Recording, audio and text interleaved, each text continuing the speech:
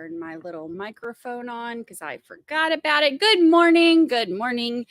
Hello, my friends. Happy Friday Eve. It is Friday Eve. Hello, hello. Good morning. It is good to see y'all. Today is going to be a good day. I have been over at my window watching the Dolphins. They are playing hardcore this morning, and it is so cute. The Dolphins are like coming up or whatever, and there's a bunch of them in one area. So like all the little seagulls are like hanging out. So it's like a little wildlife party out there on the Gulf this morning, and it is so cute. I love watching that kind of stuff. There is nothing that is more like soothing to the soul than animals and water. And when you have them together, it's like the best morning ever. So today's gonna be a good day. Hello, y'all, come on in. Yes, we are starting a little bit early today because why not? It gives me a little bit more time to say hello to everybody. So get everything going. I was as ready as I'm going to be anyway. So I figured, why not? We'll just go ahead and get this party started. You can see my nose is a little bit red where I've been peeling just a little bit right here, but that's okay.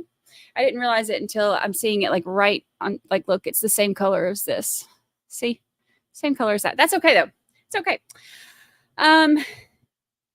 I want to start off by saying congratulations. Let me move myself. And thank you to our first in the tailgate.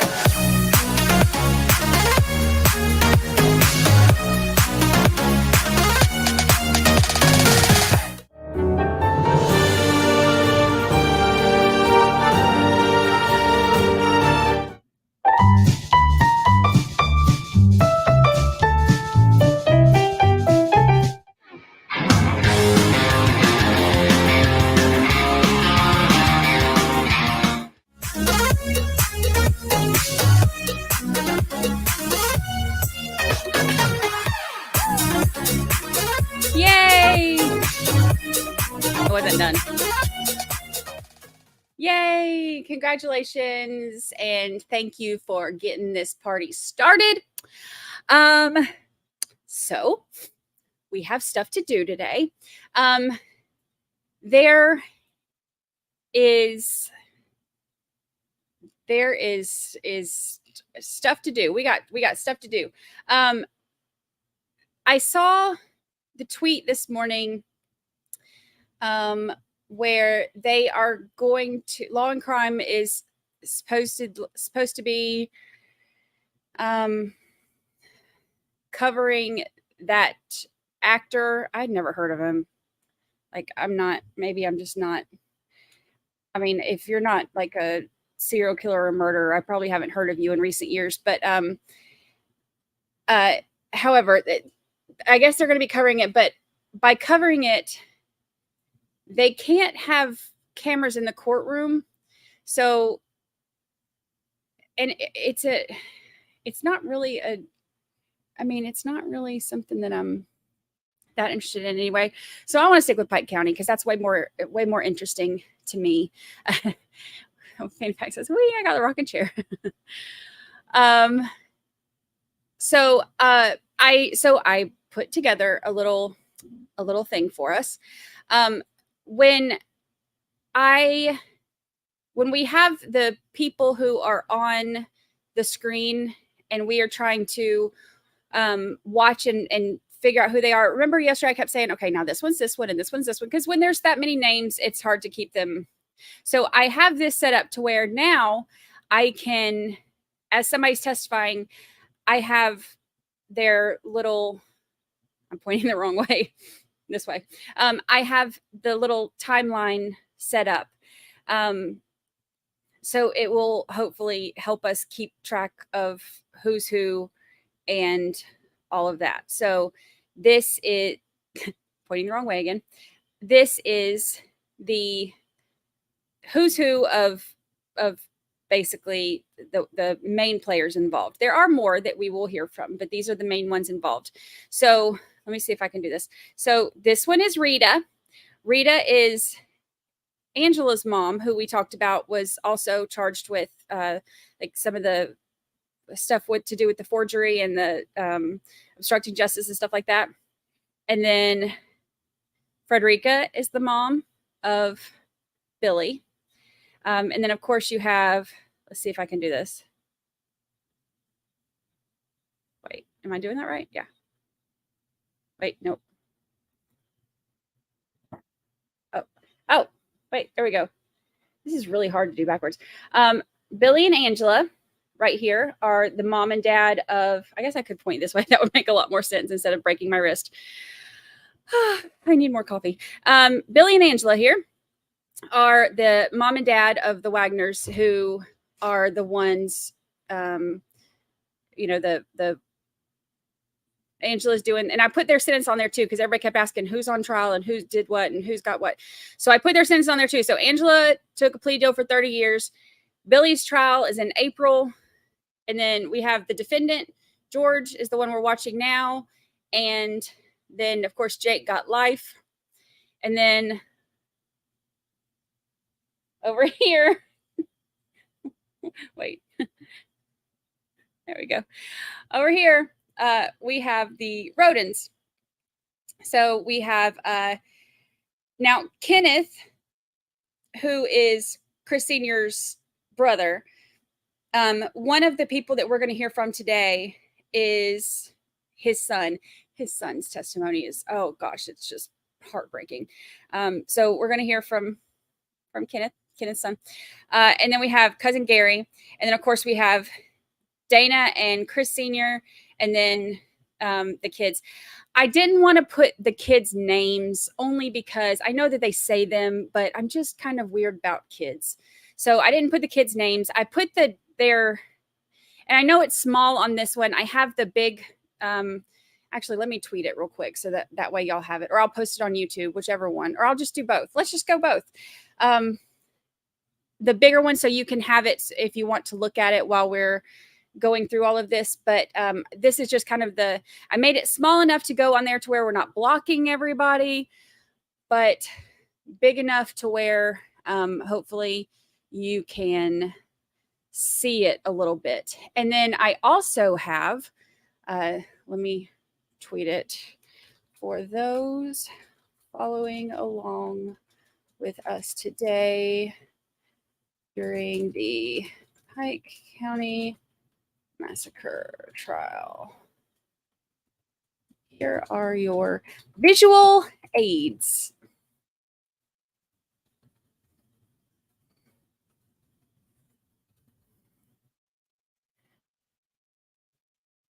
Post. All right, I tweeted it.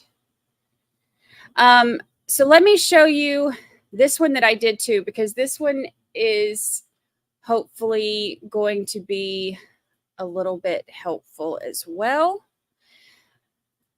Okay, so this one is basically the same as the other one, but the color coordinated stuff is who was in what house. Now, remember that they were in separate locations. So in the pink, they were at Dana's house. That includes Hannah's 4-day-old baby. Their 2-year-old was not there. So in the pink, Hannah's 4-day-old baby, Hannah, Chris. Oh, that says Chris Sr. That's supposed to say Chris Jr. Glad I caught that. Chris Jr. and Dana were, so in the pink were at Dana's house. In the green, they were at Chris Sr.'s. Kenneth was in his own place in the camper trailer. And then in the orange, they were at Frankie's. So Frankie's 3-year-old, their 6-month-old son, and Hannah Gilly. So this will kind of help when they're talking about who's going to what trial. I need to fix that. I didn't realize that said senior twice. Look at me. This is why I don't need to be doing late night work. What did I do with it? There it is. Let's change this. Chris Jr., not senior. Chris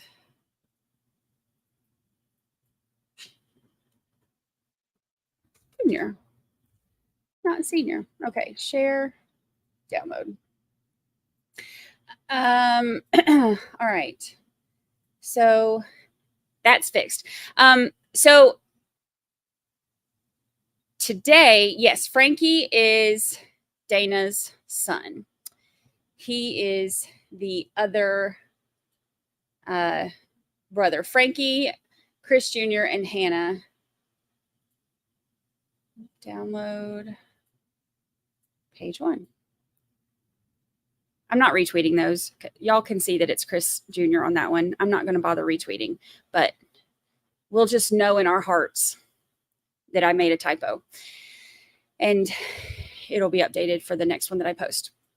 So that's what we've got going. Now, I did go back and listen to some of the reporting for stuff that was said while Jake was on the stand, but we're not getting to him yet. So we'll see with, with all of the breaks and everything, how far along we get and when we get to his stuff. But I found a lot of stuff about his testimony and Angie's testimony. So we will get to some of that stuff. And it's crazy. It's crazy. Why did I download all of those and they're not showing? What happened? What happened? Let's see. Oh, that's not what I wanted. Nope.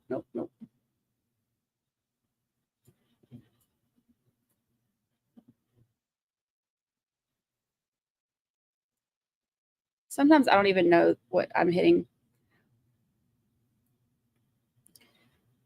Something's updating and I don't know what. Okay. Alrighty. So let's see. Here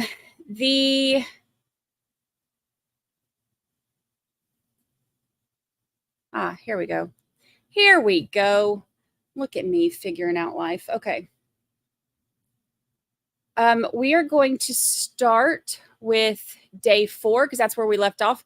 But like 3 of the witnesses, I think, opted out from day 4. So it's going to be like the quickest ever. That's the problem with, that's day 6. Here's day 4.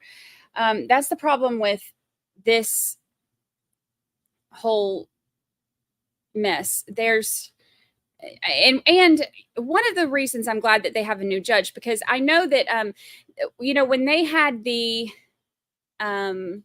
deal with Law and Crime to cover this trial, the judge in Ohio law has, they say that you can opt out of being filmed and being on audio recording. So I get that. Law and Crime, because of their contract with them, said, you know what, like, hey, let's not do this. They said, basically it kind of turned into a not power struggle, I guess, but there was a lot going on with it. So they told the judge, basically it was still at his discretion to allow them to do it. I don't think that he should have let them. And here's why. The people who got up here from the victims' families, getting up here and like bearing their soul and, having to go through all of this and the pain from having to relive it, we're watching this and we're watching their pain. I don't think that Mama and Jake should have gotten out of having to, let the world see them as they're talking about destroying this entire family. But what do I know? All right. So we are going to start with day 4. The first witness that we had from day 4 opted out of, shocker, opted out of testifying. So our first witness isn't, and the first one was Daryl Hart, who went in and got Hannah Mae's newborn. So our first one that we're actually getting to see is Donald Stone, who is Kenneth's cousin. I think that's the first one, if I remember right. Raise your right hand. Do you solemnly swear or affirm that the testimony you're about to give shall be the truth, the whole truth, and nothing but the truth, as you shall answer unto God? Yes, Your Honor. You may be seated. And the state may examine.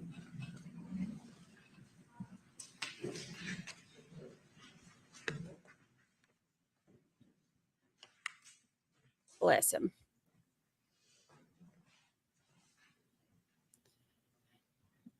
You to say your name, and I'm going to ask you to keep your voice up.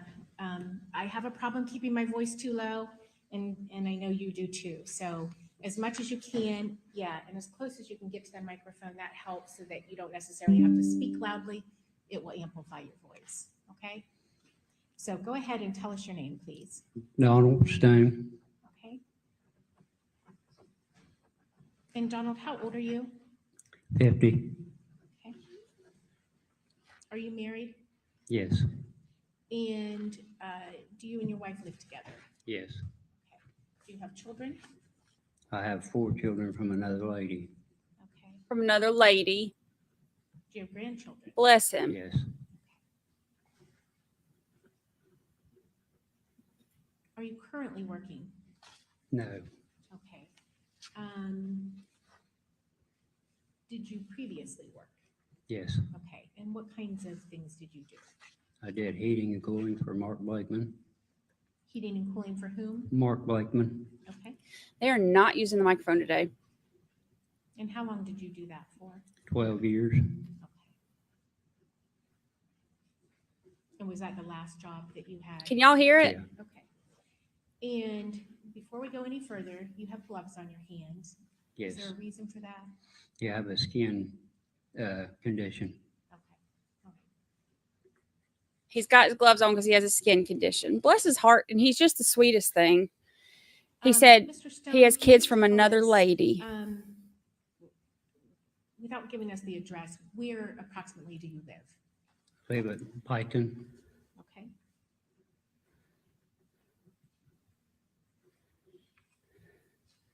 Yeah, she's not using the Can you tell microphone. me, do you know Kenneth Roden? Yes, I do. And how do you know Kenneth Roden? He's my cousin.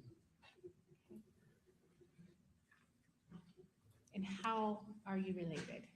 I mean, which one of, is it your mother or father or? His mother and my father was brothers and sisters. So this is Kenneth. Kenneth mother is and your Chris Senior's brother. Yes. Or siblings? Okay. Some cousins are close, some aren't. Would you consider yourself to have been close to Kenneth? Real close. Okay. And tell us about that. Just, anytime that I was down and out, the man was there to help me. How long would you say that you had a close relationship with him? Like from childhood or later in life or? From childhood. Okay.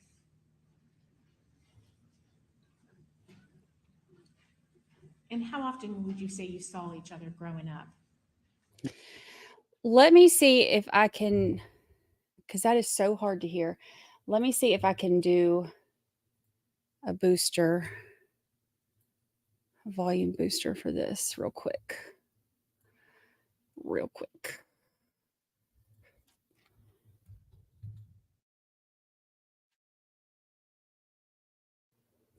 Because that may help.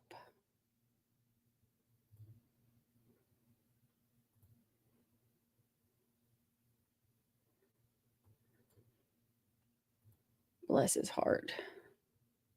And he's so sweet too. He's like, I love that when he says that he has He has kids by another lady.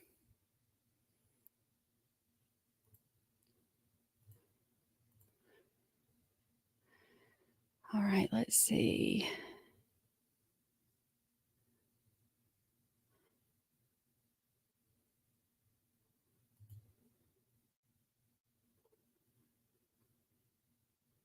All right, I can boost it on this one.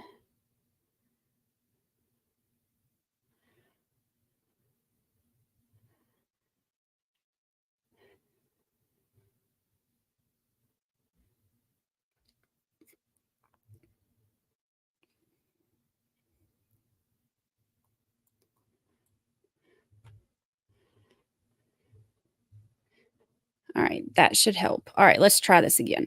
Let's try this again.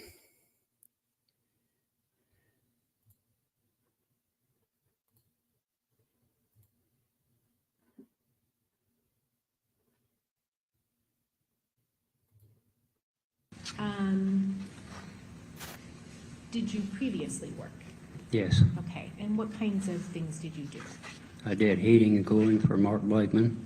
Is that better? Heating and cooling for whom? Mark Blakeman, Okay. And how long did you do that for? 12 years. Okay. And was that the last job that you had? Yeah, Okay. And before we go any further, you have gloves on your hands. Is there yes. a reason for that? Yeah, I have a skin condition. Okay. Happy anniversary with us, Amos. We are glad to have you. Mr. Stone, can you tell us, without giving us the address, where approximately do you live? I live at Piketon. Okay.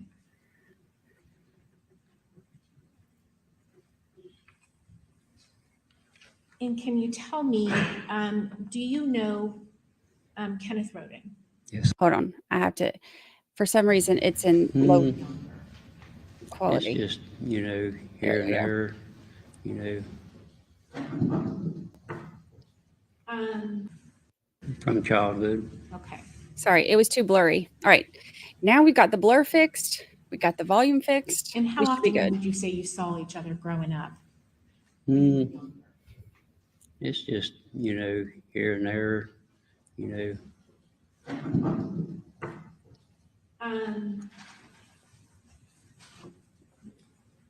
Was there ever a time where you guys lived on the same road also? It's actually, we didn't live on the same road. We just, we were close at one time. Okay.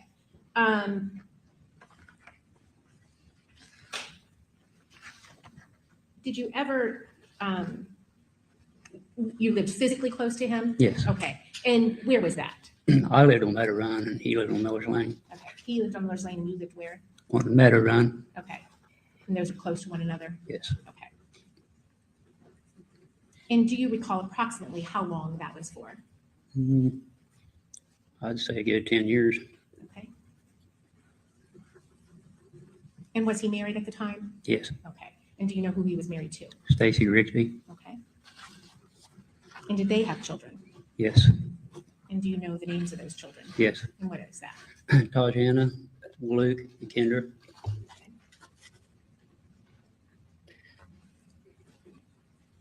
And at some point, did Kenneth move away from that location? Yes. Okay. And do you know why he moved away? No. Okay. Did his wife and children remain at that location? Do you know? Yes. Okay. Her way of questioning is And slow. can you tell us what kinds of things would you and Kenneth do together? It just, like if he needed something worked on or whatever, we did that together. Cars, Would you guys go to auctions together? Yes. And buy Yeah. cars? Yeah. And then work on them? Yeah. Okay. Fix them up and sell them or? Yeah. Okay.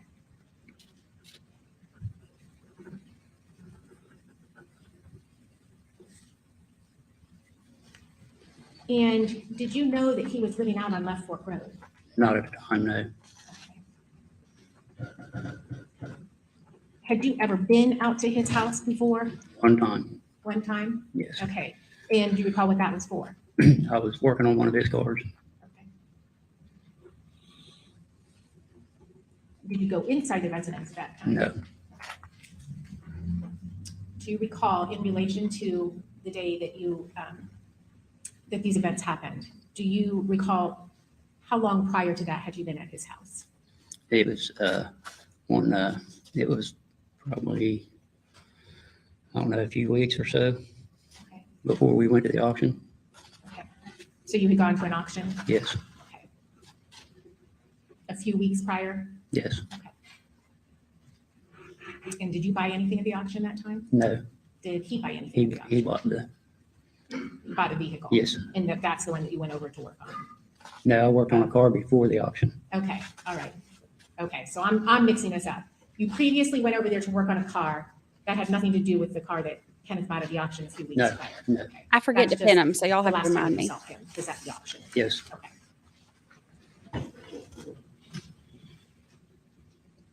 Do you have any recollection of what kind of car he bought at the auction that day? no, I don't remember.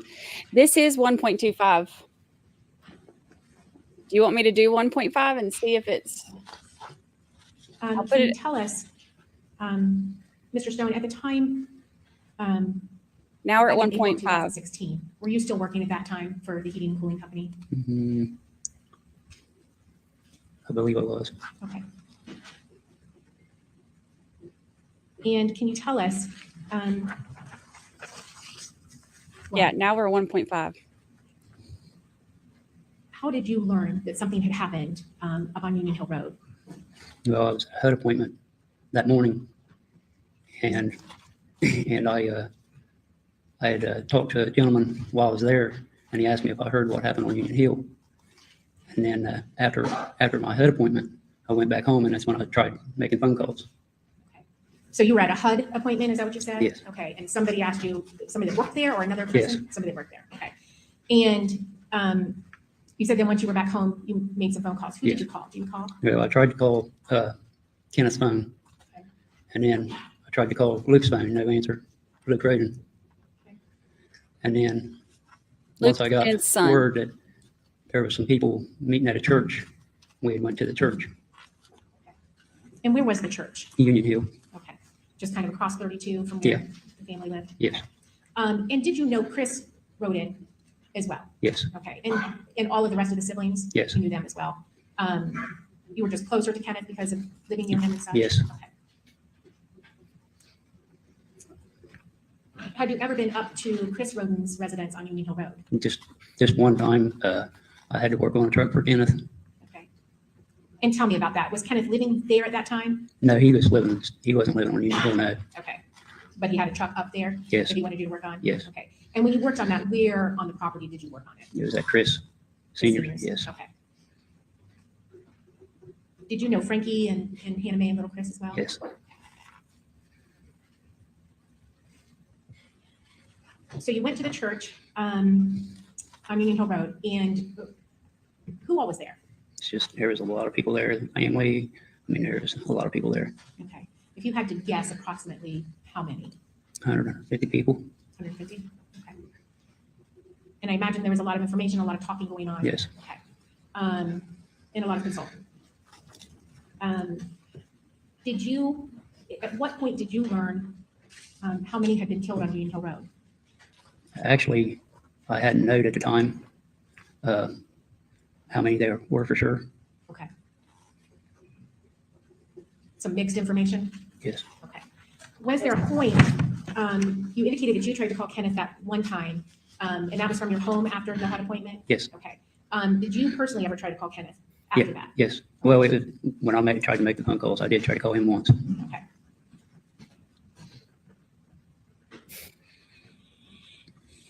And while you were at the church, did there become some concerns about Kenneth not responding to phone calls? Yep. Okay. And can you tell us, did you decide to go to Kenneth's at some point? Yeah, well, we was at the church, and Luke mentioned that he wanted to go to his dad's place, and he asked me if I wanted to go, and we went. Okay. Were you aware as to whether he had also tried to call his father? No, I wasn't aware. Okay. And so you and Luke went. Did anybody else go with Yeah, you? yes, Who else went? Sean Watson. Okay. And who's Sean? Sean is my cousin also. Okay. Do you remember what vehicle you took or who drove? We took my stepdaughter's car. Okay. Sean Watson drove. Okay.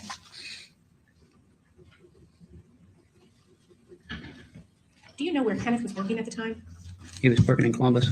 Okay. And do you know how long he had been working there? No. Okay. And you got to, did you go to Kenneth and what did you do once you got there? We got there, we got out of the car, we walked up to the door, me and Luke.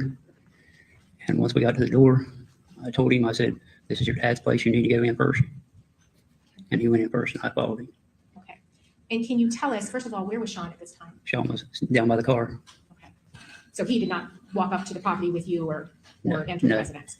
Where did you guys park? We parked behind the truck, Kenny's truck. Okay. And you know Kenny's truck? Yes, Okay. When you walked up to the residence, did you notice, was the door unlocked? yes. Okay. So you walked into the residence together and you said Luke was there first, but then you, and then what happened? And then we walked in, we walked into the, supposedly the living room. And I noticed to the right, I didn't see him in there nowhere. So I seen a stairway to the right and I walked up the stairway and that's where I found him up there in his bed. And when you say you found him, where did you find him? I found Kenny. Oh. Oh, I just Can you want to tell hug us him. what condition you found him in? He had blood all over his eyes.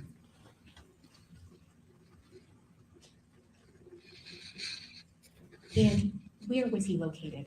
In his bed.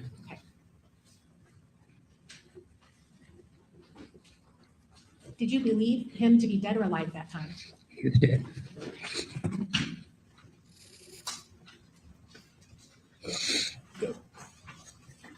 Okay. Oh, my heart breaks for him. Was it just you that walked up those stairs and saw Kenneth? Yes. When you saw him, first of all, did you touch him at all? No. Okay, so you did not touch the bed at all or move anything? No. Okay. What did you do then? We went straight back out the door. Okay. And then what did you do? We, well, when we was out on the porch, Luke asked me if I could help him get some of his, some things, and then we walked out to the building. He wanted us to walk out to the building. He thought maybe somebody might have been in the building. Okay. And where was the building located? Located outside the camper, beside the camper. Okay. And did you ever enter that building yourself? Just opened the door. Okay. And was there anybody in there? No. Okay. And did you see anything in there in the building itself? Just marijuana. Okay. So there was marijuana in that building? Yes. Okay. Did you touch or move anything in that building? No. Okay. And prior to that moment, did you know that there was marijuana in that building? No. Okay. This is Then what did you do? the victim's, this After I left victim's the building, cousin. we went out to the end of the driveway and I tried to call 911. I couldn't, so I had to drive up the road to call 911. Okay. So was it you personally trying to call 911? Yes. Okay. And you said you couldn't. Why couldn't you? Every time I would try, it would default my call. It would kick my call off. Okay. So you weren't getting good cell phone service? No. Okay. And so you said you went up the road. Were you walking at this point or driving? We drove. You drove. Okay. And when you exited when you first went to the end of the driveway, were you driving at that point? Like you had gotten back in the vehicle? We got back in the vehicle and backed out of the driveway. Okay. All right. And how far up the road did you have to go before you could make a call? A good 1,000, 1,500 feet. Okay. And then was it you again that made the phone call? Yes. 911? Yes. Okay. And what did you tell them? I called them and told them that I'd found Kenneth Roden dead in his home. All right. And then did you stay there and wait for them to come? Yes. Okay. Were you there when the police arrived? Yes. Oh, Did you ever go back into that location? No. Into his house? No. Or any of the structures? No.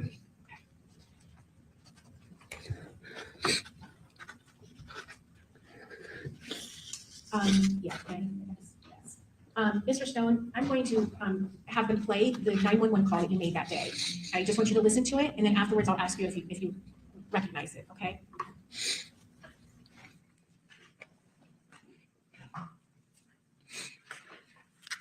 Yeah, for the record, I'm gonna play this external hard drive. It's got an exhibit sticker on it. Outside the exhibit sticker says video and audio on it. Inside the hard drive, there are folders. There's a folder marked O, 911 calls to city state exhibit O2.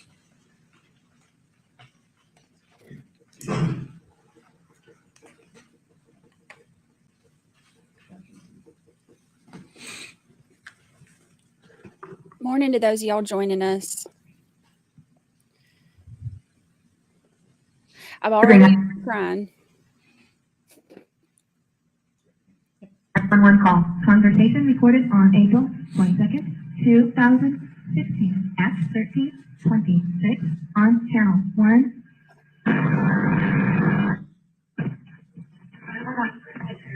911. There's Pike County, sir. Go ahead. Yeah. 911, can I help you? Yeah, I need a deputy's been out to close to 799 Redford. Okay. All this stuff is on the news. I just found my cousin with a gunshot wound.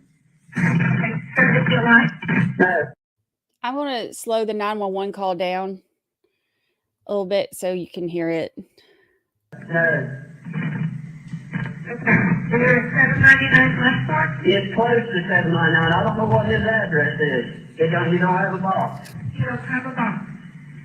Okay. I'll be standing outside the red waiting on What's him. your name, sir? Donald Stone. Donald Stone? Donald Stone. Stone? Yeah, I'm his cousin. What's his name? Kenneth Roden. Kenneth Roden? Yeah. Okay, sir, are you out of the house? I'm out of the house right now. I just went in, hollering at him and checked the right now. And I looked up at him, he had a gunshot wound. Okay, sir, we're gonna get deputies out there to you, okay? All right. Bye.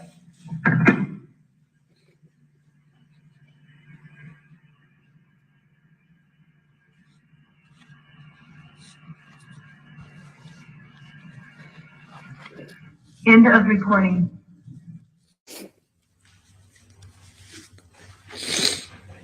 Do you recognize that phone call? Yes, And is that the 911 call that you made that afternoon on April 22nd, 2016? yes, Okay.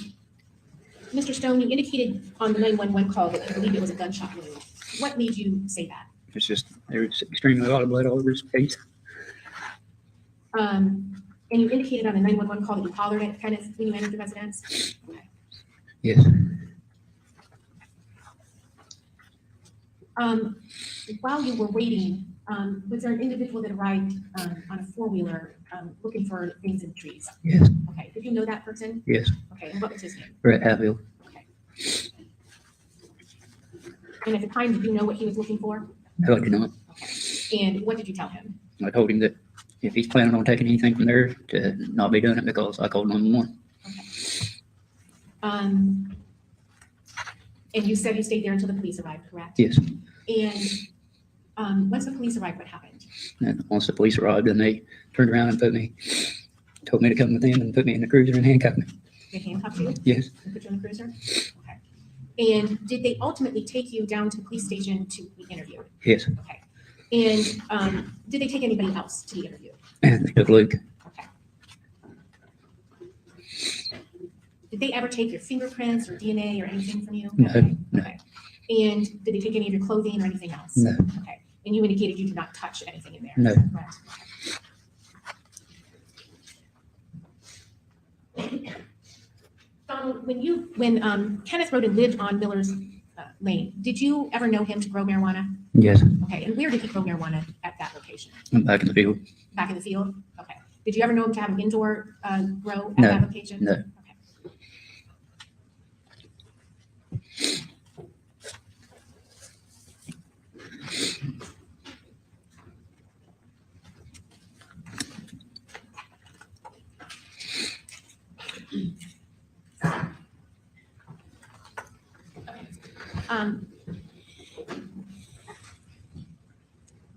Mr. Stone, I'm going to put up a series of photographs.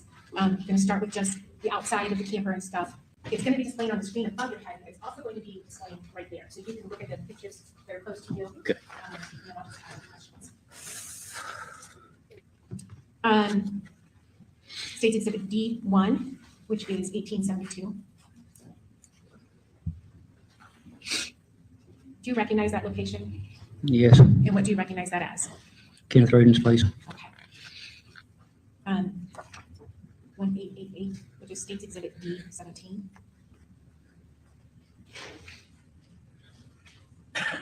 And is that Kenneth's place again? Yes. Okay. And do you recognize any of the vehicles in that location? Yes. And what do you recognize that as? All three of those are Kenny's trucks. Okay. And when you pulled into that location, then you would have been just behind those vehicles Yes. initially? Yes. Okay.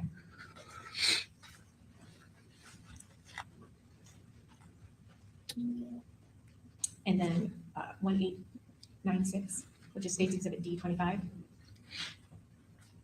Again, that's just a closer up view there, but is that one of Kenneth's trucks? Yes. Okay. And in the background there, is that the residence that you entered? Yes.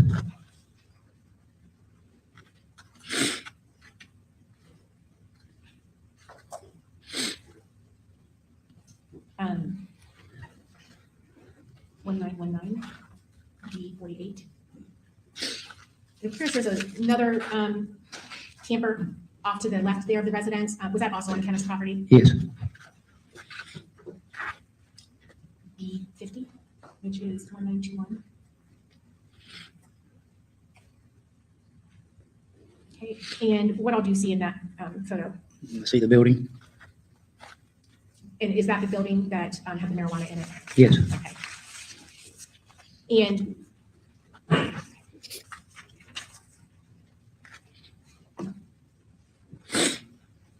I just want to hug him.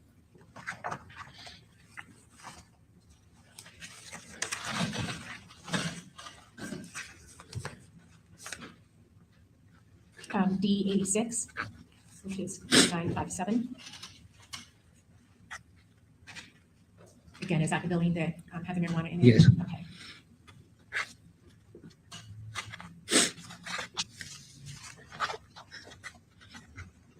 Did you notice any cameras at that location? No, I did not. Okay. D89, 1960.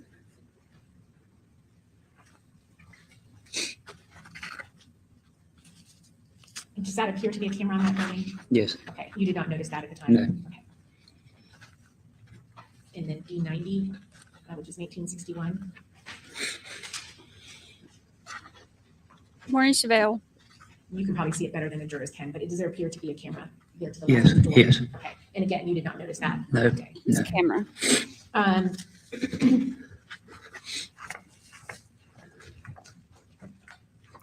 For the y'all asking about the gloves, he has a skin condition. So he said he wore gloves today. 1919, which is D128. And do you recognize that? Yes. And what do you recognize that as? Kenny's place. I should.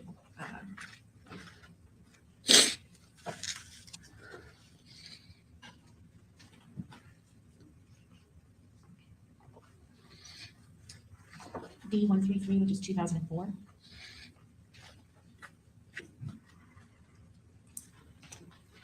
Mr. Stone, there appears to be a lock on the porch there. Do you recall seeing that at all at the time? Yes. Okay. And was that how it was when you first arrived there? Yes. Okay. D138, which is. Morning, Mamie P.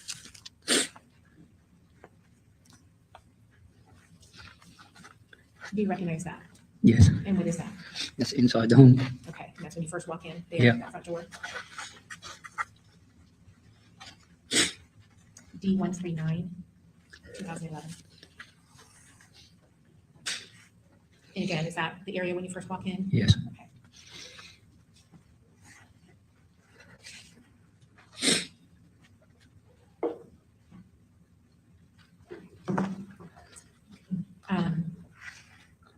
Oh, D163, which is 2035.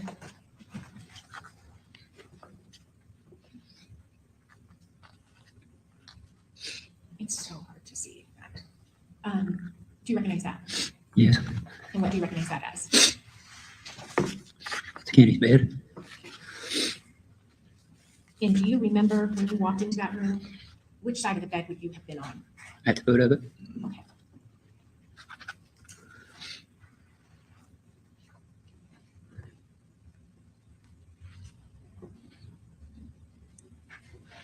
showing you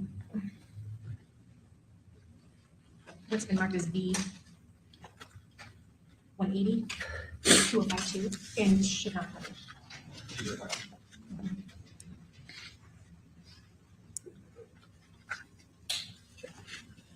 Do you recognize that photo? Yes. And can you tell us what you recognize that as? It's where Kenny Swift. And Yeah. is that how you saw Kenneth lying in his bed when you entered that residence? Yes. Oh, God. D187, which is 205.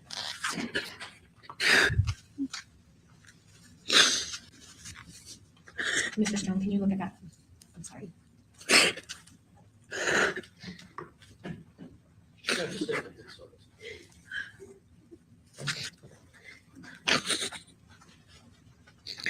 What do you recognize that as? Kenny?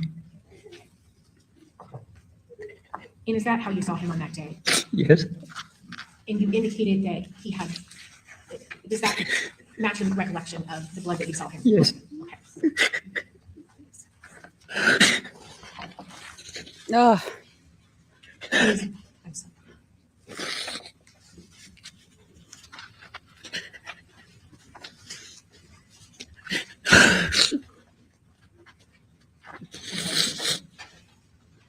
Did you get any closer than the foot of the bed? No.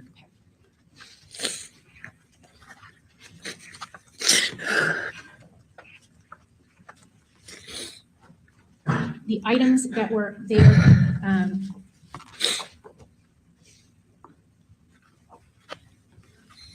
if you go back to sorry, D185, I'm going to show the picture of the foot of the bed. There appears to be money, coins, keys, and a pair of pants there. Again, is that as you found it that day? Yes. Okay, and you did not touch any of those items? No. Okay. And Mr. Stone, you exited that residence basically as soon as you saw? Yes. Okay, and Luke exited along with you? Yes.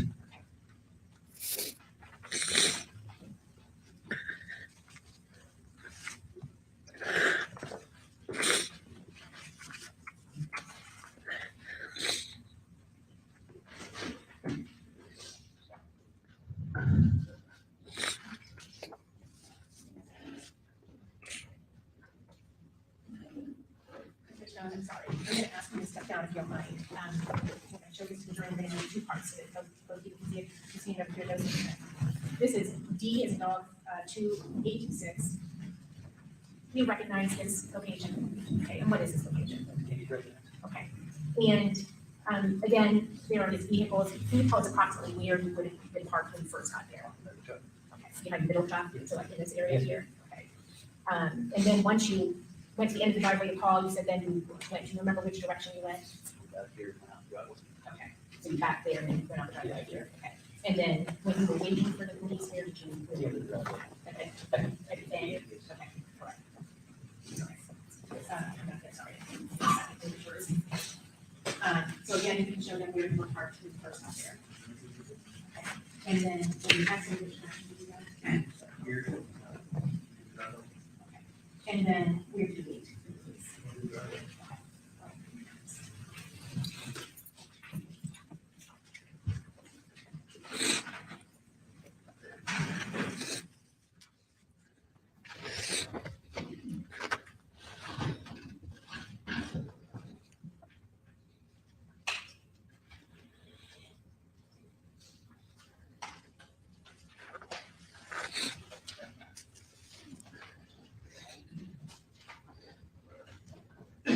Mr. Stone?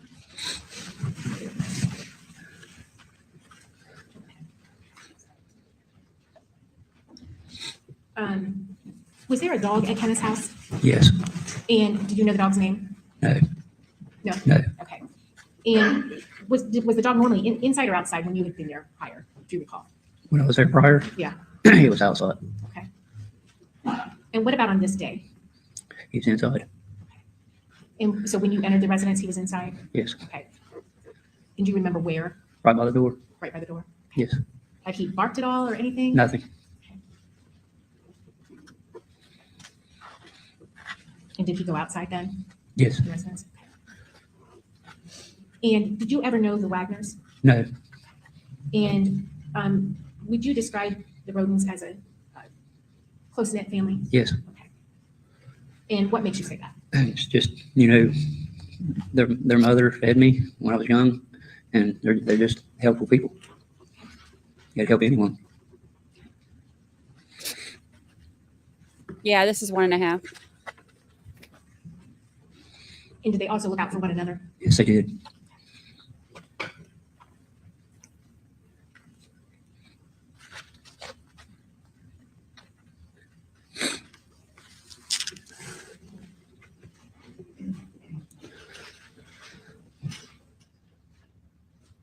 Yeah, the children, other than the 16-year-old, the small children were left and the dog. The only child they killed was the 16-year-old Chris Jr. I mean, y'all, they planned this for months. And would you say that they would protect each other Yes. if something happened to one of them? Oh, yes. Yes. I have another question, John. Finish my cross-examination. Thank you, Your Honor. Mr. Stone, I understand these are some tough questions. Do you need a minute to collect yourself? Or are you okay to go forward? I'm good. I already want to punch the defense attorney. I know he's doing his job. Normally, I'm the one reminding everybody they're just doing their job, but this poor man. I want to go over the answers that you had just given the prosecutor. I just need some more detail on that, okay? And when I ask you questions, I'll need you to answer out loud, all right? Okay. All right, thank you. My understanding is you were at the church on Union Hill Road and you left there to go to Kenneth's, is that right? Yes. And who went with you? Luke and John Watson. Sean Watson? Yes. And you guys all rode in one vehicle? Yes. What kind of vehicle is that? It's a little yellow car. I don't know what the name of it was. A car? Yes. Okay, all right. And so there's an exhibit here that you were shown a picture, and I'm going to show you what's been previously marked as State's Exhibit D-286. You're on the approach? Yes. Thank you. And so if I hold this here, and all of the jurors and this, thank you. All right, Mr. Stone, do you recognize this exhibit that I have, or that has been marked as D-286? Yes. And what is this? It's Kenneth's residence. Okay. Are you able to point to actually where he lived? Because I see 3 different structures there. All right, so you're pointing to the middle one, and you would agree with me that this is a driveway going up to his camper, right? Yes. And when you guys drove there in that car, can you tell me where you parked? You can point at that. Behind if you need to. Behind the black truck. Okay, so I see, do you mind to get up and point for me? Okay, so you can go ahead and sit down. I'm gonna point where you did, because I think you may have blocked some jurors. So right here, see where I'm pointing? Yes. That's a truck, is that right? Yes. Okay, and you parked behind that truck. Yes. Okay, can you tell me how far is the distance from where you parked, or where the vehicle in which you rode in, where it parked, and the front door of that camper? I have no idea. Okay. Because he thought the baby could be his. But nevertheless, that car was parked here, and you would agree with me that the front door of that camper would be right there, is that Yeah. right? Approximately 100 feet. About 100 foot, okay. All right, thank you. That baby was 4 days old, and he didn't want to kill her pregnant because he thought that baby could have Questioned by been some his. BCI agents about this, is this right? Yes. In fact, you went down to the Pike County Sheriff's Department to answer those questions. Yes. And at some point in that questioning, you were asked whether or not you had taken anything from Ken's residence. Yes. And you didn't, right? Right. And you told them you didn't need to because Ken was well off, is that right? Yes. And he would give you money anytime you needed it. Yes. All right.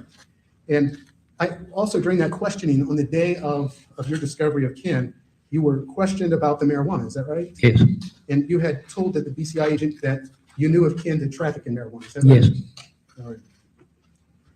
Now, in regard to that camper again, how many people went to that front door of that camper? Just me and Luke Roden. Okay. And so tell me again, who was first to enter? Luke. All right. And you followed in behind him, is that right? Yes. Okay. So Morning. both of you were there inside that camper? Yes. And you just stayed at the foot of the bed, is that right? Yes. Hey, Deebs. Hold on one moment. Me too, Edith.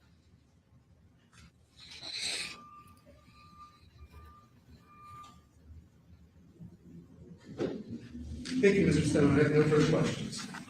Any redirect for the statement? No, no. All right, you may step down. You may step down. Bless. We're going to take a His 15-minute recess heart. until 11 o'clock. Ladies and gentlemen, while you're in recess, do not discuss this case with anyone. Do not permit this case to be discussed with you or in your presence. Do not form or express an opinion concerning the case. Do no research concerning the case, either as to the facts or as to the law. All right. Our next one is so that was Kenneth's cousin. Our next one is Kenneth's son, Luke.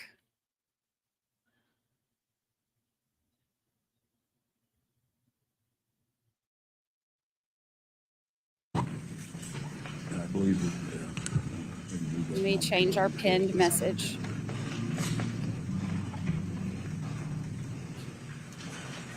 The state may examine. Thank you, Your Honor.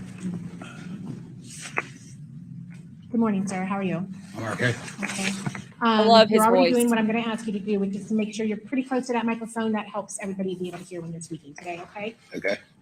Can you please state your name and spell your last name for the record? Luke Roden, RHODEN, Okay. And how old are you? 30, Okay. And where do you live, Luke? 70 Miller's Lane, Okay. And do you live there with somebody or by yourself? by myself.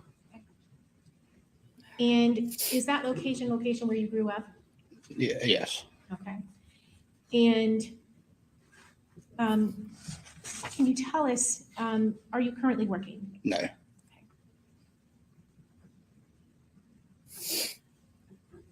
Yeah, it looks like they're going to hit their head every time they sit down. And can you tell us who is Kenneth Roden? My father. All right, she's so slow. I'm going to try 1.5 on this one again, and then And how long were your parents married for? see how Roughly it 15 to goes. 16 years. Okay. Do you recall approximately how old you were when they got a divorce? I want to say around 14 or 15 years old. Do you have siblings? Yes, I have a sister, Tatiana, and a sister, Kendra, and a brother is deceased. And what happened to your brother? Died of cancer. And how do you come in the lineup there of your siblings? Who's the oldest? Who's the youngest? My sister, Tatiana, my brother, Austin, then me, then Kendra. Okay. I love his voice. How old was your brother when he passed? He was 7. And after your parents divorced, where did you live at that time? I still living with my mother at the time, Okay. And who is your mother? Stacy. And so you and the other children were still living at that location? Yes. Okay. And can you tell us, did your father and your mother maintain a good relationship after they divorced? Yes, it did. Would you say that your father was involved in your lives? Yes. Okay. And did he support you in your endeavors? Yes. Okay. And specifically, just prior to his death, had he given you some support? Right. Check to take up to trucking academy to go to school for trucking. And do you remember when that was? That was the day before everything had happened, 21st of April. He gave it to me to take up there. That night, he called me to make sure that I got it up there and everything was squared away with that. Do you have a recollection of approximately what time that was that he called you? I want to say around 9 o'clock or something like that. Okay.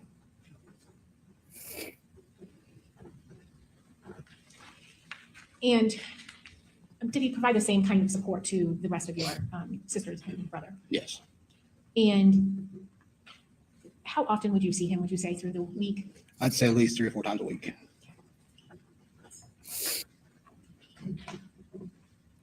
And how far away is Miller's Lane from where he was living on Left Fork? It's probably maybe like a 20, 25-minute drive. And do you know where he was working at that time? U.S. Utilities in Columbus. And do you know how long he had worked there? For 2 or 3 years, I do believe.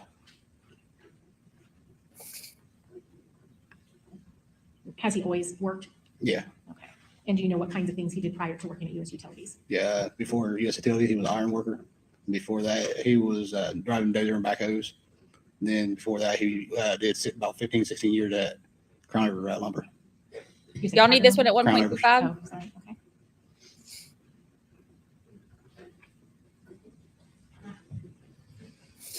Did you know his habits when he was working at U.S. Utilities in Columbus? Like, what he would do in the morning prior to going to work? Sometimes he'd wake up and take a shower at his brother Chris's. If he didn't need a shower or whatever beforehand, he'd just get up, he'd head to Columbus and go to work. And he would work in the mornings there? Yeah. Okay.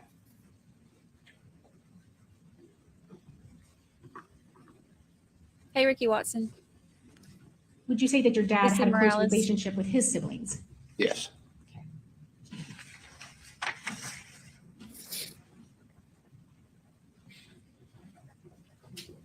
And would you say he was particularly close to Chris? Yes.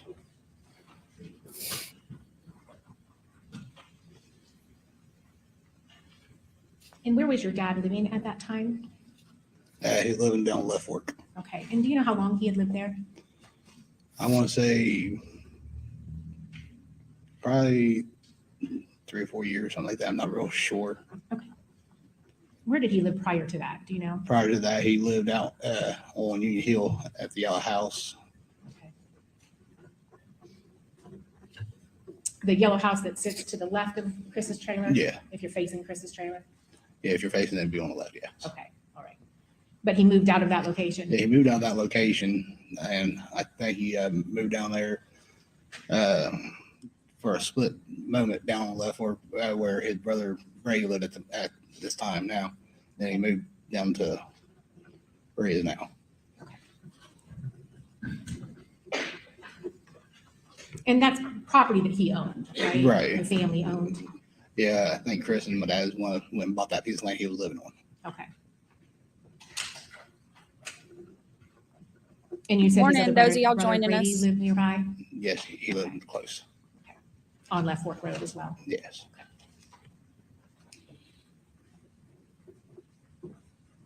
And can you tell us, did you ever know your father to grow marijuana? Yes. And how did you know that? He's my father. I was around him. Okay, all right. And did you know if he was growing marijuana at Left Fork Road? Yes, I did. Okay, and did you know where? Yes, I did. And where was that? That was in the bottom of the shack that was sitting on the property. Okay. And did you ever help your father with that? Yes, I have. I helped him trim. Okay. Hey, Ashley. Hey, Candy Cane. Welcome When you in. lived on Miller's Lane, were you ever aware of your father growing marijuana Not till later on in the years. later on in the years? Yes. Okay.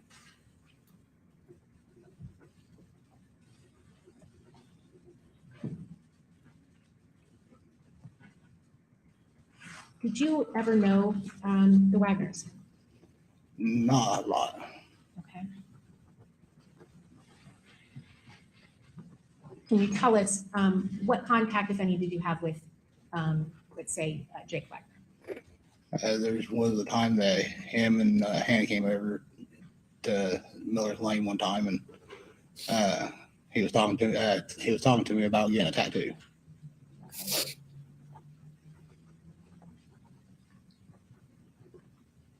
How many other times would you say you encountered Jake Wagner? I think I met him out there at Chris's once before. Okay.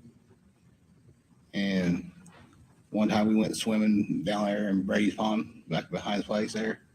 Okay. And I can't really remember any other times. Okay. And what about George Wagner? I think I met him one time, and that was the time we went swimming down Brady's Pond. The same time that you had seen Jake? Right. Okay. So there's a pond behind your Uncle Brady's Correct. place. Okay. There on Left Fork Road. Yes. Morning, PJ. And do you recall who all went swimming at that time? I know it was me, Hannah, Jake, George. I think it was his woman, and I think a couple other people. I can't really His woman. recollect who it was. But that's the only time you encountered George Wagner. Right. Okay. And what about Billy Wagner? Yeah. One time we was out at his property one time. It was the one that's pretty far off the grid. And my dad and Chris loaned him the backhoe for him to do something. And he was, start the backhoe up, and the backhoe wouldn't start. So he got a hold of my dad and Chris. They brought out some tarps and space heater and all that to get the backhoe warmed up in order to get it started. And I seen, I was standing there on the trailer, and he was standing beside me, and he said, he looked at me and said, "You see those two people?" He said, "They're some really good people." He said, "But if I ever had to fuck with them, that they had to shoot them. If they ever had to what? Mess with them, if he had to tussle with them, whatever, that he'd have to shoot them." Did he explain why that was, or did he say anything more? No, that was it. Hi, Jimmy. But he was telling you that they were really great people. Yeah. First. Right. Okay. And you said that he brought out a heater. Was it cold time of year? Yeah, it was. I can't really remember what time of the year it was, but I do know it was cold. Okay. They had to bring out a kerosene space heater, put underneath the tarp, get everything heated up. Okay. And you said it was off the grid. Did you have to go up a long hill to get up to it? You pulled off the road there, and it's like I don't know, probably about a mile back in there, down a gravel road type deal, dirt gravel. Okay.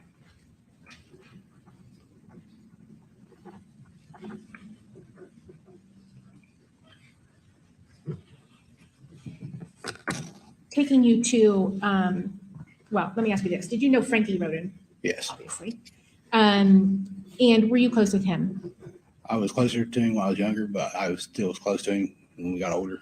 Okay. And did you know that Frankie did dirty car racing? Yes, Okay. Did you ever go with him or watch him or Yes. anything? Or did you ever participate in that? Or yes, okay. And what about chicken fighting? yes, Okay. You knew that he did that. yes, Did you ever go with him when he would do that? yes. Okay. And just out of curiosity, where would those various places be? There's a couple times we was out, went out to my buddy Curry out. It's like on the backside of Louisville. Okay.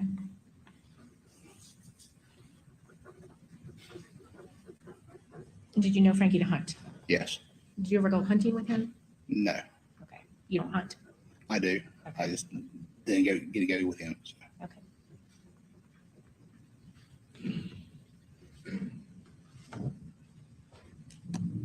And you kind of already answered this because I think you said you only met George Wagner that one time, but did you ever see George and Frankie together? No,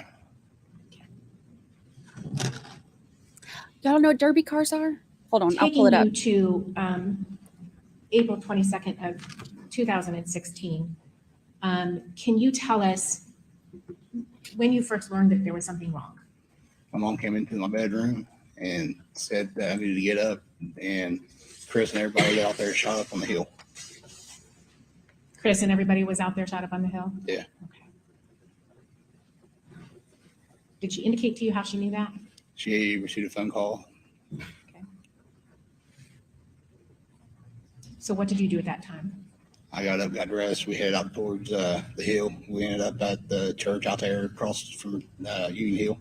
Okay. And you said you headed up to the hill.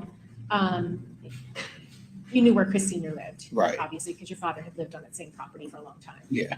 And can you tell us which direction? Did you try to go to their homes at all before you went to the church, or did you just go directly to the church? We tried to go to their house, the long way around up 772 and all that. We went that way, and we couldn't get down through there.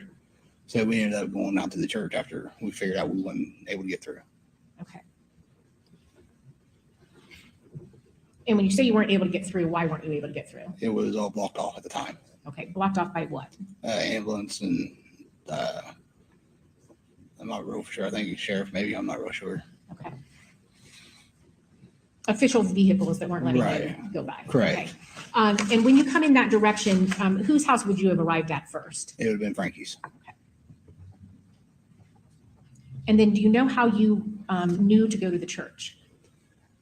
Somebody came and let us know that they was all meeting over at the church.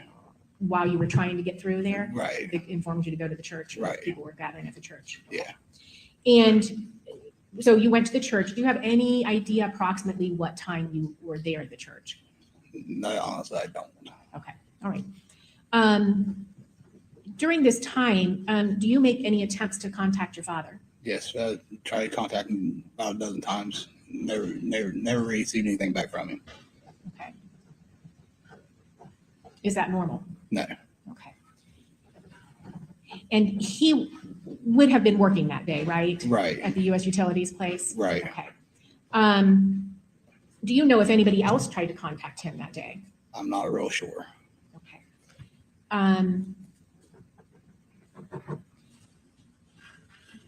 But you had called him at least a dozen times and not received anything back. Right. Okay.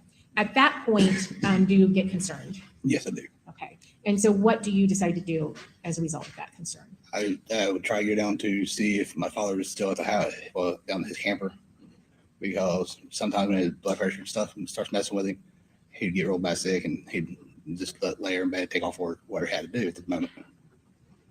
Okay. And do you know whether or not he gets good cell phone service out there? No, barely anything. Okay. So you thought maybe he was just homesick because of his blood pressure and Right, okay. And maybe not getting your phone calls. right. Okay. Do you recall who you went out there with? It was me, Donald, and I want to say Sean Watson. I'm not real sure if he was with us at that moment or not. It was kind of like more like a rush at that moment after I realized that he was there. Okay. So who is Donald Stone? He's my cousin. Okay. And who is Sean Watson? My cousin. Okay. And do you recall who drove? I think it was me, I do believe. Thought it was you. Yeah. Okay. And you went down to your dad's. What did you do when you got there? I seen his truck still in the driveway, so I got out and walked up to the door just see if I can get a response from him so I can let him know what was going on. Mm-hmm. Well, I opened up the door, hollered in there at him, and he didn't respond. And Donald, he stepped up in there and looked, and he ran past me and told me to get out. Like, he'd been shot. Okay. He told you he had been shot? He said there was blood all over his face. And so what did you do then? I left the camper at that moment, and we looked around and see if if there was anything we could see. Then we walked back to the road. Then Donald, he tried getting a hold of the cops. Okay.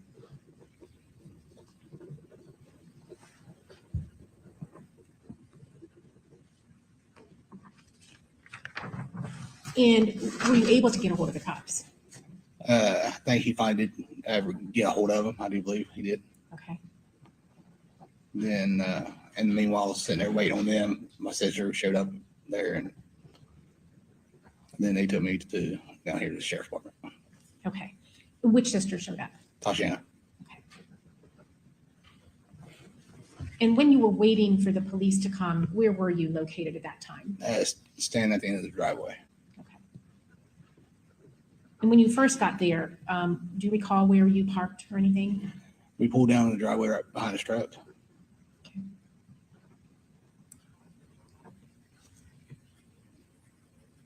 When you were inside of that, your dad's home, did you step up at all into his bedroom? I don't believe I stepped up in his bedroom. I may have stepped on the step right there, maybe. Okay. But I don't believe I stepped into his bedroom. Okay. Were you able to see any part of him from where you were? I was able to see his leg and the top of his head, and the blanket was actually placed, like it had been placed on him. Okay. There was a blanket on him? Right. Okay.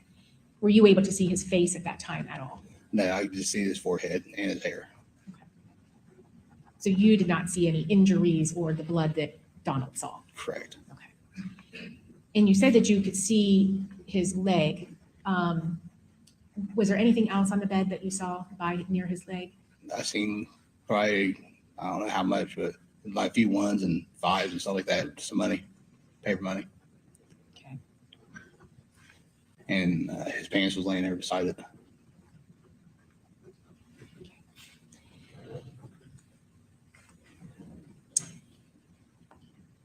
Do you know somebody named Brett Hatfield? Yes, I do. And how do you know him?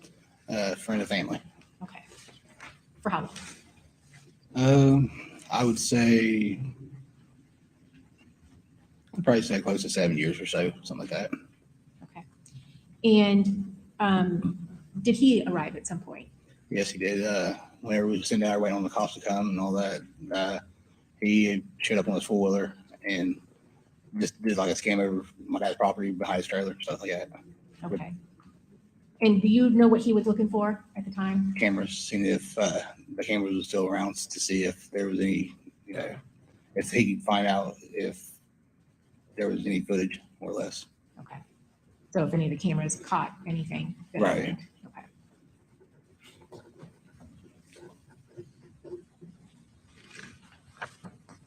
And did you personally touch anything in your dad's camper or disturb anything? Just the door. Okay. And what about the dog at that time? Where was The his dog was still inside. Okay. What is that dog's name? Brownie. Okay. And does Brownie stay inside or outside? Most of the time, at nighttime, she usually is inside. Okay. And by daytime? Daytime, my dad usually lets her out during the day, so whenever he's at his work and stuff, then he'll let her back in when he comes back. Okay. All right. So if he's gone, does he talk to me about the lock on that door? Does he lock the place when he leaves? Yes. Okay. He- When he, go ahead. He used a padlock on the outside. Okay. Yeah, So they when knew he's they were inside cameras. the trailer at night. Is that As far as I'm aware, I think the locks on the door works whenever he's on the inside. okay? So I figure, he'd lock the door whenever he's asleep. So, Right. Okay. But do you know if he had it locked or not? well, whenever we got there, Mhm. the door, we opened it and it had no issue opening.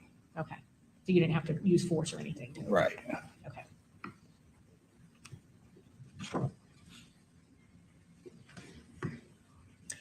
You said you went to the police station that day. Right. Correct.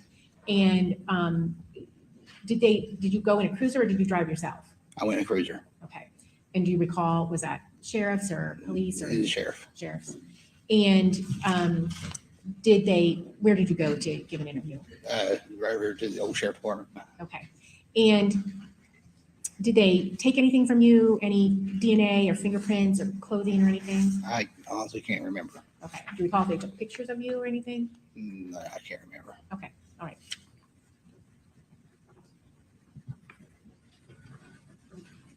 And how long after the police came did they remove you from the scene and take you there? Do you recall? It was as soon as they got there, they took me in. Probably a half hour to 45 minutes, probably something like that. I'd say when each time they got there. Okay. So they arrived and then approximately 30 or 45 minutes later, they took you to the station to be interviewed. I don't know that as soon as they got there, Okay. like maybe 10, 15 minutes was already gone. Okay. Okay.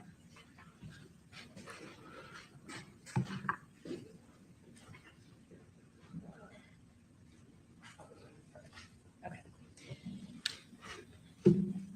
I'm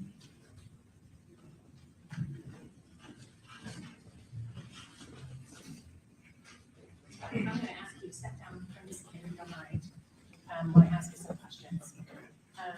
This is E as in dog 286. First of all, do you recognize that property? Okay. And can you tell us, first of all, where is the home that you found him in? Okay. And this thing over here, that's also part of his property, is that correct? Yes. Yep. You said that was the camper he lived in before he got this one? Yes. Okay. And what is this here? That is where he brought his marijuana down, along that shack there. And when you pulled in, can you tell us approximately where you would have parked when you first pulled in the driveway? Right up there. Well, when you first pull in, you pulling up here, come down there. Okay. And then when you were waiting for the police, where did you wait for them? I think it's driving. Okay, so off this picture, basically. Okay. Let's walk down here for a second. These other doors can also see. Show us where this home is. And the other place that you used to live before. I have not watched the entire thing. And then where the other was. And where you would have been. And then when you were waiting for the police to come back in. The office. Okay. Ricky Watson gifted 5 memberships. PJ, Elaine, Matt Graves, Susie Hat 44, and Emily Suzanne were all gifted memberships by Ricky Watson. Thank you, Ricky. So this is just a diagram of your father's home. Obviously the front porch you entered. And then can you tell us, when you initially entered, where you went? Thank you so much. Say it again, a little louder, please. I went right out here, Bob was there, Okay. and then And then Donald came in. he came in behind me, and he came behind me, went around me, and, up on top platform there. Okay, so he went actually up into the bedroom or standing on the same floor as the bedroom. Right. Okay, but you did not do that. Correct. Okay. And then when you exited, you just exited the same way you came in, I assume. Correct. Okay. So you weren't over here at all. Okay. Go ahead and do that for here. Sorry. Again, if you want to just show where you went, you entered. And then Donald entered. His is set for April.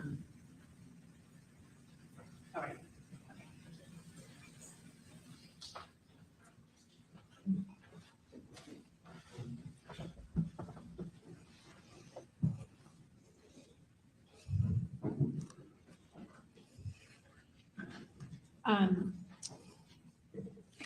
Yeah, let's do the photos first.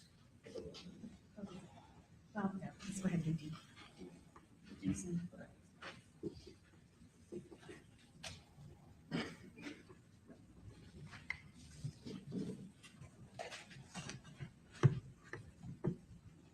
D1, which is 1872.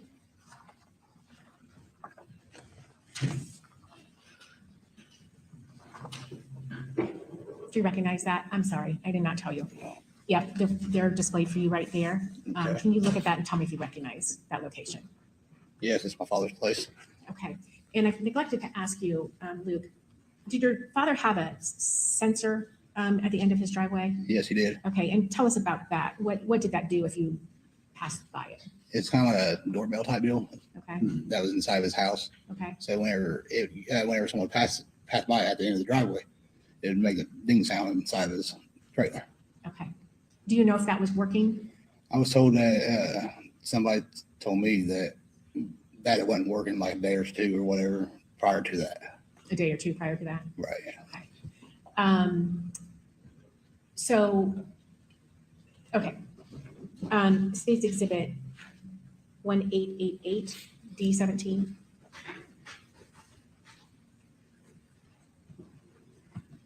And do you recognize that? Yes, I do. Okay, and are the vehicles in that, do both of those vehicles that you can see there belong to your father? Yes, the black truck was my father's. The blue one was my buddy John's. The blue one? Yes. Okay, was your buddy John's? Yes. What's his last name? Bailey. Okay, and why was it there at your father's place? Because my dad was working out a deal with John on the truck, but not buying it off of him. He was buying the truck off of John? Correct. Okay.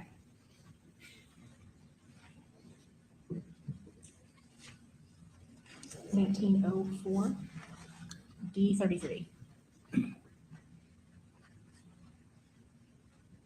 And again, is the truck in the forefront the one that your father would drive? Correct, yes. Okay, and then the car there, do you recognize that?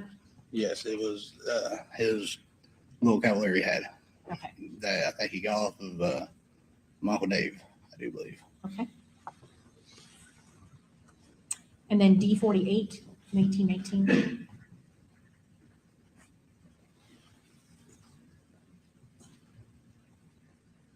And is that the picture of the little camper that he lived in prior to getting the bigger one? Yes. Okay. And D50, which is 1921. Welcome, Justice Obsessed. And you can see the structure there, the little shack, I think you referred it to, as far as where the marijuana was grown there. Correct. Okay. To the right of your father's home. Thank you. I am as you captivating face, 85. correct? Yes. Super chat. Thank you. There's Thank you. hummingbird feeders as well? in the- Yes. Over there? Okay.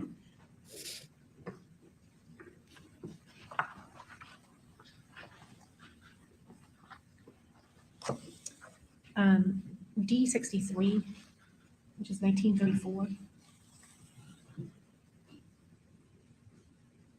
This is obviously taken from in front of your father's home, Yes. looking out towards the road. Yeah. Okay, when you say that you waited at the end of the driveway, you can see that there are vehicles up there on the road and there's people, I think that's VCI vehicles at that point. But can you tell me if you can see in that picture where you would have been? Yeah, you can see where there's two people standing there. Yep. It'd be on this side of the road towards my dad's camper though. Okay, That's where we would have been at. okay, so just in that general area. Right. Okay, all right.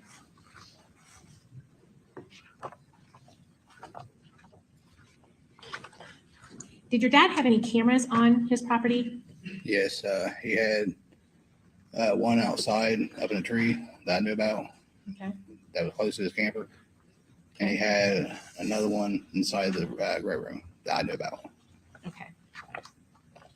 And where would those images be captured? As soon as someone would walk in, they'd be captured as when they would walk into the grow room. Okay, And the other one would be as soon as you walk in between the camper and the grow room there, then that would where you'd be captured at by the one in the tree. okay.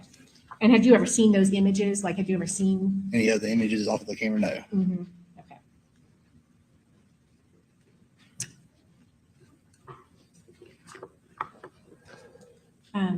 D 128, 1899.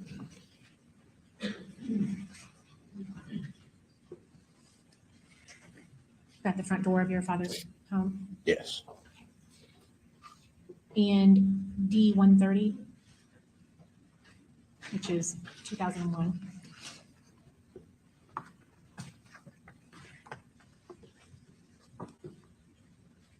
Again, is that the front door of your father's home? Yes. And D 133, which is 2004.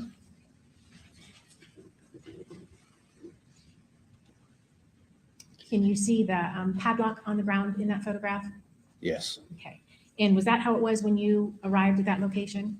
Yes. Okay. You did not remove that? No. Okay. D 132, which is 2003. Oh, And what is that? It's my father's phone. Okay. And where is that located in that photograph? In the window in his bedroom. Okay. And do you know why he would have kept it there? That's the only place he really got service at down there. Okay. So he would regularly put the phone in the window just in order to get good reception? Right. D 138, which is 2010. And do you see in that photograph where you would have been when you first entered? Yes. And where would you say that was? Between the little statue and the cabinets. Okay. And then the steps that you're talking about appear to be off to the right there in that picture? Yes. Okay. And does that lead to your father's bedroom? Yes, it does. And that's where Donald Stone would have gone? Correct.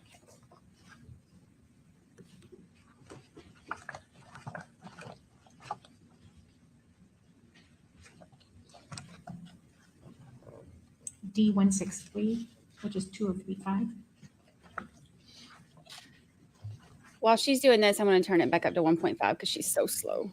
Oh, yeah, should not be. Will council approach you in just a minute?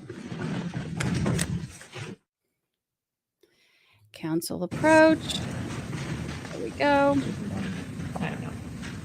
Sorry.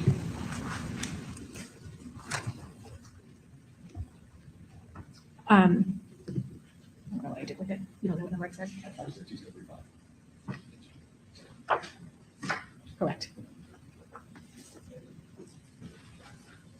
And can you tell us what that is a photo of? Yes, it's my father's bedroom. Okay. And D1712043.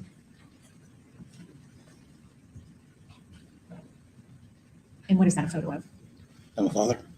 Okay. Does that represent what you saw that day? Yeah, I don't remember the blanket being that way though. Okay. But you did not touch or move the blanket? Correct. And did you see Donald Stone move or touch anything? No. Okay. The money and everything that you described are there, correct? Correct. Okay. That's good to be. And you did not go up any further and you did not see his face at all. Is that correct? Right.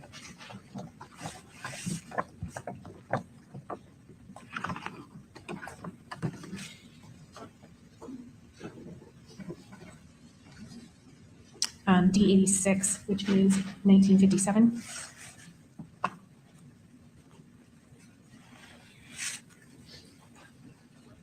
And again, is that the place where the marijuana was located? Yes.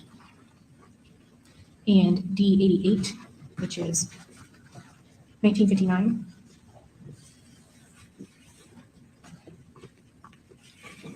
Do you see the camera located there Yes, I do. outside? And where do you see that? At the corner of the building, at the top. Corner at the top? Okay, and is this the one where you said that it basically caught you on the outside in No. between his house and that location? No, the one I was talking about was a trail camera. Okay. And you don't see that in this picture? No, And where would that have been located? there was a tree a little up above it, and it had been up inside the tree, Okay, pointing down.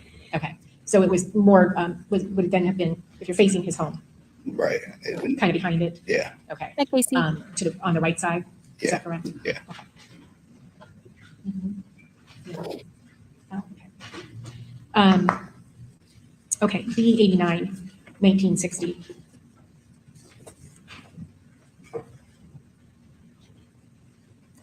So do you know what that was capturing, or if that was capturing anything? no, I did not. And then D90, which is 1961.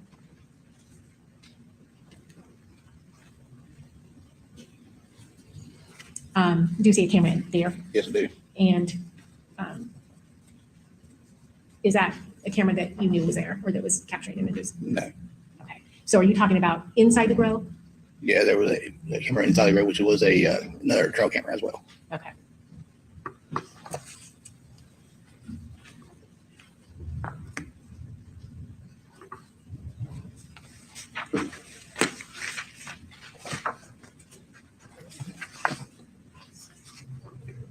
And do you know where those were located? One, the trail camera that was inside was right above the door. D95, which is 1966. And what is that? Inside of the grow room. Okay, is that when you first enter? Yeah. Okay. And D102, which is 1973.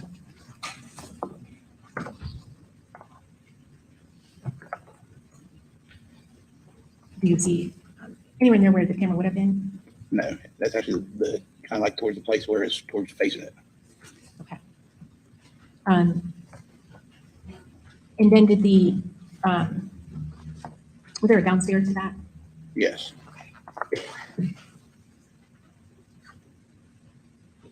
And do you have any idea how many plants were there? No, I do not. Okay. B120. Oh, sorry, 1991. Do you tell us what that is? Grow room. Okay. Located on the Underneath. property? Yeah. Okay. Is that in the downstairs area? Yes. Okay. And then D118. 1989.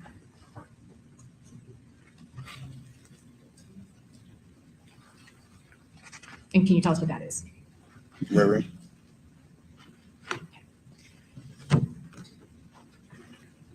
And you indicated you had been in that grow room before.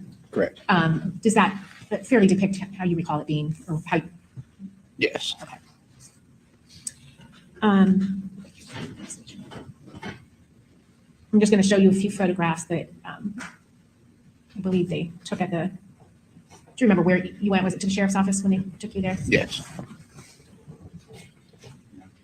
Yes, please. Sorry. Is that you in that photograph? Yes. Okay. And next photo.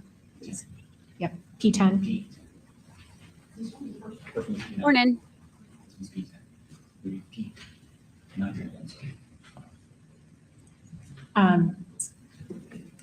And those are your shoes there? That Yes. they photographed. Okay. And P11.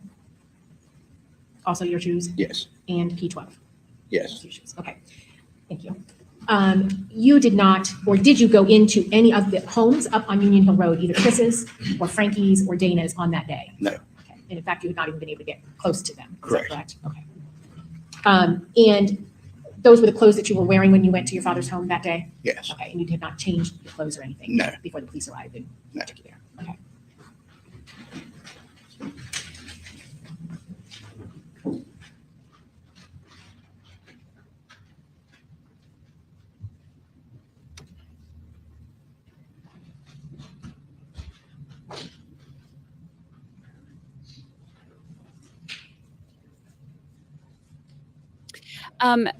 Kelly Gale, he did not find everyone. He went to Luke, can you tell us, were there times that you knew your dad to be a heavy Dad's. sleeper? Yeah. Kenneth. Okay, tell us about that. Kenneth lived by Um, himself. Times his heavy sleeper was whenever he wasn't feeling good. Okay.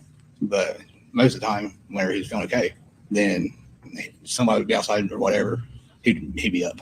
Okay, so he was either a fairly light sleeper if he felt good, but if he felt bad, and you said that was related to his blood pressure? Correct. Okay, and during the times that he was a heavy sleeper, could you walk into his trailer without him rousing? No, if he was not a heavy sleeper, When he was a heavy Oh, sleeper, yes. I'm sorry. Yes, I'm sorry. Did you ever have that experience where you had walked in and yelled for him and he didn't wake up? no, not whenever I went there and hollered at him. No, Okay. no, I had went there and hollered at him, and he would wake up. Okay, all right. Was there a time when Chris Roden had gotten beat up and your father retaliated against that guy? Yes, Okay. And do you know if there was anybody with your father when he retaliated against that guy? not that I'm aware of. Okay.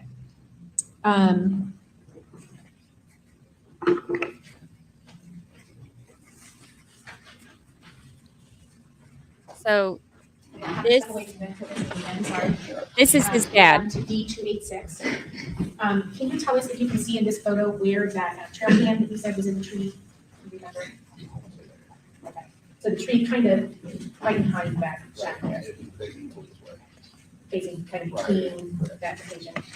Okay, was it focused on the door of the shack or was it more between?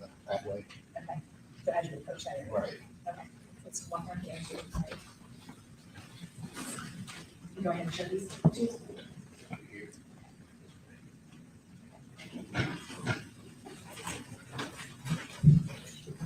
Hi, Sydney. I have another question, John. The defense may respond. Good after lunch. All right. So Yes. they break for lunch. Let me skip forward to the cross-examination.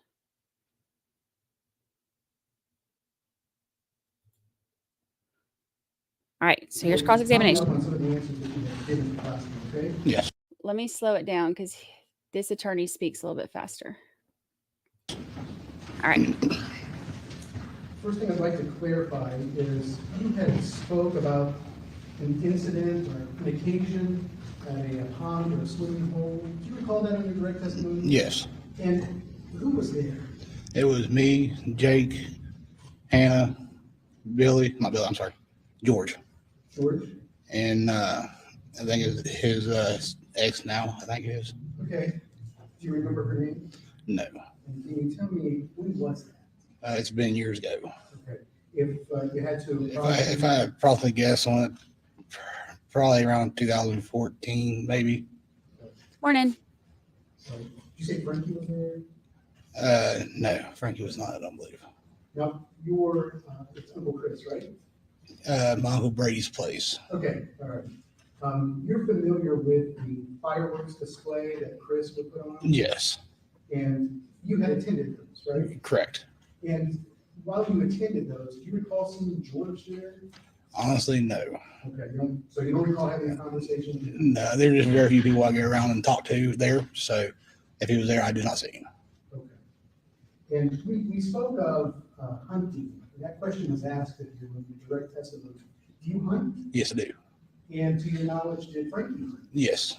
And did you ever hunt with Frankie? No. Okay, all right. So by that, I'm assuming you never did hunt with Frankie and George? Correct. Okay.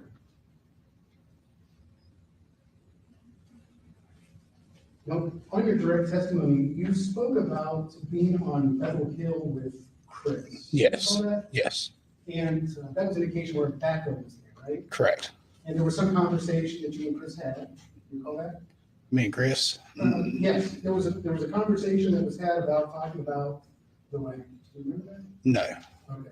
Tell me again, what was that conversation? Me, my dad, and Chris, we went out there to his place. Okay. When was that? I can't remember that. I can't. Could you give an estimation?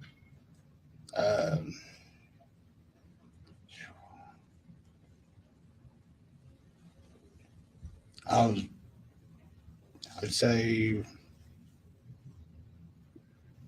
probably around 2010 to 2012, around that area. Okay.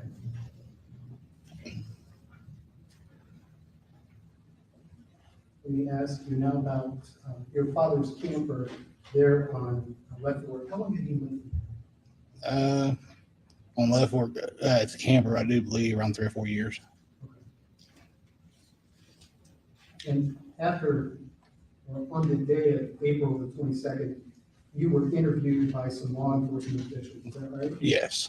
In fact, following that day, you had been interviewed on several occasions. Yes. And some of those meetings were at the Pike County Sheriff's Department. Correct. And are you aware that during those interviews that notes were being taken in regards to the answers that you gave? Yes. Okay. And so I'm going to refer to some of those interviews that you provided. Okay? Okay. Do you recall those meetings before I get started? Yes. Okay.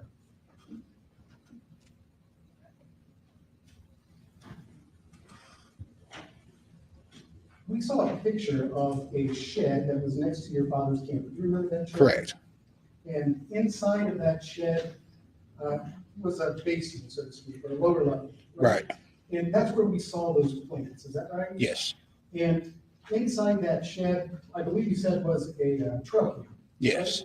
And so for those members of the jury who don't know what a trail cam is, could you tell us? It's where it captures like movement. So if something get in front of it at a certain distance, it would capture it. So it will take a picture, sometimes even a video. Okay. And to your knowledge, was a picture ever taken of you in that shed? Not sure. Can't be. Let me ask you about this. Any occasion were you ever washing rocks? Washing rocks. Yes. I help pack out rocks. I'm sorry, say that again? I help pack rocks out. Pack rocks out? Yeah. of the There's a guy in the basement handing up rocks to me, and I was taking them and dumping them. Okay. Now, those rocks were used for the purpose of growing marijuana, is that right? Correct. And so the marijuana that was grown in that shed, they actually weren't grown in soil, is that the case? Correct. In fact, they were grown in these rocks and there's water in the rocks, and that's how the marijuana grows, is that right? Correct. Is that also known as hydroponic? Yes. All right. And you're familiar with the term of commercial marijuana, right? Not real sure. Commercial, you've never used that term? No. PCI? No. Okay, all right. Tell us, as far as the hydroponic marijuana goes that you just said you're familiar with, would you agree with me that that's a higher grade of marijuana? Correct. And it receives or fetches more money on the street? Yes. And on one occasion, you had actually conducted a sale of marijuana as a middleman from your father and Austin, is that right? Right. And the sale of that marijuana was how much per pound? I think it's 2,600. 26.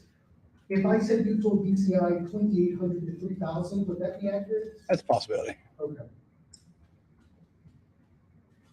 Now, these plants that we saw, you would agree, or would you agree with me that you had told BCI that those plants would be moved out of that building every 3 to 4 months? Correct. And so these are just young juvenile plants that are grown to a 3 to 4 month range and then taken out, right? Correct. And this is a cycle that would go over and over. Yes. And where would those plants be taken? Up to Chris's, I do believe. And Chris who? Roden. Okay. And where would they go when they were taking the Chris's, if you know? They would actually, the plants itself wouldn't actually be transferred over, just the product of the plants. Okay.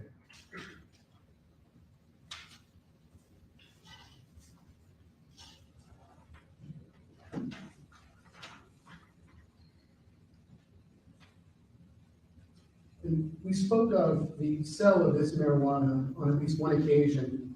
Are you familiar with dabs? Yes. And could you tell us whether you're aware of your father dealing in dabs or being offered to deal in dabs? I think he was offered a deal in it, but I'm not the recollection that he did. Okay, and dab would be what? That is a concentrating of THC from the product. Okay.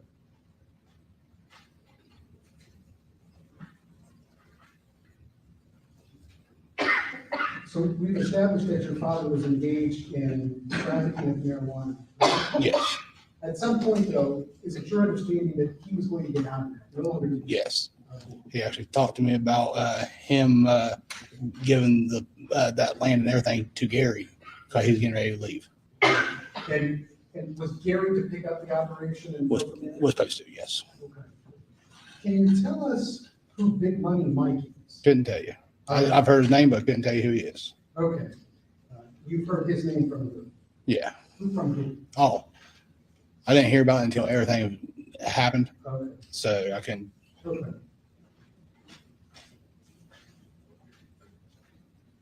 And can you tell us if you know, again, reflecting upon those conversations you had with BCI, why it is your father was going to get out of this business? I don't know. Do you recall talking to a BCI agent about that? I think I may have, but I don't know why he was getting out. Okay. Now, we spoke at the one time that you had conducted that transaction. Are you typically the one who would be the middleman selling marijuana? No.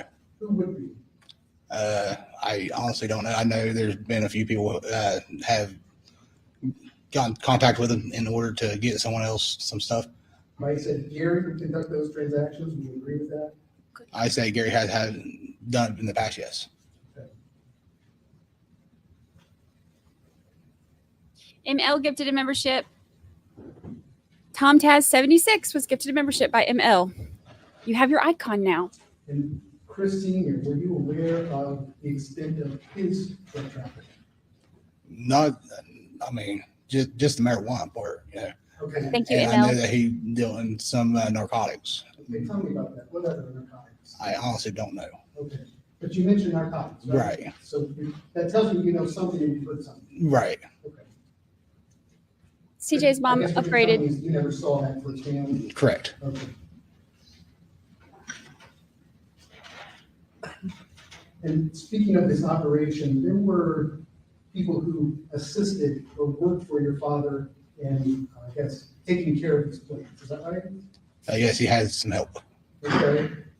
Alyssa Hussey, would that be one? I do believe so, yes. How about Jason O'Brien? Yes. All right. I'm assuming these people were paid for what they were doing? Yes.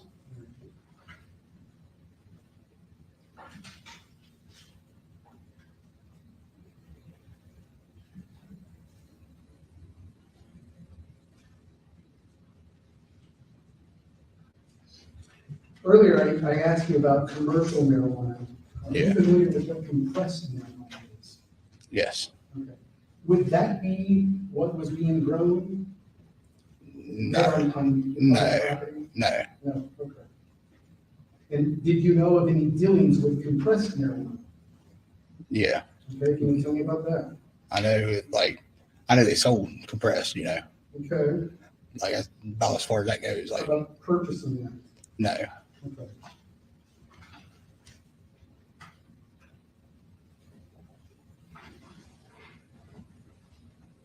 Can you tell me who James Tackett is? Do you know James Tackett? Yeah. All right, tell me who James is. The younger one or the older one? The older one? The older one? Okay. That was my buddy, Brandi Tackett's dad. Okay. And are you aware of anybody owing your father any money? Well, probably so. I'd say everybody owed somebody something. How about James Tackett? I don't know. Okay. So you never had a conversation about that? No.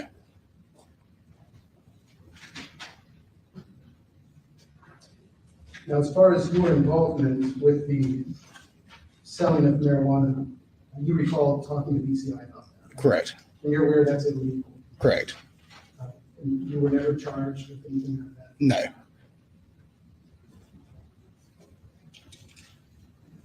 Kelly Gale gifted a membership. CNR Dog Grooming Okay, Care was another gifted a membership question. by It Kelly deals with Gale. that padlock on the outside of your father's trailer? Yes. I saw a picture where it appeared that was broken laying on the ground or on the patio. I don't think it was technically broke. Oh, okay. I think it was just unlocked and it was in the hook and it was knocked off of that location. Okay, all right. So it wasn't broke. If somebody's inside, like your father, is there a way of locking that door? I think that the door itself, that you're able to lock it from the inside. I do believe, I'm not for sure. Okay. But whenever he left the camper or whatever, he would have to lock it with the padlock itself. Okay. Just one moment. Sandra Oliver gifted a membership and it went to Casey. Thank you, Sandra Oliver. Y'all are the best.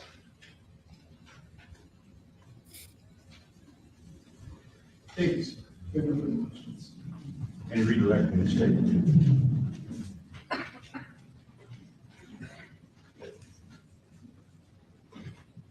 Thank you. Mr. Brennan, you were asked about the time at the pond when Jake and Hannah and George and his former, I think you said. Yes. Do you know if they were ever married? I don't know. Okay, and you wouldn't call her name? No. And you said that was quite some time ago. Do you remember if that was before or after Sophia had been born? That was, I want to say before.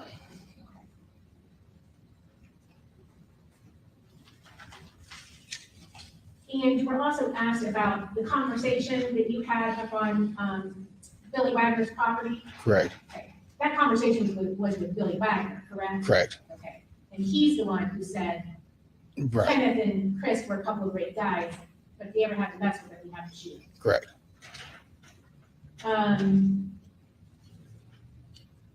You were asked about price per pound of Correct. marijuana. Yeah. And approximately, do you have any idea of how many pounds you would get? Off each harvest, around 3.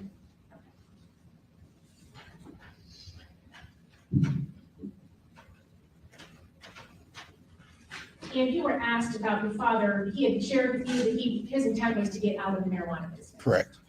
And do you have any idea how long before he was killed, if you talked to you about that? A couple months before.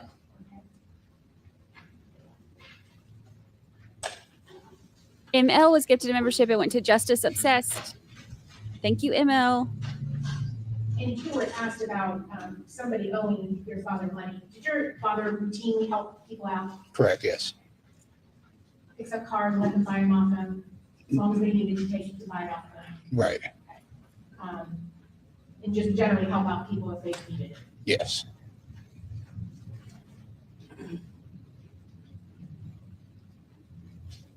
As we sit here today, do you know for certain whether or not your dad's camper locked from the inside? I can't be 100% with that.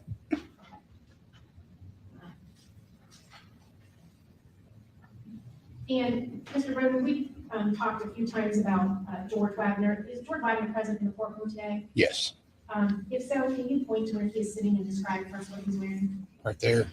The vest one. Your Honor, could the record please reflect that he has identified the defendant George Wagner? Objection shall be done. We'll stipulate that. The record shall reflect that the witness has identified the defendant as George Wagner. I have no other questions, Your Honor. Any questions? Thank you, Your Honor. Sir, you were asked, just again, on redirect regarding harvest, and you said that you would get how much of a harvest? Around 3 pounds. Okay, and that harvest was for every 3 to 4 months, is that right? Correct. Okay, all right. And you also indicated, you pointed out who George Wagner is, right? Right. And you looked over there to him, right? Yes. And does he look now like he did back when you saw him? Yes. Yeah, he hasn't changed appearance-wise at all? Yes, he has. How was that? Weight-wise. All right, he was much larger when you last saw him, right? Yes. Thank you, we have no further questions. Any further questions from the state? CJ's mom gifted 5 memberships. Memberships are flying. It's raining memberships. CC, Lady Glencoe, Missy Pants, Thanks, Your Honor. Lauren Farmer, and Trace were all gifted memberships by CJ's mom. Thank you so much. Look at all the green. Look at all the green. I appreciate y'all. Y'all are the best. Good morning. Good morning to those joining us. Hello, Ashtree. Hello, Robin Evans. Good morning. Good morning. Feeling the love on Friday Eve. Okay, so I believe that's the last one for today. Not for today, but for this day. Yep, it is. Okay. So see how fast we're breezing through these because of the fact that so many people opted out, because they had, I think, 2 more witnesses that day that opted out of being filmed. So we've already made it through day 4, and it's only 9:47 my time. So, and we're already through day 4. 24-minute mark, I believe. Here we go. Here we go. Oops, there we go. All right, so we're breezing on through. I hate that they can opt out too, but I will say there's a different judge this time, and I'm hoping that he doesn't allow it like this one did, because I think it's BS. They should have to face the public after what they did. It'd be different if it was something, that was, if it was one that was worried for their safety or something like that. But I think that I think Jake and Angela should definitely have to be on camera. But what do I know? A lot, actually. I know a lot. Please raise your right hand. Do you solemnly swear or affirm that the testimony you are about to give shall be the truth, the whole truth, and nothing but the truth, as you shall answer unto God? Yes, sir, I do. All right, you may be seated. Thank you. State and examine. Thank you.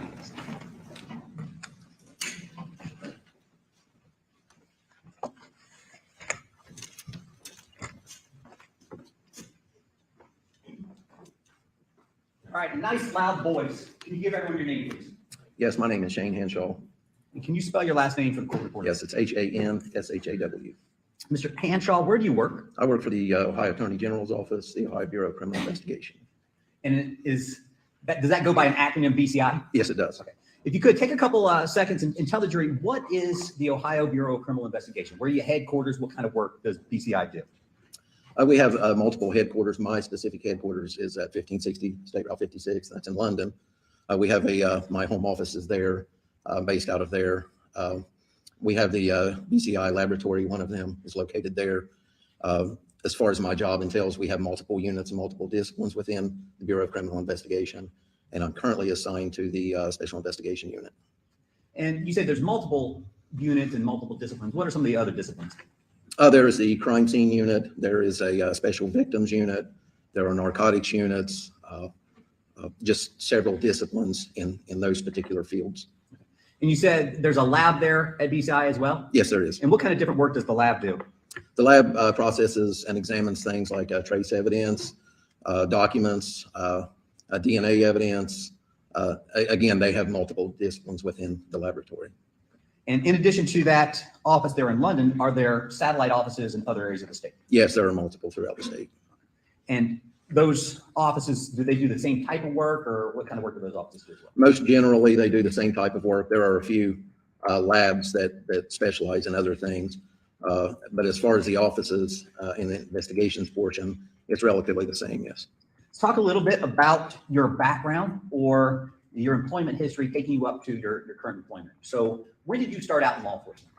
I was basically commissioned as a peace officer in 1990 by the Lawrence County Sheriff's Office. I did complete the specified training academy for the state of Ohio to become a certified peace officer. After I completed that, I temporarily worked part-time for about 4 months, and then I was approached regarding a position as a road officer. I began as a road officer for the Lawrence County Sheriff's Office, and I progressed and was promoted to sergeant. From there, I was promoted to investigation division. And in 2005, I applied at the Bureau of Criminal Investigation, actually 2004, and was hired in 2005. Let me stop. Let me jump in real quick on you. Yes. So let's back up. Let's talk about when you were at Lawrence County and you worked on the road. What were your duties on the road? My duties as a road unit were to handle all manner of calls, burglaries, thefts, and it would entail question deaths, homicides, things of that nature. Typical sheriff deputy, is that what you were? Yes. And then at some point did you move into their investigation section? After being promoted to sergeant and working as a sergeant, then I was moved into the investigations unit. Tell the jury, when you moved into the investigations unit there at the sheriff's office, what were your responsibilities there? At that particular time, we were very limited on investigators, and I was basically the primary investigator. I would handle all manner of violent crimes and unviolent crimes such as burglaries, thefts, child services cases, just about any kind of criminal activity would be assigned to me to investigate. How long were you in the investigation section there at the sheriff's office? Approximately 3 years. And at some point after that, is that when you applied to BCI? Yes, it was. Actually, I was approached by agents from BCI and spoke with them and determined that it was something that I would like to do and applied. And eventually I did come aboard. Tell us about that application process. What did you have to do to get a job at BCI?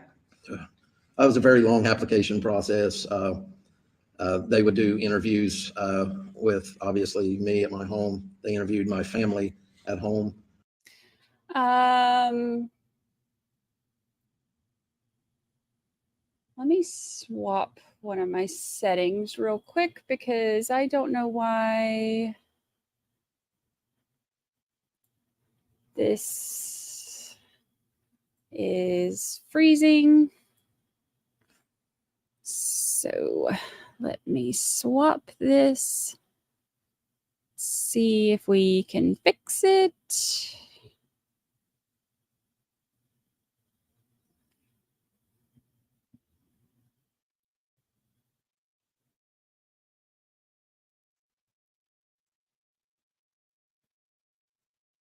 Let's see if that helps. Or if it's just StreamYard giving me trouble again. Because it does that sometimes.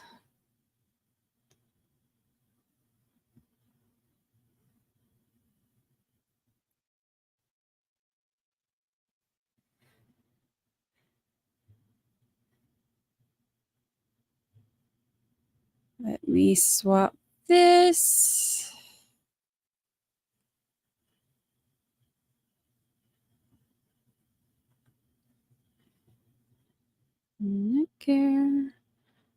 Okay.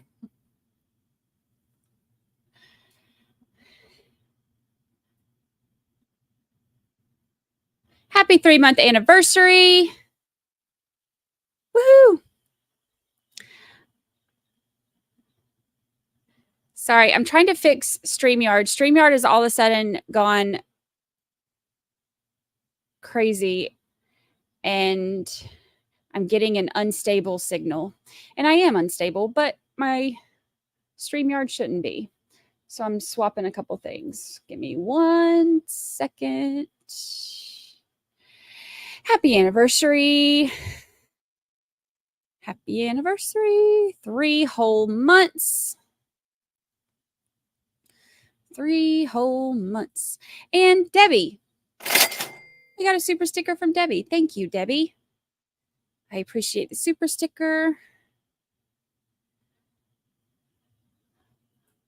All right, let's see if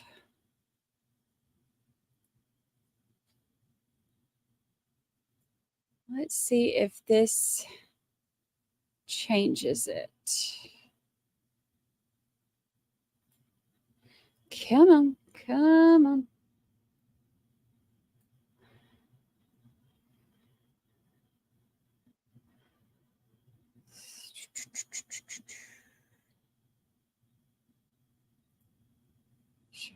Available.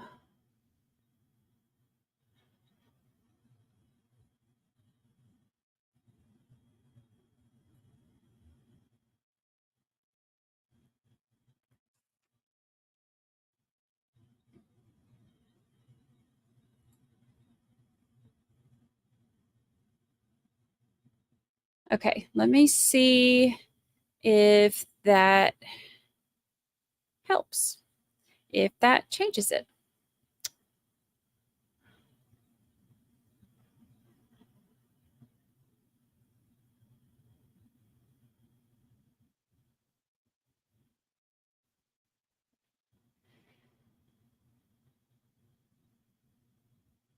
StreamYard drives me nuts sometimes. Thank you, CJ's mom, for the coffee. I appreciate it. Lord knows I need it with this trial and with this everything. I appreciate it. Y'all are the best. The best. Oh, and we have a new member, Miss Sassy Pants. Welcome to the family. Welcome to the family. Okay. Yeah, StreamYards is a resource hog. It's been great all morning, and now all of a sudden I've got all these little things over here telling me that StreamYard is unstable. So I'm trying to change a few settings and see if it helps. All right, let's see.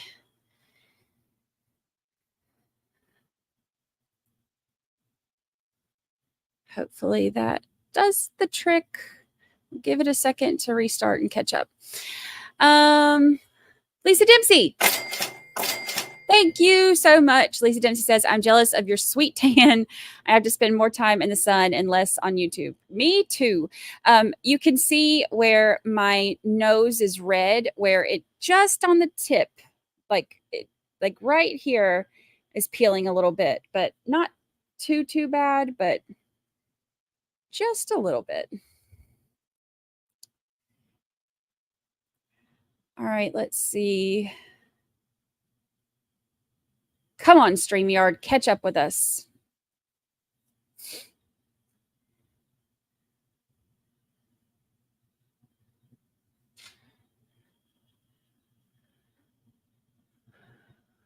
Oh my gracious alive.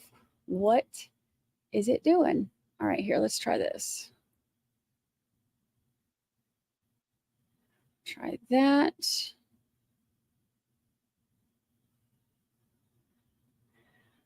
And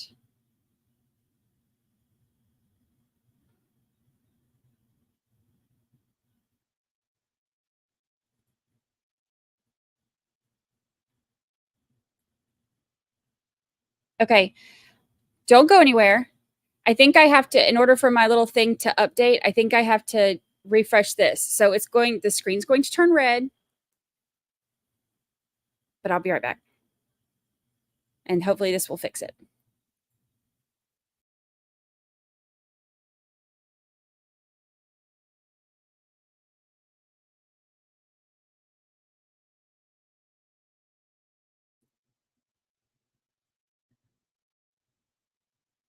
Okay. Did that fix it? I think it did. I think we're fixed. All right. So now we should be good. All right. Look at me fixing things. JT would be so proud. All right.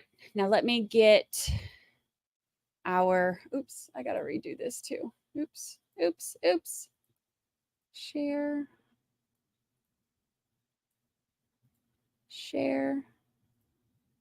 Add.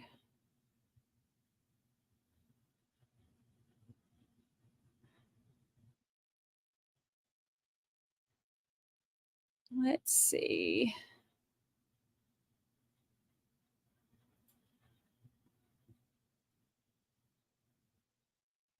Ran this, add screen, present this, comments.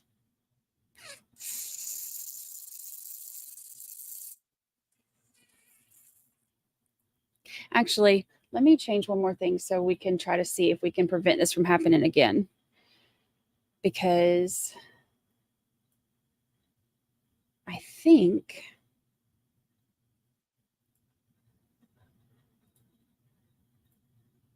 oh no. Don't do that. Settings. Don't do that.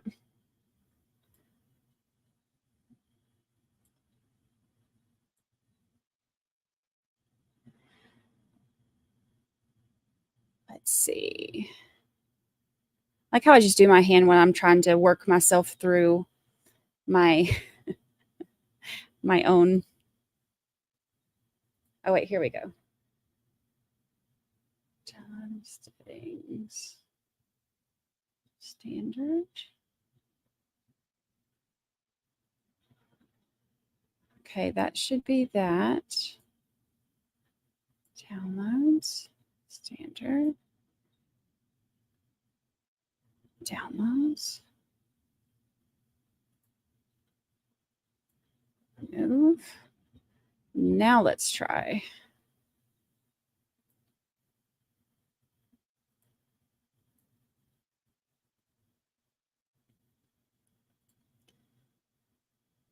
Okay. I think this will keep it from doing it again. Hopefully, but who knows? Who knows? All right, I changed that. Update that. Okay. We're just going to hang out for about 62 seconds while this is updating, and then hopefully that will keep this from happening again. So, how's your morning going? How are things? We'll do a Judge Newman. Take a break, stretch, stand up, do a cartwheel. Whatever you need to do. Let's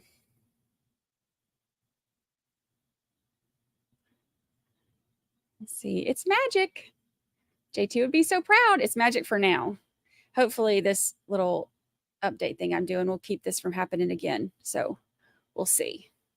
We'll see. You never can tell.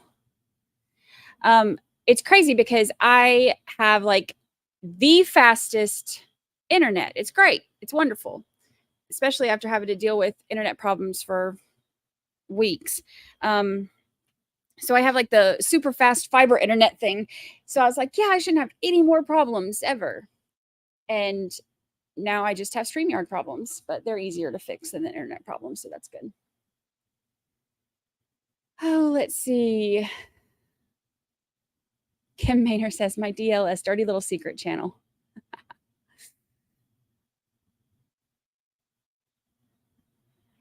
What day of the trial did Jake testify? He was like 8 weeks in before he testified. Crazy, huh? I do talk with my hands. It's weird. But it works. Hello, hello, hello. I love how you just pulled random numbers out of the air. I do that. I do that. Hello, Kathy. Good morning. You missed, well, how tiny was your nap? Because that will tell us how much you missed. I'm having to update something real quick so that my internet, well, not my internet, but my StreamYard doesn't get fuzzy again. But so far, so good.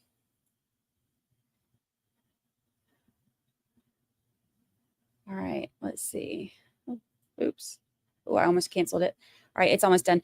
But welcome back to life from your nap. Deebs, happy 2-month anniversary. Deeb said you'll be proud of me. I didn't panic. Yay.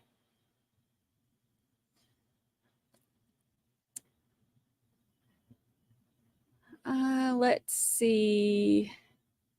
Congrats on 2-month anniversary. How long did this trial last? Like 4 to 12 business years. It was like 60 something days. But see, the thing is, think about how fast we're breezing through it. And that's because there were so many witnesses who opted out, and they talk the prosecutor especially talks so slow. So we're listening to it on either 1.25 or 1.5, depending on if it's prosecution or defense. And we get to skip all the breaks. And then all of those witnesses where it was like dead air, we're skipping through all those. And I think, wasn't Jake on the stand for like 4? I mean, he's on the stand for a long time, and he wouldn't allow it to be recorded. So, you know, we're missing all that. So all of the time that we have where, like, if we were watching this live, where we would just be sitting there trying to come up with things to talk about and things to do, it would be crazy because we are making it through. I mean, we started mid-morning yesterday and made it through 3 days. We are already done with day 4, and now we're on day 5. And I mean, that's crazy, right? Craziness. So it lasted a really long time, but it's not a long time to rewatch because of all that. So you fell asleep while crying with the sweet dude in the blue Wrangler shirt. He was so sweet. After that, we heard from Luke, who is Kenneth's son. And now we are listening to the BCI Agent Henshaw. And he just started, and then StreamYard went nuts. So now we're up to our business years like dog years. Yes. Yes. Pretty much. Yes. We all cried with, oh, first witness of the day crying. You feel the pain, and then the, camera showing them in the, oh, my heart. Just the pain that, I mean, oh, could you imagine? No, don't imagine. And I appreciate, somebody had said earlier, they're posting the orange hearts for the 8 victims. That was the color heart that they chose for, to honor them. So, oh, it breaks my heart. Let's see. Okay, I think this is done. All right, so hopefully this will solve. Oh, yes, I love this.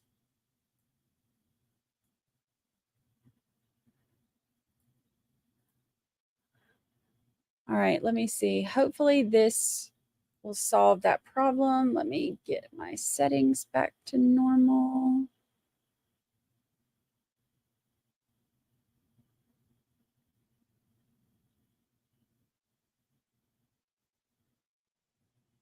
I'm going to continue. Oops, what did I just do?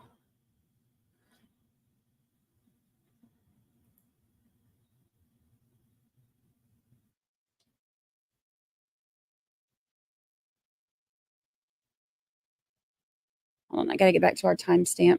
I think I messed that up.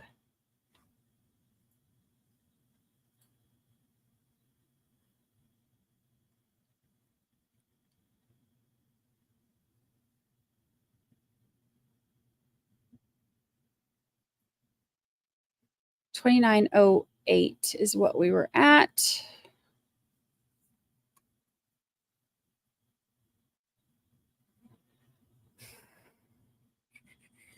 $29.08.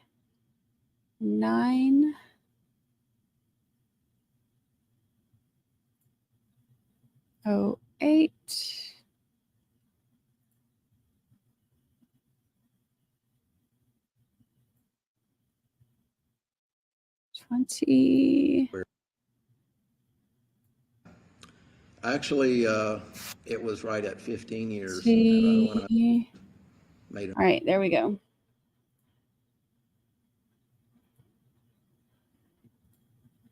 All right, so I think I have it back to normal. All right, let's try. An offer at that point. Okay. So Try once now. you received that offer, you accepted that offer, is that correct? Yes, I did. And then how did that work? What did you start doing for BCI? What was your initial job with them? My initial job, I worked in the crime scene unit. When I first came aboard, I was assigned to a field training officer for about a 16-week period. After that, during that period, I was sometimes myself, Thank you, CJ's mom. on things that I was more familiar with. I want to pause this real quick because I want to say something about this. We are working on getting this going, and I think it should be up. I just texted about this earlier, actually. Let me see if I got an answer, if it's up and going yet.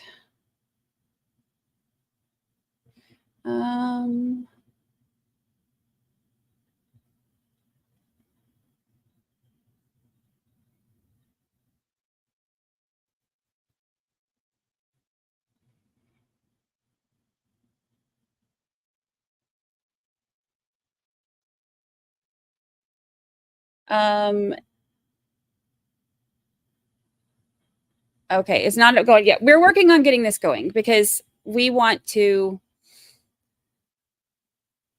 honor our mods, of course. We love our mods. So we are working on getting something going for them so that we can show them our appreciation. But it's not up and going yet. And as soon as it is, I will let y'all know.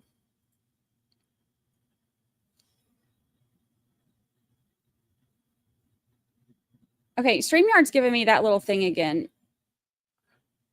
We're going to try and see how it goes. I may have to restart again. It's kind of a way to integrate you into the unit and see what you But hopefully know and not. what you don't know. After the 16-week period, from there I was assigned to work Southeast and Southwest at that time, really all over the state, but predominantly those areas, and to work crime scenes. Okay. And when you say to work crime scenes, what exactly does that, everybody's seen CSI. So what exactly does that mean in real life when you work for BCI? There's a little more to it than that. You have to be prepared as far as understanding the meanings of specific laws regarding search warrants, when you can search, when you can't search. That would be the beginning. As far as the actual crime scene processing itself, there are multiple disciplines, and I always broke those down into different areas as opposed to lumping them together. I wanted to be proficient in every area, and so I would break that down, such as bloodstain or shooting incident reconstruction or footwear or developing latent. Is that too fast? You want me to go to 1.25 for this? He talks a little bit faster than the rest of them. All of those things. And once you put those disciplines together, then you use those in the field. And that was my job. How long did you work in that position, or how long were you in Southeast CSI?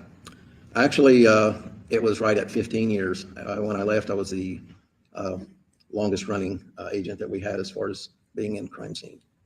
So when you left, where'd you go next? I went to the Special Investigations Unit, and that's where I currently am. Okay. And tell us, what's the difference? What do you do in special investigations? Well, I guess let me back you up. When did you come into special investigations? And then what's the difference between what you do now and what you did at crime scene? I came into special investigations about 2.5, closer to 3 years ago. The difference in the crime scene investigator and a special investigations investigator, the crime scene would be predominantly in charge of the scene, the things that were processed within the scene, the evidence, evidence collection, processing, and things of that nature. My job now would be basically to be briefed by that crime scene agent as to what he or she had developed within the crime scene or collected, and to get their thoughts on the scene itself. Okay. And do you do follow-up investigation, interviews, that kind of stuff in your current position? Absolutely, yes. That's part of the special investigation unit, to follow these things up and to continue. The crime scene agents, for the most part, when they're finished with that scene, they're not necessarily finished with the case. They can follow up with that case, but it's on behalf of the evidence and submissions and things of that nature. And for the most part, once the crime scene investigator has done their work at the scene, do they basically brief up the investigators and then let them basically take over the investigation? Yes, that's the main plan, is to debrief at the end. Everybody just kind of come together, discuss the scene itself, and find out what avenues will be explored from there. And then from time to time, as the investigators are moving through the course of investigation, do they reach back out to you at crime scene and ask you to do some follow-up? Hey, look, we need this tested, or hey, look, can you go back and take another look? Does that happen from time to time? Absolutely. As I said earlier, when the crime scene agent stops that portion of the investigation, he or she can be called again to follow up in certain areas. For instance, if additional information has been obtained and something else would need to be processed or collected in a specific manner, then that agent could be called. Now, back in 2016, were you still in the crime scene investigation unit? Yes, I was. All right. And I imagine in order to do that job, there's a lot of training that you have to go through. Is that correct? Yes, the training, you are never trained up enough. Our training is continuous. Okay. And as a matter of fact, do they make you, in the crime scene, do they make you go through continuous annual training? Absolutely, yes. Let's talk about some of the training that you had to do your job as a crime scene investigator. Back in 2007, did you take a criminal investigative analysis training course? Yes, I did. Okay. Tell us about that. What kind of stuff did you learn there and what did they teach you? I want to make sure that I have the right course. There were hundreds. Are you speaking of the similar to a crime scene reconstruction? Sure. Yep. Yeah, we would have courses, and the agency, BCI itself, feels that it is very important to have continuing training, and not only from within our organization, but from outside of our organization. And so we would bring multiple instructors to BCI or to the OPATA, we call it, the training academy next door to BCI. This particular time, I believe that we had trainers come from without our agency and train us in the field of crime scene reconstruction, which would entail a lot of the things that we'll probably be getting into today. In 2009, did you do a 40-hour class in basic bloodstain pattern analysis? Yes, I did. Once again, we had an individual who I feel is one of the best in the world, in my opinion. Obviously, he was my instructor. We brought him to BCI, instructor by the name of Paul Keish. He came to BCI.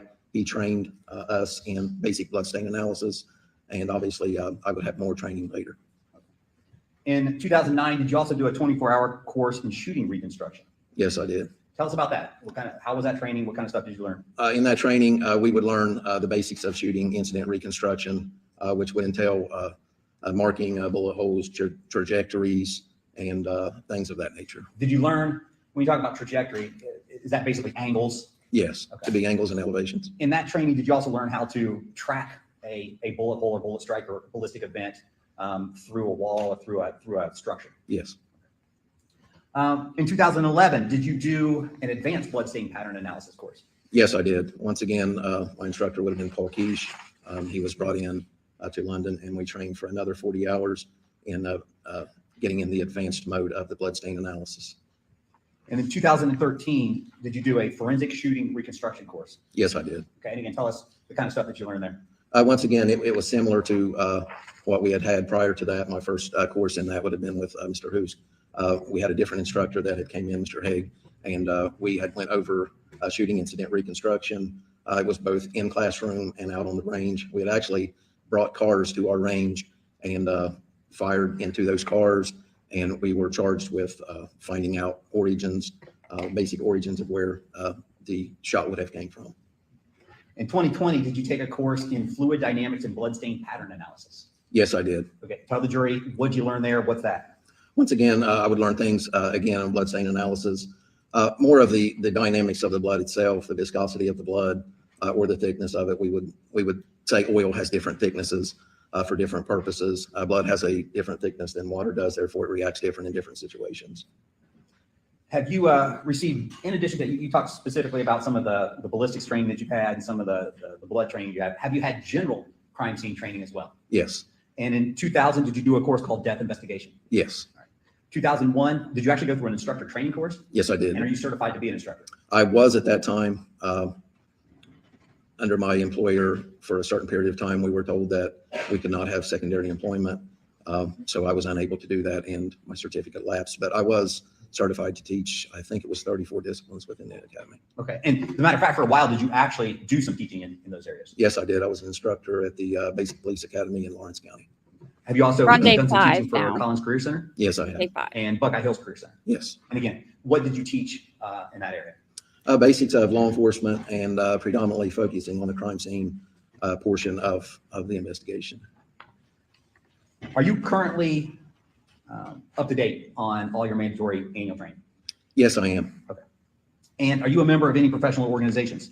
Yes, several organizations such as the the National Sheriff's Association, some the Ohio, basically it's an investigators association in Ohio for forensics, several different members. Have you had to come into court and testify about your examination of various crime scenes? Yes, I have many times. And from time to time, have you actually been called in to testify as an expert in areas? I have been declared as an expert several times. In what areas have you testified as an expert in the past? I believe bloodstain analysis. I want to take you now to 2016. Again, you were working BCI 2016, is that correct? Yes. And if you could, tell the jury, back in 2016, when you were in crime scene, how would a local agency that needed help on a case, how would they contact BCI? How would they get you, the crime scene unit, to come out and give them help? At that particular time, there were different ways that we would be called in from time to time, but predominantly somebody would make a call, reach out to somebody in our London office, and from there the request would be evaluated, and then the agents would be notified. There were times when I would be called by a particular agency that was close to me, but then I would back up and it would go through the procedure of going through supervision and then being assigned that. And back in 2016, how was the crime scene investigation unit for BCI organized? Were you in different quadrants of the state, different areas? How did that work? Yes, it changed so often then. There were times when we were just called crime scene southeast, and then sometimes southwest, northeast, northwest. There was a period of time when it was just split in half. There was a period of time when we were expected to go in different directions. I believe in 2016, we were just in different quadrants of the state. And what quadrant would you have been assigned to in 2016? Predominantly southeast. And back on April 22nd, 2016, were you called out to assist the Pike County Sheriff's Office with a crime scene that they had? Yes, I was. Okay. And again, did Pike County fall within the southeast, or were you called in to help with a different quadrant? I believe at that point that it fell into that area or that zone of southeast. Do you remember how you were notified that Pike County needed assistance, and what did you do when you got that call? Yes, I was contacted early that morning by my supervisor. At that time, it would have been Special Agent Supervisor Gary Wilgus over the crime scene unit. Okay. And what did he tell you, and what did you do when you got that call? He basically gave not very specific information, because at that time we didn't have a lot of specific information, but he did say that there were multiple scenes, that they were death scenes, and they were located in Pike County. And I was told at that point to proceed to Pike County, and there was a rally point that was going to be in Piketon. I believe originally it was at the police department, and so I traveled there. Okay. Any idea what time you initially got that call? I don't have the exact time. It was earlier that morning. It was shortly after my shift had began. And what time did your shift typically begin? Somewhere around 8 a.m.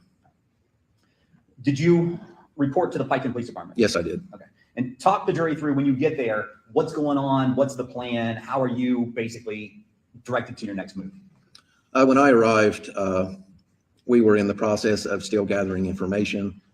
People were still in the process of coming actually to the rally point so that we could be briefed on what had occurred. Eventually, at that particular time, we knew that there were 3 scenes. And so those scenes were kind of divided up among the agents, and I was assigned to scene 1. And eventually we did have a briefing there prior to traveling to our designated areas. Okay. And were the scenes identified? You said you were assigned to scene 1. Were they identified in the order that they had been discovered? Do you know that? I do not know that. Okay. And do you know the address for scene 1, the scene that you were assigned to? Yes, it's 4077 Union Hill Road. Once you were assigned to that address, what were you instructed to do? What'd you do? When I actually arrived at that address, it was about 12:20 in the afternoon. I had another agent that was accompanying me there. It was Agent Price, and he and I were assigned to work this specific scene. I was assigned to be the primary agent responsible for the crime scene. When I arrived, the first thing I did was speak with the officers that were there. When I arrived, I noticed that a very large area had barricade tape around it, and I spoke to the officers I believe they were from the Pike County Sheriff's Office, regarding what had happened prior to my arrival. Okay, let me ask you that. Is that standard course for when you show up on a scene, trying to get basic information with respect to what's happened before you got there? Is that something you do? Absolutely, yes. And again, what the officers tell you, does that help guide you in understanding how you're going to do your work at that scene? It can be a guidance, yes. Okay. Can you tell us, when you showed up that morning, what did they tell you at that point, or what were you told that they knew at that point? One of my first questions when I arrived was, who has been inside this residence?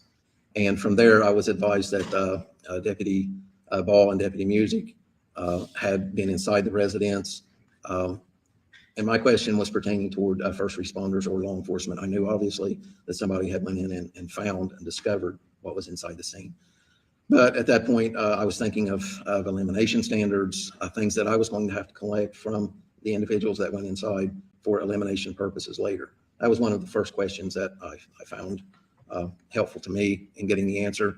The fact that 2 officers had went in, and the fact that the officers advised that when they went in the door, they stayed close to one of the walls and they traveled down that wall to the location of where they had found the individuals, and then they traveled back in the same direction. When we talk about elimination standards, what exactly does that mean?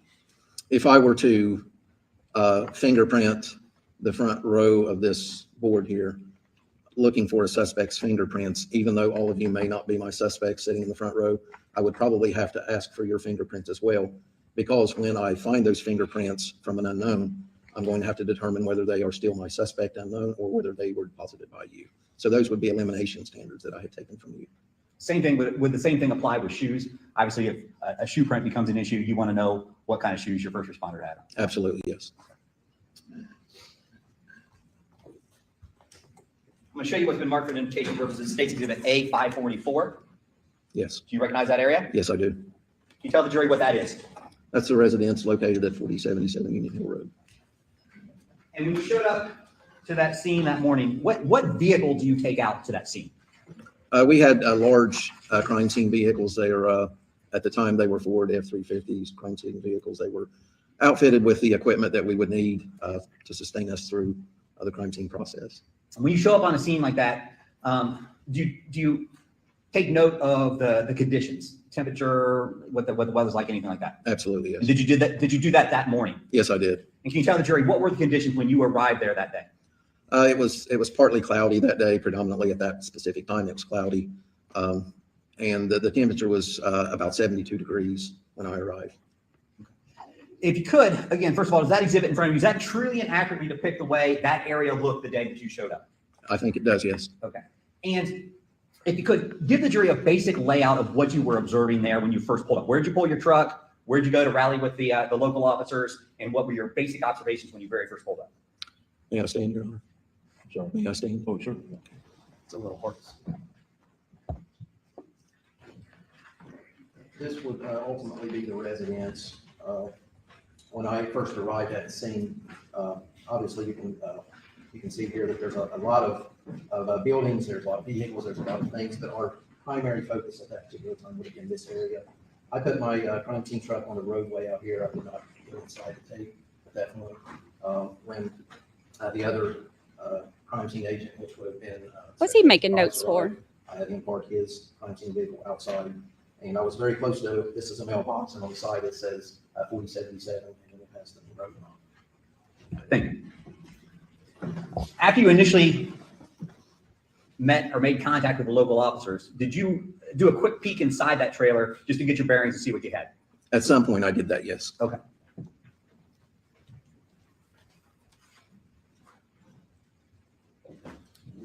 I'm going to hand you what's been marked for identification purposes, state exhibits A192, A193, A194, A55, A155, and A183.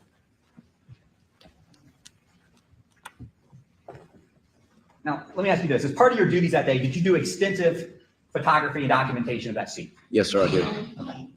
Prior to coming to testify today, did you have the opportunity to review the pictures that you took on that day? Yes, I did. Okay. And those pictures, when you review them, had they been marked State's Exhibits A1 through A485? Yes, they were. Okay. And the pictures that you reviewed, when you reviewed them, did you initial and put the date on them that you reviewed? Yes, I did. Okay. And all of those pictures, State's Exhibits A1 through A485, did they truly and accurately depict the pictures that you took that day? I believe that they did when I reviewed them, yes. Okay. When you first stepped up to do a peek inside, and again, this wasn't your full examination of the house. This wasn't when you were going. It's just an initial look. Is that correct? Yes. Okay. Tell us what stood out to you when you did that initial look. When I initially went up to on the front porch and looked inside, I knew at that point that it was going to be something obviously it's going to have to back out on until I could do some other things. But at that particular point, I noticed that there were multiple bullet holes in the front of the house near the area of the door. There was actually a bullet hole through the screen door, the frame. The inside door, obviously there would be a front entrance door, and then there would be an exterior screen door. One of the things I noticed at that point is there was not a bullet hole in the front entrance door, and I noticed that there were blood stains on the door itself on the exterior portion. And having seen that, that led me to believe that the front door was most likely open when the bloodletting event had occurred. From there, I actually looked inside. I didn't go inside the residence at that point, but I did look inside. Let me interrupt you real quick. Can you show the jury, where were you standing on the exhibit that's up? I think it's A544. Where were you standing when you did this initial look? I was standing right here on the front porch. Okay. And you didn't go into the residence at this time, you just kind of looked in? At that particular time, no, I did not enter. Okay. I'm going to show you, I'm going to put up on the screen what's been marked for identification purposes, State's Exhibit A192. Yes. Okay. You had talked about some blood splatter on the door. Tell us what that is. First of all, what's blood splatter, blood spatter? Can you tell us the difference on some of the different ways that blood can get onto an item? Blood spatter or a blood stain is basically a deposit of blood on a surface due to an external force applied. In short, what that would mean is something occurred that caused somebody to bleed, and the thing that caused them to bleed caused blood to be expelled from that area. And so at that point, if it's deposited on a surface, then you would have a spatter stain or a blood stain. Okay. In State's Exhibit A192, can you see it over that you have in your hand? I mean, you can't see it on the screen above you. Can you see it on that one over there by chance? Yes, I can. Okay. Barely. Oh, there you go. Right there. The exhibit you have in your hand there, is that the same exhibit that's up on the screen? Yes, it is. Okay. And where in that picture is the blood that you recognize? Down along the lower portion, do I need to stand to articulate that? I'll bring you out there. I know it's kind of tight. If you look in this area, you'll see stains here, here, here. There's multiple stains throughout. Okay. And if you stay right there for a second, I'm going to put up on the screen what's been marked for identification purposes, State's Exhibit A193. Okay. And again, can you tell the jury what's depicted in that picture? Once again, there are spatter stains deposited on the exterior surface of the door. And you can see those here. Those in specific have characteristics to them. These, the size of distribution, there's not many characteristics there. I'm going to put State's Exhibit A194 up on the screen. And again, can you tell the jury what they're looking at there? If you look here and you see these stains, and remember the ones I said had characteristics to them, and some that don't have many, you also see stains on the floor in these areas as well, out into here as well. Okay. And what area is of the trailer is that? That's near the front entrance door. I'm going to keep you right there, if you would. I'm going to put up State's Exhibit A55.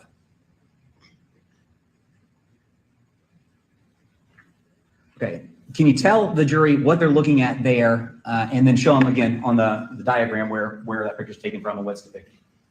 This is the front porch that I spoke of earlier. There is the screen door that I told you earlier that appeared to have a bullet hole in the corner of it near the jamb. And in relation to where that is, once again, it is right here in this area. Okay. Was your testimony that when you looked at that area, you noticed the screen door had bullet holes, but the front door did not? Is that correct? Yes. Give me State's Exhibit A155, if you could,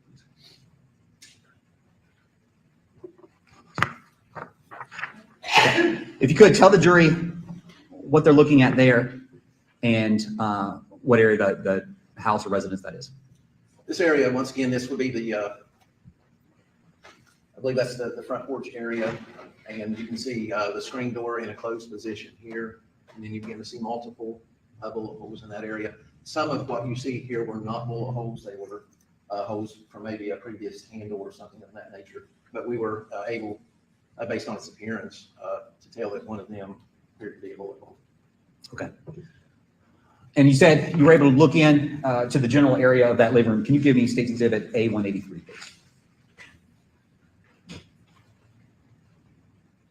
Okay, walk the jury through State's Exhibit A183. What are they looking at there? What are they seeing? Let's start with this corner. You see plywood in this corner. And then you see something here that would be the front door. That would be the jamb of the front door. So this now tells you my general location when looking in and taking this photograph. From that general area, you will see what would be transfer stains here in blood, and they're in the form of maybe a drag. It appeared that individuals, the bloodletting event had occurred within the residence, and the individuals were drugged throughout the residence. Over here, you see another area where a body was turned and then drugged to the same area of the residence. Also, you see partial footwear impressions in blood in that area. When you initially looked into that residence, again, was that all readily apparent to you? And does that truly and accurately depict the way that area looked from that door? Yes, it did. Okay, you can go ahead and have a seat. So at that time, after you did that initial look into the residence, did you immediately go in and start analyzing that scene, or did you back out and was there more work to be done first? When I first arrived, and obviously we had the briefing, and then I would have eventually went to the front door. Some of these photographs we've shown you are photographs that were taken later once we were inside. But earlier on, there was photographs that were taken from the front porch that would show these individual characteristics within the scene. And at that point, seeing what I just showed you there in the photograph, I felt that I needed to back out. We have access. We actually, at that time, we had 3D scanners, and they were, we only had a few. And so they were divided between the southern units and the northern units. And our unit had one, and we would kind of share that scanner. And so I felt that it very important to back out from that scene and be able to bring our 3D scanner in and to scan the interior and the exterior of the scene prior to us doing anything. Take a few minutes to tell the jury about these 3D scanners. What is a 3D scanner? How does it work? Or what do you use it for? It's a documentation tool, and it's a measuring device. It's a very complex piece of equipment that does very simple things. In short, it will take images of something. It will give you an accurate representation of something by scanning millions of points. It also is a device that will give you elevations so that you basically know where you are in that area. If you've ever seen surveyors, modern surveyors, they basically use the same thing. And it also gives you measurements. So it takes measurements, elevations, and gives you an image. Okay. And back on April 22nd, 2016, did you have actual physical possession? You personally have physical possession of your 3D scanner? I did not, no. Okay. Did you have to call one of your partners in to come do the scan? Yes, based on geographical location of where we lived, it was determined that it would be better if it was centralized. And so another agent was assigned that at that time. And so no, I did not have one. Okay. With respect to the 3D scan of this scene, did you actually conduct, or were you the person who did the scan of the scene? No, I did not. Okay. Was there a little bit of a wait time or delay while that other agent brought that 3D scanner down with respect to processing the inside of that trailer? Yes, there was a delay. Okay. While you were waiting for that other agent to show up and do that scan, did you do other work around the property? At some point, yes. At some point, we were notified that a search warrant had been obtained. Once we were notified that a search warrant had been obtained, Special Agent Price and myself began somewhat of an exterior walkthrough. When you do a walkthrough, it's relatively a search at that point, but it's not the primary search. So we did a walkthrough for documentation purposes, and we walked the exterior of the property, taking photographs from as many angles and locations as possible. Shut the bacon, give to the membership. When you roll up onto a scene like this, or you're called to a scene like this, you don't really know too much of what's going on or the background. Thank you, Shut the Bacon. That's true, yes. Okay. And is it pretty much standard practice before you enter onto one of these properties to try to obtain a search warrant or some legal authority to actually be able to go on the property?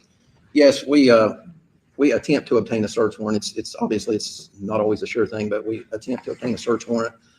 In a case like this, there are too many unknown factors not to make that attempt. In other words, we just didn't want to go onto this property and begin the process without having that authority. Okay. And did you do that in this case? Yes, we did. Once you got the search warrant and you felt you could move around the property, is it pretty much standard to document the outside of a property or a scene like this? It is for me. Yes, it is. Okay. And walk the jury through how you do that and why that's important.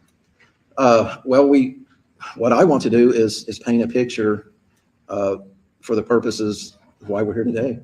I want to be able to walk you through what originally was there, and not only what I would have seen, but what the camera will get in a photograph. I want you to be able to see that. It's also for evidence purposes. Things change over time, and we want to preserve that as best as we can. And when you document a scene, is there a standard way you do it? You go from outside in, you go from right to left. Is there some pattern that you use, or is it scene dependent? It can depend upon the scene. It can dictate some things, but in my mind, I always had a process that I wanted to go through, and I wanted to back up to an area where I thought was relevant, and then I would always go a little further, and I would start my documentation there. In this particular case, it led me down into the woods, out onto the roadway, many different locations.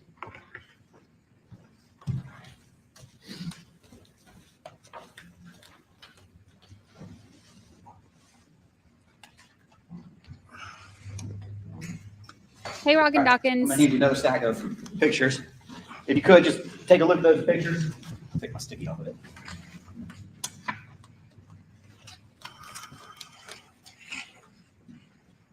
Again, check the back for me, make sure your signature's on there. Not your signature, your initials. Yes, my initials and the date. And do you recognize that stack of pictures that I just handed you? Yes, I do. Okay. And do you recognize them as pictures that you took as part of your work in this case? Yes. And again, do those pictures truly and accurately depict the areas that you photographed that day? Yes, sir, they do. Can you give me State's Exhibit A1? Chunk of bacon. All right, put up on the screen what's been marked for identification purposes, State's Exhibit A1. The A1 that is on the screen, again, do you recognize it as State's Exhibit A1 that you looked at? Yes, it is. And can you tell the jury what's depicted in this picture and why you take that type of picture? It sounds trivial, but I want something to document where I was at that particular time and location. I said earlier that there would be this photograph, and I recall taking this photograph. My vehicle would have been just behind where I was standing when I took this photograph. Thank you, Let's chunk of see if we can do bacon. this by keeping you seated, just so we don't have to get you up and down. You have your. Can you point to where that picture would have been taken? Yes, somewhere in this vicinity right here is right. Okay. I'm going to show you what's been marked for identification purposes, State's Exhibit A2.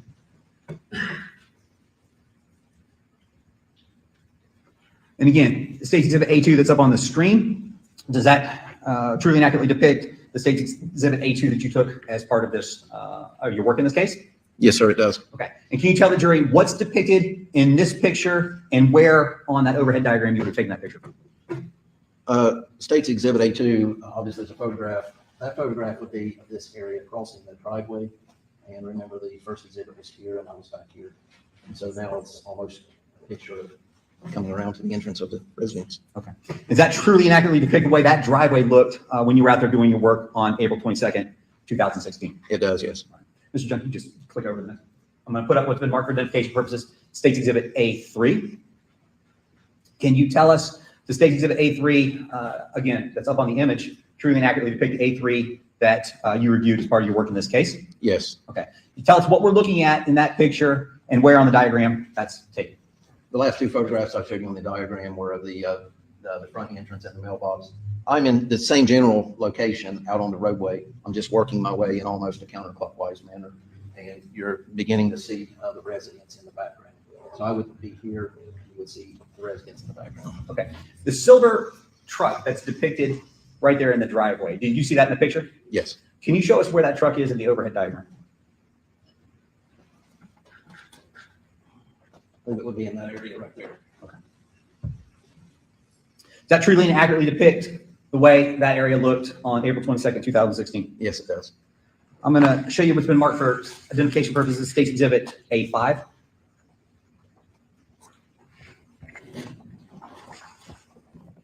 Again, can you tell the jury what we're looking at there? And again, is that the A5 that you reviewed as part of your work in this case? Yes, it is. It represents a photograph that I took on that day. What you're seeing here is I'm now moving around this area a little more. One of the things that you'll notice throughout the photographs is they will always overlap. There will be something in one photograph that you will see again in the next photograph. And that's for purposes of being able to orient those as to where you were. It's not always possible to do that when you get into smaller items, but predominantly we try to overlap those photographs. So as you can So see, many cars. the truck there and see the truck in the photograph, that will give you the location I'm standing. You give me State's Exhibit A6. Again, same thing. Can you tell us what we're looking at there and where on the board that picture was taken from? I would now be over in this area, again, working in a counterclockwise manner. And if you look in the corner of the photograph, again, you'll see that truck. Let me ask you a couple follow-up questions on this picture. You were working this scene right here, which is 4077. Yes. Did you have other agents down working this scene as well? There were other agents in that vicinity working, yes. I did not travel to their scene at that time, but yes, they were in this location. And again, where were you taken? Where'd you take that picture from? This general area over here. Okay. So between the building you did, 4077, and that location, again, is there a garage depicted and the semi-trailer depicted? Can you see those items as well? Yes, I can. I'm going to show you what's been marked for identification purposes. Well, let me back up. Does that truly and accurately depict the way that area looked on that day? Yes, it does. I'm going to show you what's been marked for identification purposes. State's Exhibit A7. I love y'all. Thank you. CJ. Again, same thing. Walk us through what we're seeing there and where on the diagram that picture was taken. I'm basically now over in this area, and I'm shooting back in that direction with my camera. And you can very faintly see the rear end portion of the bed of that truck in that photograph. So once again, we can use that to orient ourselves as to where we are. Repeat, you said once again, we can use that to orient. She didn't pick out, court reporter didn't pick out. Yeah, we can orient where we were based on that vehicle and its location. Okay. What exhibit is that? Do you have that? 787. I'm going to show you what's been marked for identification purposes as State's Exhibit A8. Again, tell us what that is and where on the diagram that picture was taken. Exhibit A8, once again, is a photograph. And now I'm down in this area. So I started here, I'm working my way around here. You can no longer see the truck, but in the last couple of photographs, you were able to see the container, the truck container. And now you can orient yourself as to where I am by the container being in the background. Get your hands on. I'm going to try to do something here real quick. See if we can. I love it.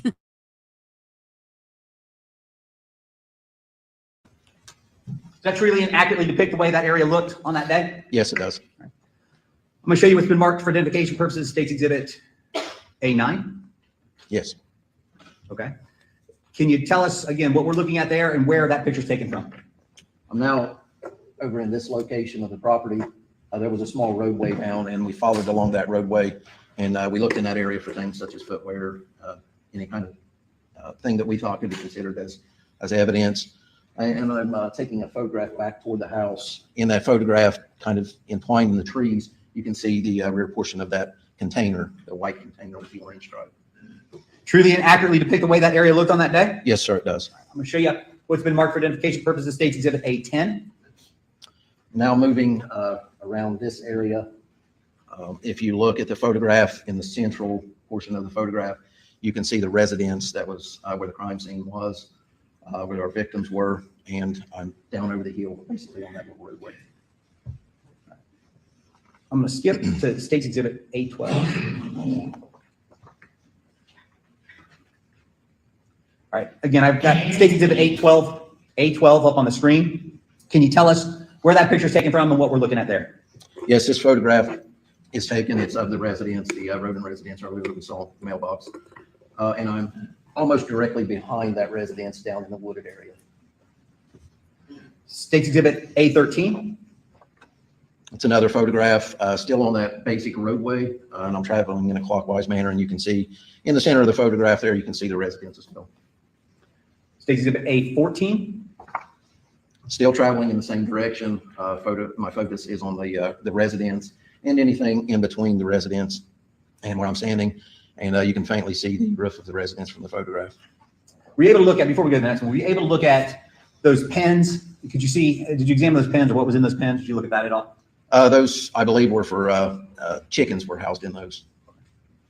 State's Exhibit A15.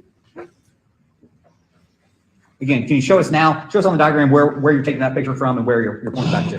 I'm now down in this area, photographing back toward the residence. Okay. State's Exhibit A16. Where are we at there and what are you picturing? Down over in that area, you can see some of the containers, vehicles, and a lot of the buildings and storage areas on the property. Okay. And at some point later, were you able to go and actually process or look at some of those outbuildings? Yes. State's Exhibit, what was that I just showed? A15 or A16? This is You go road. State's Exhibit A17. Yes. Can you tell us what we're looking at there and where that picture was taken from? Yes, I'm still down in that portion of the property, shooting photography back toward the residence or the general location of the residence. And once again, I'm trying to capture as much and preserve in a photograph as I can at that point. State's Exhibit A18? Yes. Can you Now- tell us where we're at and what we're looking at? Yeah, I'm now moving toward the residence and still back down in this area. We see outbuildings, we see vehicles. Nothing really remarkable in the photograph other than for document purposes. State's Exhibit A19? A19 again, I'm in that general area. Now I'm beginning to pan out from that area and try to take photographs from all angles of the things that surround me. State's Exhibit A20? Moving up a little closer toward this portion. And obviously there's a lot of equipment there and vehicles there. Nothing remarkable at the time. State's Exhibit A21? You're beginning to see me in this area now, looking back toward that large barn that was adjacent to the residence. And did you go into that barn? Do you remember what was in that barn? At some point, I did go into the barn. There were some animals in there. I believe there may have been some dogs in there. Some very large livestock in that area as well. State's Exhibit A22? It's a picture basically for documentation purposes of the large outbuilding or a old barn there next to the residence. State's Exhibit A23? It's just another angle of the last photograph. And I'm moving up toward what would be Union Hill Road at that point. And again, is this part of your just wide, broad sweep around the property? Yes, it is. State Exhibit 825? Now over in this area, kind of looking back that direction, and you can see that I've come full circle, and you can actually see in the center of the photograph the truck that I referenced earlier in the photographs. And State's Exhibit 826? Same basic location, I've just turned to another angle to get a photograph of the side of the building. State's Exhibit, I'm going to skip that. What's 827? I'm sorry. 827, I'm moving again toward Union Hill Road. You're beginning to see barricade tape now. So that would let us understand how far beyond the scene that we actually did go for documentation purposes. Skip 829? This area, once again, I'm moving out toward Union Hill Road, and then in this area here, photographing back, and you can faintly see barricade tape around the actual residence itself in the center of the photograph near the front of the van. Skipping to A31? Just continuing now back out on Union Hill Road and trying to make full circle. I'm approaching what would be the location where my vehicle would have been parked. Do me a favor, can you show, from this picture on that overhead diagram, are you able to pick up some of those vehicles again, where those vehicles were? This line of vehicles here, so I would have been in that area there. A32? Once again, just a different angle, moving toward my vehicle or the location of where the mailbox will be. Okay, let me ask you real quick. Can you actually give me, just click ahead to A33 for me. Click back to A32. Okay. State Exhibit A32. On the point right there on the far right, and then indicate where I just pointed. That silver truck there, was that the truck that, again, you depicted earlier on from a back view that was in the driveway? I believe it is, yes. Okay. State Exhibit A33? I'm basically in the same location, but now I've moved just to a different angle and still traveling in the direction of the mailbox. We're going to move to State Exhibit A54.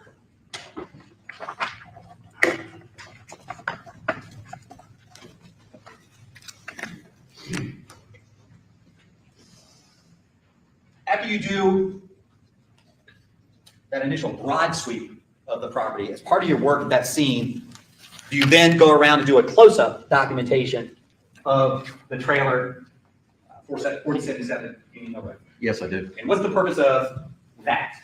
you recall earlier, I talked about, we will take an overall general photograph, and we will try to overlap those photographs so that we could put those together into a chain and you would see one continuous picture.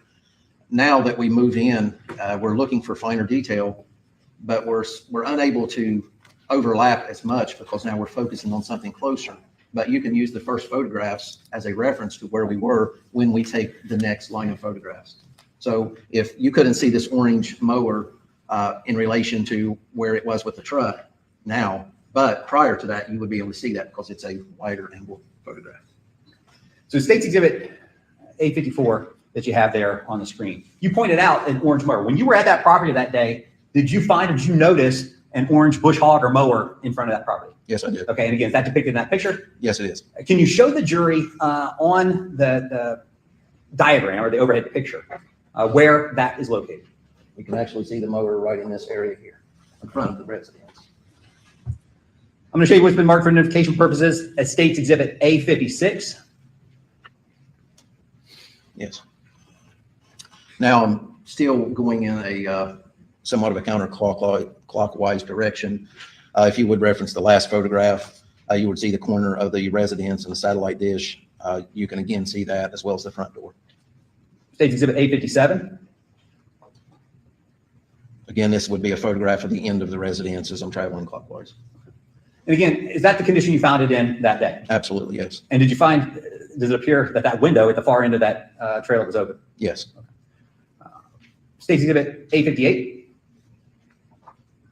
Where you at Once again, Exhibit A58 is a photograph that I've taken of the corner of the residence. When we turn a corner on the residence, we try to get both sides of the residence so that when we look back at it later, we'll be able to determine an orientation. State's Exhibit A59. Now directly behind the residence. A60. I panned to my right just a little bit, still standing behind the residence because I wanted to pick up the corner of the residence in relation to the barn. A61. This photograph, I've moved in closer to the rear of the residence. I'm going to skip to A63. This is a photograph, A63. One of the things I try to do is document the condition of doors and windows in a residence. State's Exhibit A65. A65, again, I'm at the corner of the residence, still working my way around in a counterclockwise manner. A67. Can jump to A67. I'm now at the other end of the residence. Earlier, we seen a photograph where the window was open. I've now traveled to the opposite end of that. This would be the exterior of the wall of the interior bedroom. A68.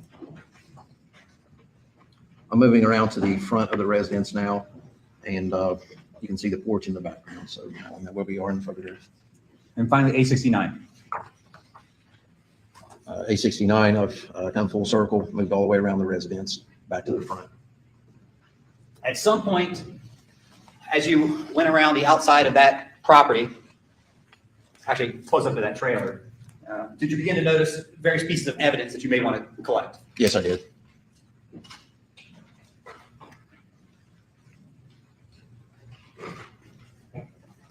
I'm going to hand you what's been marked for identification purposes as State's Exhibits A94, A95, and A96.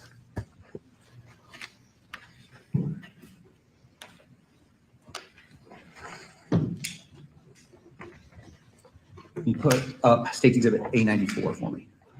All right. The image that's depicted on the screen there, State's Exhibit A94, again, is that the same A94 that you have in your hand? Yes, it is. Okay.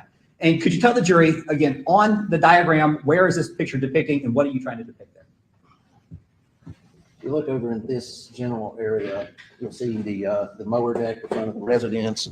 And in the photograph, you can now see the corner of the mower deck in the front of the residence in relation to where this item number 1 would have been located.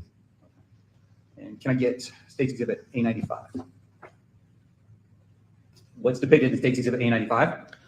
Basically the same as A94. However, we moved in, as I said earlier, we take a wide angle photograph so that you can orient that. So if I just showed you 95, you wouldn't know where it was located on the property.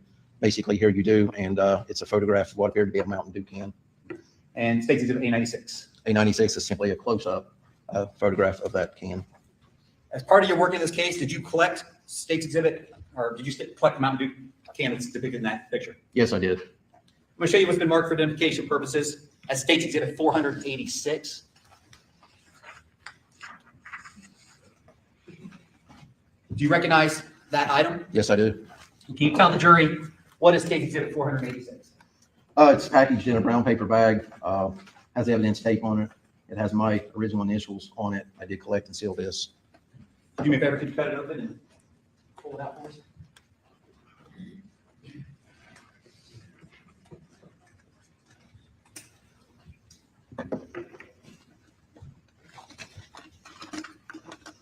Do I need gloved hands or should I not? Yeah, go ahead and put the glove on.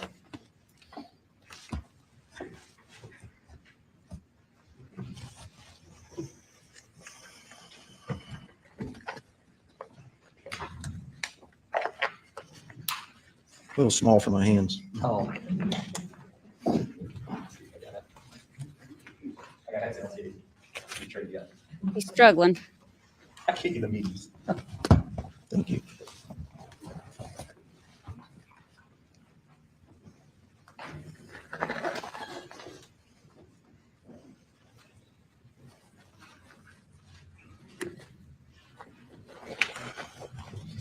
It's like the longest it's ever taken to put gloves Once on. again, it'll be a brown paper bag. This would be, appears to be the original bag.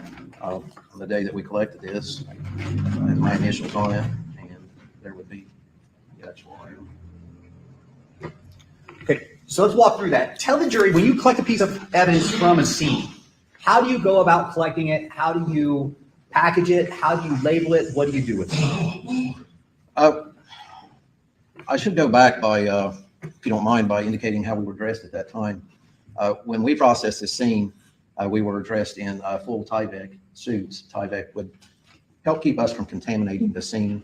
We were also dressed with Tyvek boots on our shoes over the exterior of our shoes so that we would not contaminate things within the scene. We would also have gloves. For purposes here today, I don't know if I'll be able to change my gloves out after every piece of evidence, but when it would come to a critical piece of evidence, if I collected this piece of evidence at the scene, after I collected it and packaged it, those gloves would come off. They would be gone. And before I got another piece of evidence, I would have to change my gloves because we're looking at DNA and the possible transfer of DNA from one item to another. For purposes today, I may not do that if it's okay.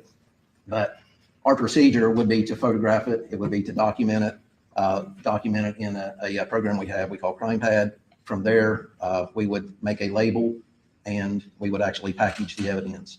When I processed crime scenes, I did things a little different than other agents. Everybody has their things they do. I collected, documented, and packaged every piece of evidence as it was collected and found. Okay. And then once it's packaged and collected, what do you do with it from there? That would depend on the circumstance and the situation. In this particular case, it would be secured in one of our vehicles, one of our crime scene vehicles, and it could go through various stages after that. It just depends on the situation. You talked about the label that you give it. Again, is each item you collected given a unique item number, a unique identification piece, so you can kind of keep track of it through the process? Yes, it is. This would be the original label that I had printed out that day and attached to the packaging. And the item number that you give it, does that typically correspond to what's known as a photo placard? Yes, it is. Okay. And in the exhibit that we still have up on the screen is the photo placard for this item, obviously, of, picture. Yes. Okay. Is that what item number for your purposes was that item? Yes, it was. Okay. Item number 1? Yes, item number 1. And you also saw a placard in the photograph that had a number 1, and so those two would correspond. Now, when you collect a piece of evidence from a scene, ultimately, where does it end up? It can end up either at our facility, a storage facility in London. It could go to an agency, or it could be submitted directly to the laboratory for analysis. And if you're going to submit something to the laboratory for analysis, how does that work? How do you make that request? How do you do that?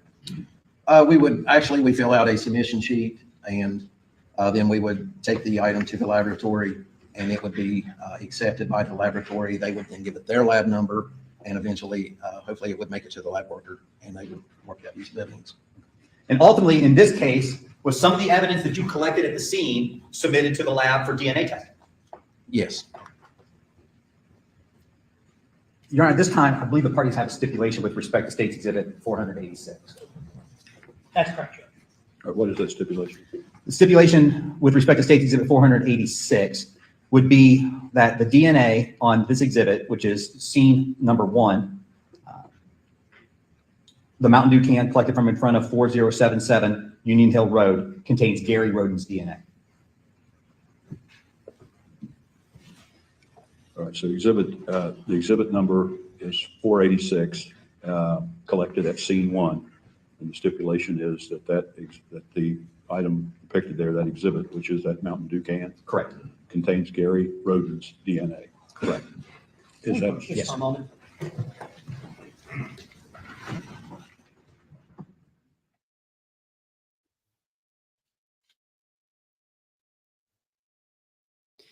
Skip forward a moment. He's still over there, just a doodling, writing, taking notes. Poor families.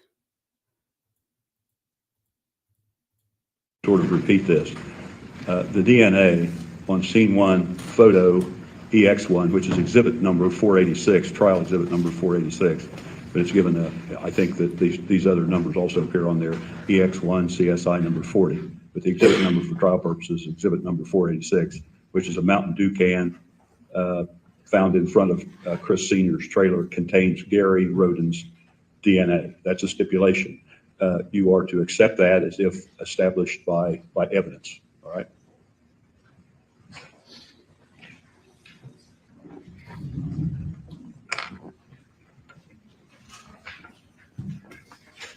Now you may continue your. Thank you, Your Honor.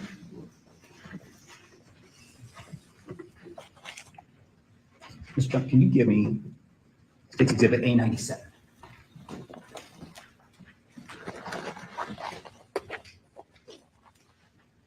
In addition to that Mountain Dew can, did you find a couple other items out front of 4077 Union Hill Road? Yes, sir.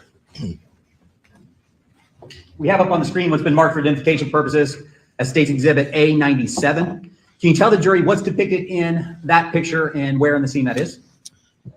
Exhibit A97 would be item number 2. You see a number 2 placard. You really can't see the actual evidence, but the general purpose is to see the placard so it can be orientated as to where it is. And once again, we would do follow-up photography. Okay. In addition to that placard number 2, is there another placard that's identifiable that you can see in that picture? Yes, you can faintly see what's going to be item number 3. It's over closer to the actual mobile home itself. Okay. And again, faintly just above the crime scene tape. Are those the locations you found those 2 items in the day that you collected them? Yes, they are. Can you give me State's Exhibit A98? Can you tell the jury what they're seeing in State's Exhibit A98? Once again, you see my placard number 2, the scale placard, and you see a cigarette butt or a partial cigarette butt there. As part of your work in this case, did you collect that cigarette butt? Yes, sir, I did. Can you tell the jury how you collected it, what process you used to package it, and what you did with it when you had it collected? Yes, collecting it, once again, it would be in its own container, which would be this yellow envelope. This appears to be the original envelope. It has the original label that I put on the front. It also has my initials on the back. At that point, it would have been collected. We use small disposable tweezers. They were little plastic blue tweezers, and we would carry them by the bags, and that would be used to collect this, place it in the envelope, and then it would be discarded. And that has an evidence sticker or exhibit sticker on it of State's Exhibit 487, is that correct? Yes, it does. Mr. Junk, can you give me State's Exhibit 99?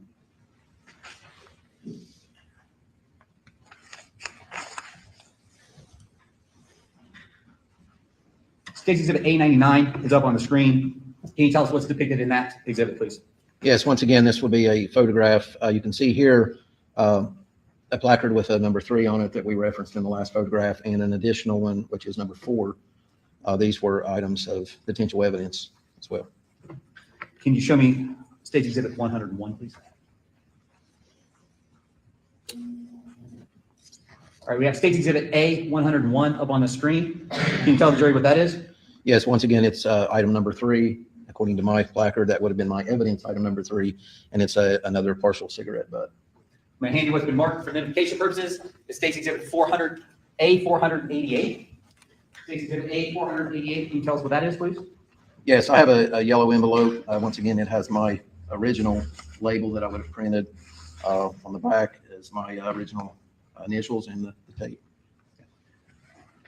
One packaged inside of that obviously would be the item number 3, which would be the partial cigarette butt. I'm going to show you what's been marked for identification purposes. It states Exhibit A102 on the screen. A102, again, it's a photograph that I've taken 2 photographs ago. We actually saw this number 4, and that photograph was taken. So now you have an orientation as to where number 4 is in relation to number 3. You can't quite see the evidence, but we will get there. It states Exhibit A103. States Exhibit A103. It's my item number 4. You can see a partial cigarette butt. If you look on the grass, you can actually see ashes that are contained there as well, indicating that it could have been most deposited there very recently. And it is my item number 4. I'm going to hand you what's been marked for identification purposes. States Exhibit A489. Can you tell the jury what States Exhibit A489 is? Yes, it is the partial cigarette butt that we saw in the photograph. Actually, they're depicted now. There's my original. We'll speed it up while they're just introducing evidence. We're going back to 1.5. Exhibits, those last 3 exhibits that I handed you, were they all collected and maintained in the ordinary course of your duty there at BCI? Yes, they were. And ultimately, were those items that were stored so that they could be sent to the lab? Yes. We have another stipulation. All right, let's, if this is acceptable to counsel, let's do it this way. Since you've worked out these stipulations in bench trial, let's have you state the stipulation exactly as you wish the jury to accept it. We'll have counsel here indicate whether that's accurate or not, and then I will so instruct the jury. Okay, yes, Your Honor.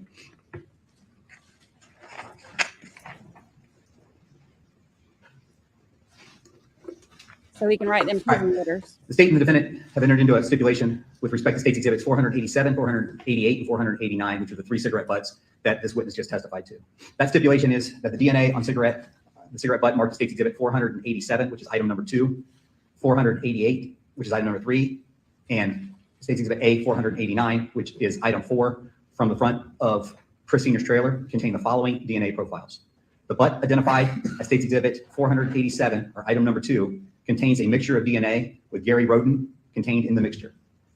The butts identified as States Exhibit A488, which is item number 3, and States Exhibit 489, which is item number 4, contain Gary Roden's DNA. Mr. Parker or Mr. Nash, on behalf of the defendant, does that accurately state the stipulation? Yes. And the jury is instructed you will so find each of those stipulations as read by counsel as if they had been, if those facts had been established by evidence. Thank you.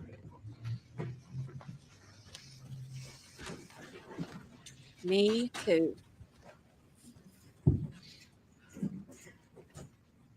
Yeah. Court reporter typing at 1.5 speed is incredible.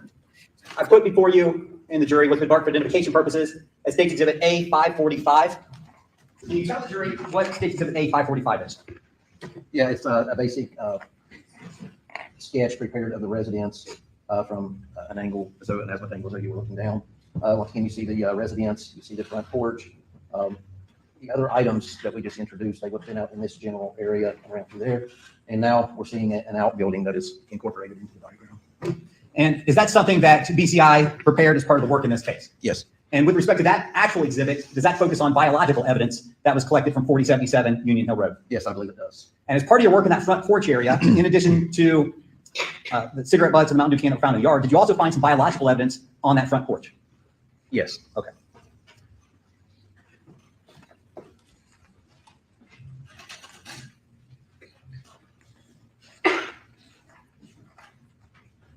I'm going to show you what's been marked for identification purposes as States Exhibits A142 through A145.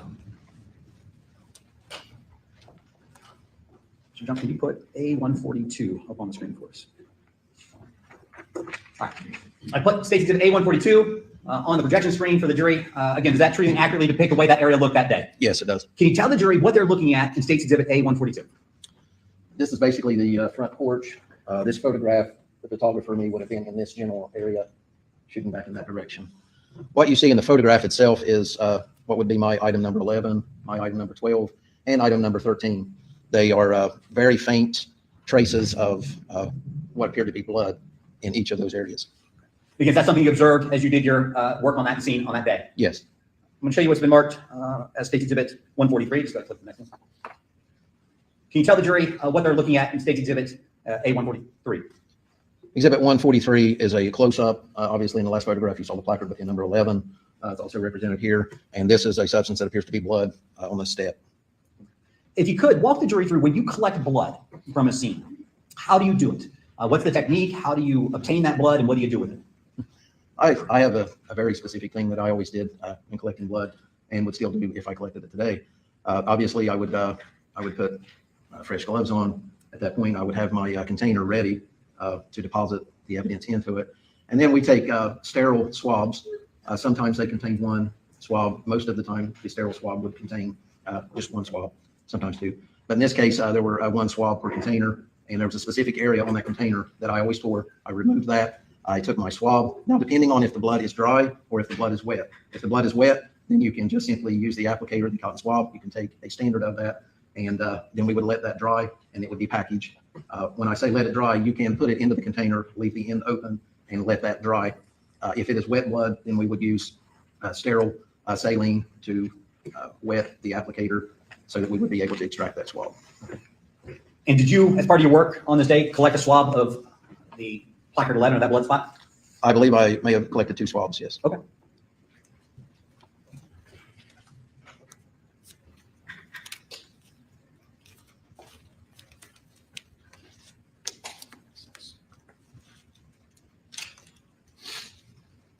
I'm going to hand you what's been marked for identification purposes as State's Exhibit A496. Do you recognize the markings on that package? Yes, I do. It indicates my item number 11. The quantity is 2 swabs of suspected blood from the top step. This is my original label, and that is my initials.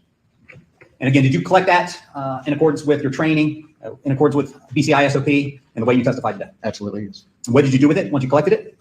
It was allowed to dry. It was completely packaged, sealed, and at some point it would have been released for processing or examination, I should say. Released to the lab?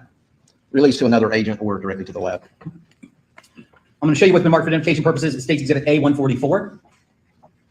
Again, State's Exhibit A144 that's up on the screen. Can you tell the jury what they're looking at there? Yes, I believe this to be suspected blood on the sidewalk area of the in front of the residence.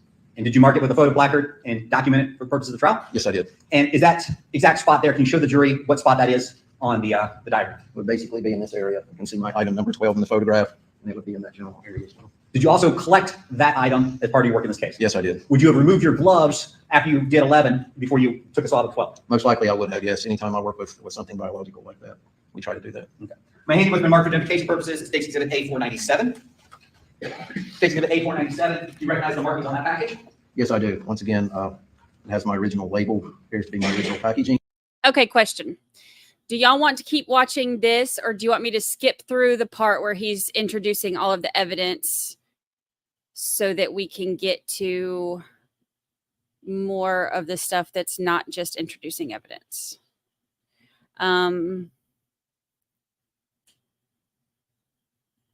What are we, an hour and 56 into this? Because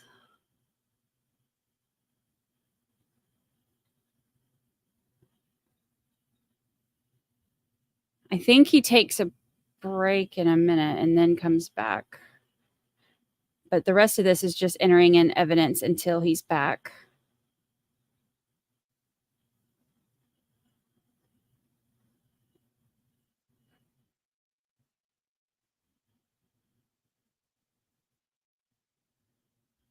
Okay, everybody says skip. All right. Because he's got a few more minutes of this and then they take a break. Let's see. That's again with item number 11. Now we're in that general vicinity of that top step where item number 11 would have been found. If you look directly in front of you in the photograph down near the bottom of the mobile home where it meets the porch, you will see an item number 14. Okay. And were you able to look at that, examine, and determine what? This is still entering in items. I'm trying to see exactly how far. Putting up on the screen what's been marked for identification purposes, State's Exhibit A155. Can you tell the jury what they're looking at there? Yes, I can. I do not have that photograph in front of me. We already used but- it once, so it's not in the file. Yes, but A155 would be a photograph standing on the front porch, looking directly at the door. I think we looked In that area. in that particular area. We would have had one again, which is 15. That'd be 1.0. Then we had 2, 3, 4, 5, and 6 for a total in that area of approximately 6. Right. I have 307, Exhibit 307. It looks like a close up of BE 4.1. Okay.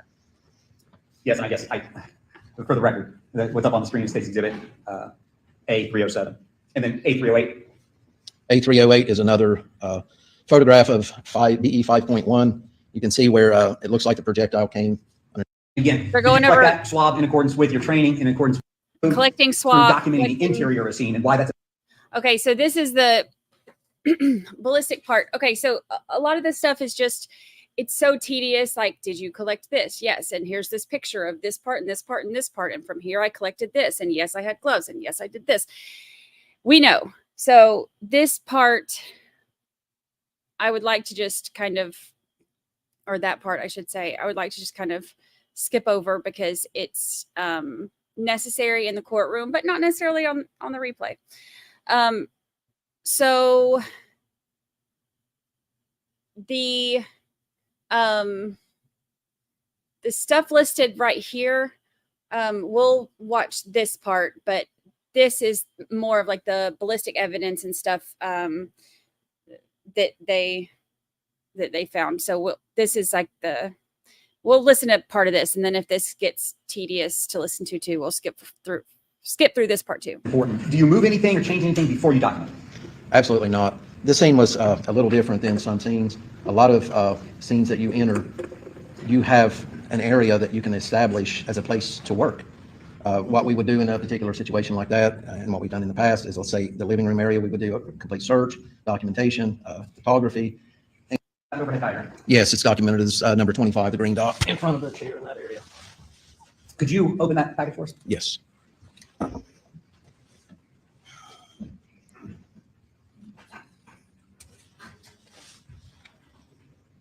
Again, this is just going over some of where they collected some of the ballistic Again, evidence. the items in a plastic bag appears to be lab. Okay, and again, the items in that plastic bag, do you recognize that as the projectile that you recovered? Your item number 25, State's Exhibit 510. Yes, it appears to be the same. You're not gonna publish it? Yes. No, objection. Oh my goodness, my eyeball. Something's in my eyeball again. Skip it like it's hot. Skip it like it's hot.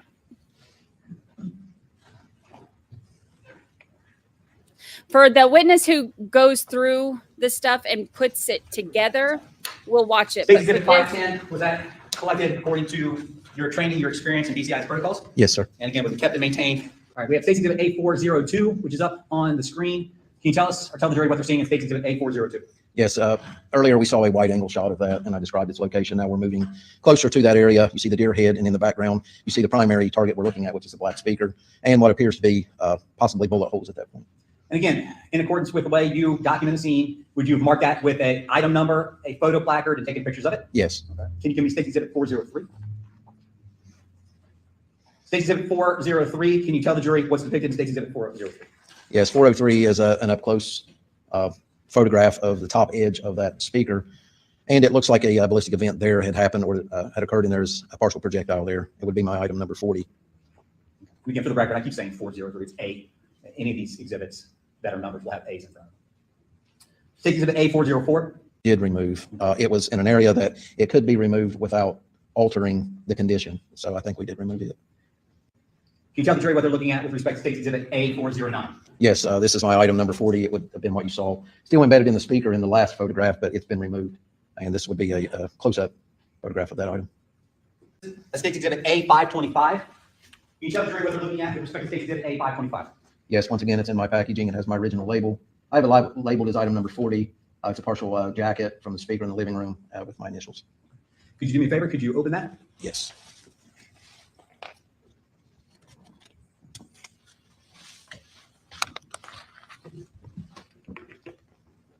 Can you tell the jury what that is? Yes, it's the item number 40, the partial jacket.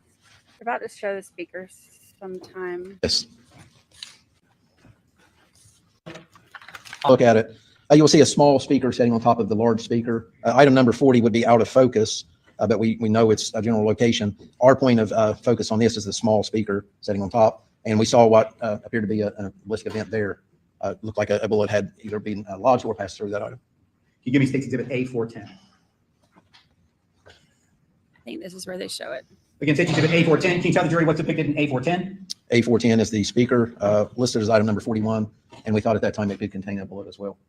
You don't have to point it out from there, but is on the ballistic evidence diagram, is photo exhibit 41 listed in that same general area as 40 was? Yes, it is. Did you do any work with respect to the speaker that's depicted there in that picture? I chose to just collect the speaker. I wasn't sure exactly where the projectile was inside the speaker. However, it didn't look like it had exited that. So we collected the entire speaker. In order to, in a lab setting, they're able to extract something, a projectile, better than I am. They're better equipped and it's a better environment. So we took the whole item. Speaker, we put up State's Exhibit A411 on the screen. Can you tell the jury what's depicted in that item or that picture? Yes, it simply looks like a bullet strike in the edge of the speaker. I'm going to hand you what's been marked for identification purposes as State's Exhibit A526. Could you take a look at State's Exhibit A526 for me? Appears to be my initials are on the packaging from the original collection date. And I have it labeled as a speaker containing a possible bullet fragment from the top of the speaker. Would you like it removed? Yeah. Can you tell the jury what they're looking at there? Yes, this is actually what we labeled as item 41. And I read you earlier on my packaging. We felt that it contained a suspected projectile or bullet. Can you show the jury on that exhibit, which is again State's Exhibit A526? Can you show the jury where that strike is on that? I believe it was in this area. There's a hole there. You put it back. There's something else in the Okay. package. Okay. And again, with respect to that item right there, did you dig a projectile out of that yourself? Or is that something that was done in the lab? I did not. I believe the lab would have removed that. And the other item you removed out of the package, again, is that in the same type of baggie that the other projectiles have been kept in? Yes, it is. Along that same wall over by that recliner, did you find other projectiles? Yes, we did. Can I get State's Exhibit A?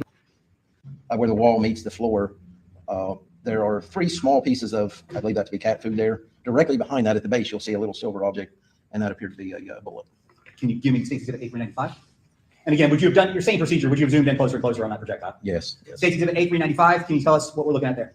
Yeah, same location, same target that we're looking at the photograph, just a better close-up shot of what would be item number 38. And eventually, would you have marked that projectile, documented it, and collected it? Yes, sir. He said he was at Can I home get asleep. State's Exhibit A397? A photograph.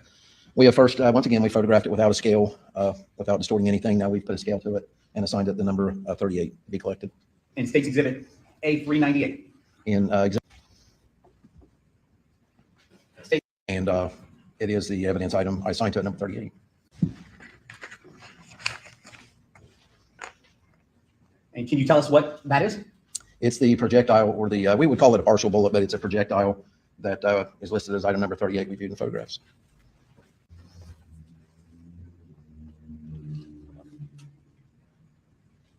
Just walking around The showing PCI procedures and protocols. Yes, sir, it was.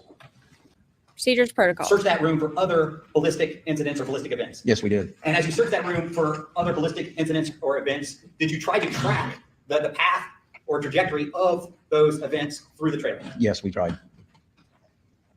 I'm getting ready to switch over to another topic, but this may be a good break.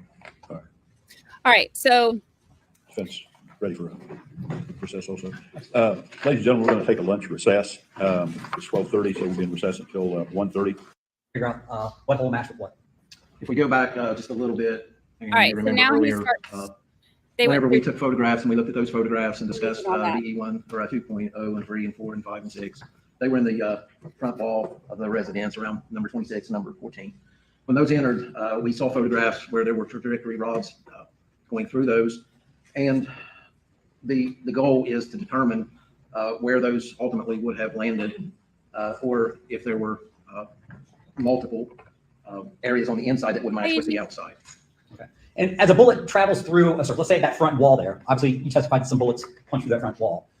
Even if they carry through the wall, with the impact with that front wall, would you at least expect that to change the course of the trajectory of the bullet a little bit? There should be some type of a deviation in the bullet, meaning that If it strikes a hard substrate, even if it goes through it, its path will be altered. Okay. And again, would you expect that type of alteration with anything inside that residence that it hit? A body, if a bullet hit that body, could it come out at a different angle of a body than it went in? It could, yes. So I'm going to hand you some pictures.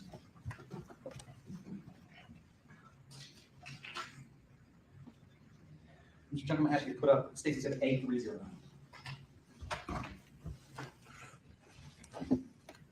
State Exhibit A309 that we have up on the screen again, is that in the stack of pictures that I handed you? Yes, it is.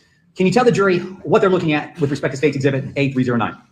Earlier, when I testified, once again, if you recall, there was a speaker and a smaller speaker sitting on top of it, and then there was a deer head mounted on the wall. You can partially see the portion of the deer head, and so that will orient you as to where this photograph is on the wall in the residence. And there's a marker there. Obviously, you can see a strike mark, and then there's a marker that would say BE 7.0. Can you do me a favor? Can you take your pointer and orient the jury to where that would be? Should be in this general area here. And with respect to ballistic event 7.0, did you try to track that event or look at that closely to see if you could figure out where that projectile went? Yes, we did. Okay. Can you give me State Exhibit A310, please? Okay, can you tell us what State Exhibit A310 is? A310 is a close-up photograph. We saw the last photograph. Obviously, it had a portion of the deer head. It was from a distance. This is a close-up view of the same bullet hole. And can you tell the jury, again, as you're looking at that, is that consistent with projectile strike, or what caused you to believe that that is related to a projectile strike? The overall shape of it, the fact that it appears to be no damage, just the characteristics of what you're seeing there, and you see what appears to be somewhat of a little shoulder in the drywall portion of the wall there. Can you give me State Exhibit A323? 323, Mr. Wilson? Yes. Oh, I'm sorry, not 323. Yeah, 323, yes. We love Can you him. tell The jury what we're looking at there with State Exhibit A323. Yes, in A323, this would be on the other side of the wall. We saw BE 7.0. We took that photograph. We took a close-up at that point. Talking about in the wall that you got. Tomorrow night, in this area. I'm about to skip through this part too because he's still going through this stuff. Tomorrow night, JT and I are going to be guests with RA and Thomas on their podcast tomorrow night at 8 Eastern. I think Yes. 8 Eastern. Okay. Now, is that that's a separate bedroom, or is that a separate bedroom? Yes. Now, let me back you up. Prior to doing your actual evidence collection and crime scene analysis, did you go through this entire residence and document everything before you moved anything or before you started doing your collection? Yes, that would have been done through photography. When we go through in the beginning, we don't necessarily move objects. We don't search for evidence at that time. Our goal at that point is the same as with the outside. We document things so that it is preserved, so that when we do move items, at least we can have photographic evidence of where things were prior to us altering the scene. Okay. And so prior to actually going in and tracking this projectile track through that bedroom wall, would you have already documented it? Most likely through photography, yes. Okay. Let's go to State Exhibit A324. A324 is a photograph. It's just a close-up photograph of the last photograph we saw. Again, we have a marker there, and we labeled it BE 7.1. Is that in the wall or in the ceiling, or where is that in that room? I believe that's in the wall area. Okay. Can you give me State Exhibit A325? A325, once again, to the left, you see a bullet hole that was labeled in the last photograph as BE 7.1. So now this bullet, we believe, has penetrated the wall in the living room, which is BE 7.0. It exited in this bedroom, causing a hole, which we would label as BE 7.1. And it appears that it re-entered another wall. And upon re-entry, then we give it BE 7.2. Can you give me State Exhibit A326? Can you tell the jury what we're looking at there? Once again, this would be a photograph of another exit point. So what we're trying to show here is the fact that it enters, it exited, it re-entered, and in this photograph, it is now exited again. So it's the blood on the surface. And we thought that it would be best if that would be one of the last things that we try to actually locate. If it's under the residence, it's probably going to be safe there. And to go under the residence and then have to come out and then go back into the scene, we felt like we could possibly destroy more evidence than what we could preserve. And so we thought we would wait, and that would be one of the last things that we tried to obtain. And at a later date, was more work done to determine the trajectory with respect to that hole and recover a projectile from underneath that trailer? Yes, it was. In addition, and you can take it off, I'm going to move on. Mr. John. In addition to that bullet hole and the ballistic evidence that you've already talked about, did you also find some ballistic evidence in the kitchen? Yes, I did. Okay. And specifically, did you recover a shell casing from that kitchen area? Yes, in the kitchen area, you see here it's listed as item number 33. That would have been a fired Hornady 40 caliber cartridge case. Being a cartridge case means that it no longer has a bullet in it. It has been fired. He looks so it's not a cartridge angry. anymore. Now it's a cartridge case.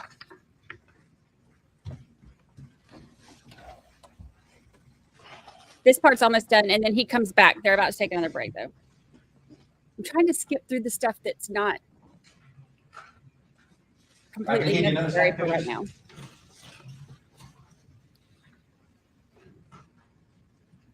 These are going to be a group of pictures we don't have published. I'm going to start with Stacy at page 214.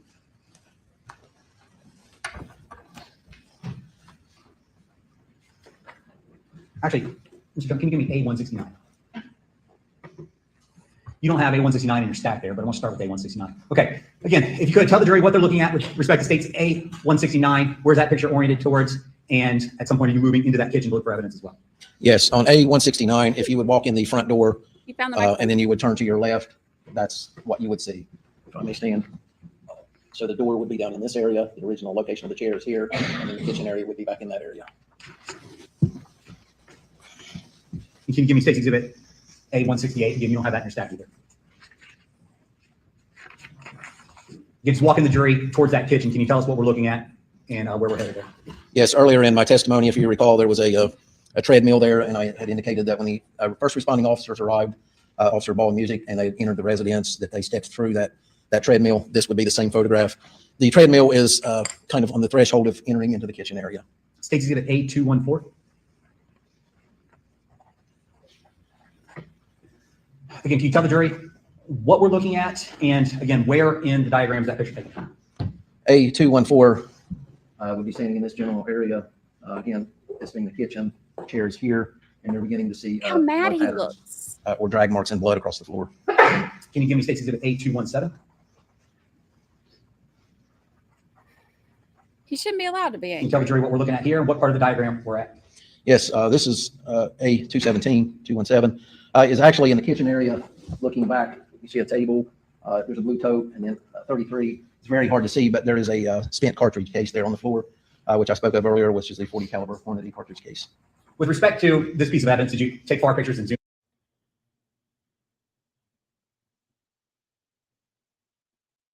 What happened? Oh, I think this is when their thing goes out.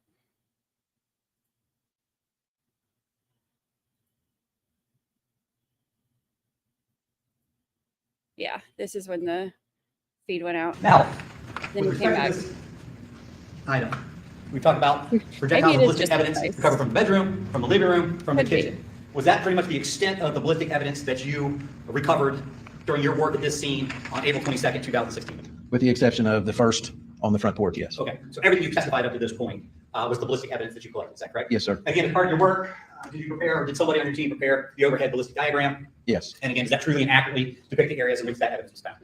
The ballistic evidence, yes. Okay. Now, obviously, the ballistic events, are they marked on that? Yes, they are, basically.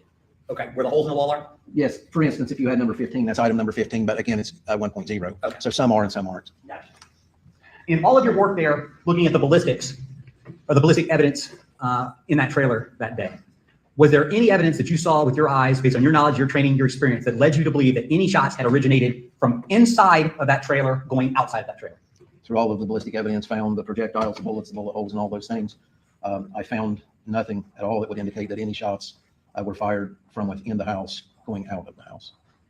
Based on your examination of that scene that night, again, we're just talking about ballistics right now, with respect to the ballistic evidence that you collected and observed that night, did you have an opinion with respect to whether or not shots had originated outside and then shots had also occurred inside of that scene? My opinion was that the shots did occur from outside. I felt that they were from the front yard area. I did find evidence, or what I believe to be evidence, that shot, at least one shot, was fired from the interior, but nothing indicated that anyone from the interior had fired actually out toward the front or the rear. Yes, we have it sped up. And 'Cause they talk so even though slow.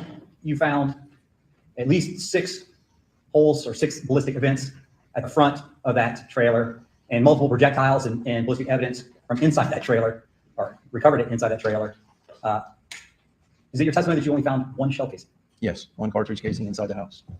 And as part of your work in examining the ballistic evidence, is shell casings something that you would have been interested in trying to find related to this scene? Absolutely, yes. And did you look for shell casings that evening? Extensively, yes. All right, I want to transition now to blood evidence with you. So they found the projectiles, but no shell casings.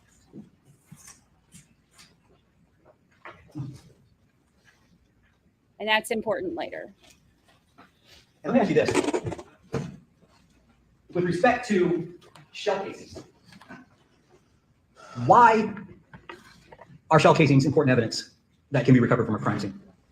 Well, there could be many reasons. Shell casing, first of all, if you have ballistic events that you have marked, let's take, for instance, in the front of the residence where we had BE 1.0, which was item number 15 that we recovered. Then we had 2, 3, 4, 5, and 6.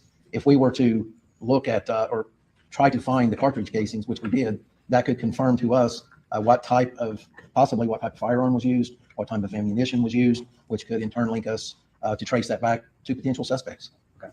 And with respect to the one shell casing that you did recover, what caliber shell casing was that? 40 caliber. Okay. So obviously, as part of your investigation in this case, would you be interested in looking for a 40 caliber weapon? Absolutely, yes.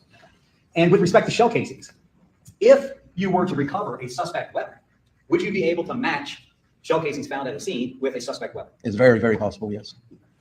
And again, in this case, ultimately where there's multiple scenes, would you be able to compare shell casings or match shell casings, compare shell casings from one scene to another scene to determine whether or not they've been fired from the same weapon? That is a great possibility as well, yes. Now let's talk about blood or biological evidence at this scene.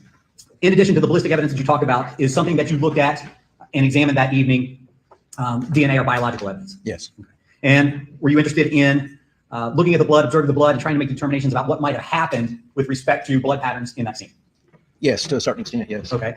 Tell us about that. What were you seeing with respect to the blood, and was there anything with respect to where that blood was located and anything that you could basically derive from the blood patterns?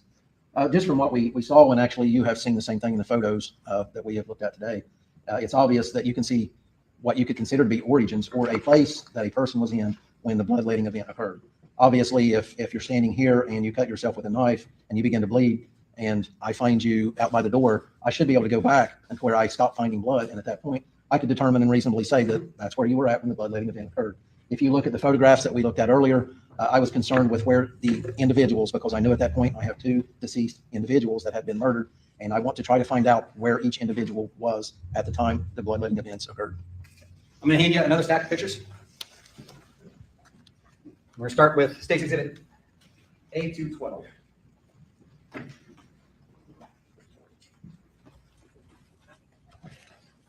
It's not a bullet.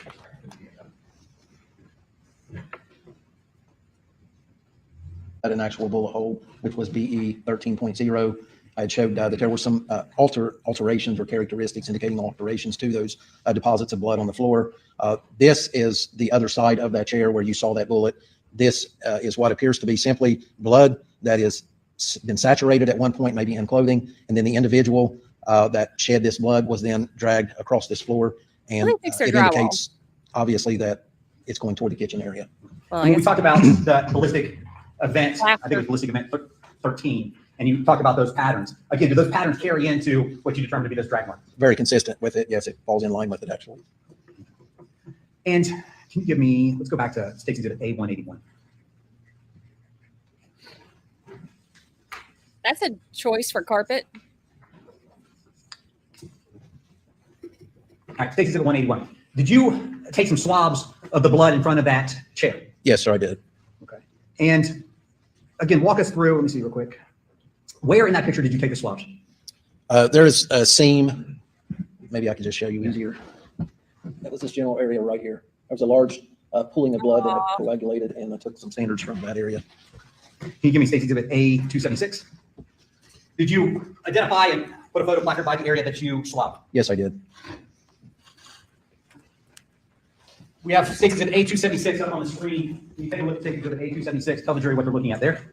A276, once again, is I just testified that I had collected at least 2 swabs of blood from that area, and Earlier, I testified that I would take evidence from these two individual, what appear to be individual stains, the one that you would see in the front, the one you would see in the rear, to determine what individual would have been there that shed that blood.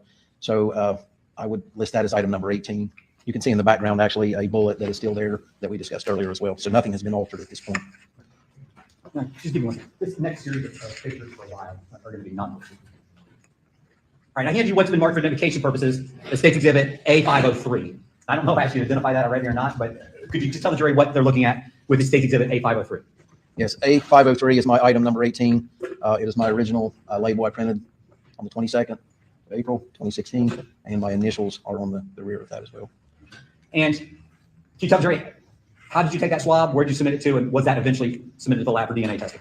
I believe that eventually it was submitted for DNA testing to determine actually which victim's blood this was. And 2 swabs were actually collected, I believe, at that particular time. And again, it was our standard operating procedure, the care we take with collecting any standards or anything biological. Right at this time, I believe the parties had a stipulation. You want to state what it is, and we'll ask Mr. Parker to acknowledge. Yes, Your Honor. With respect to State's Exhibit A503, the swabs from the stain contained in that exhibit in the living room of 4077 Union Hill Road, also depicted in photo ID number 18, tested positive for blood, and the DNA profile of the blood from this swab contains Chris Roden Sr.'s DNA.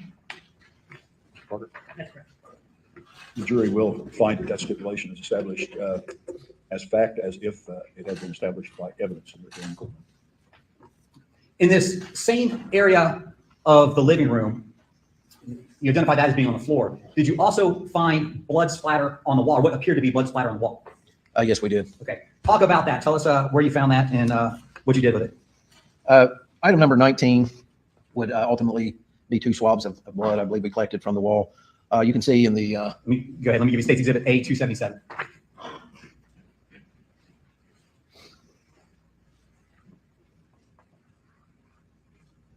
Okay, State's Exhibit A277. You had just testified to item number 19. Yes. Tell the jury what they're seeing on the picture or on the screen and what you did with that.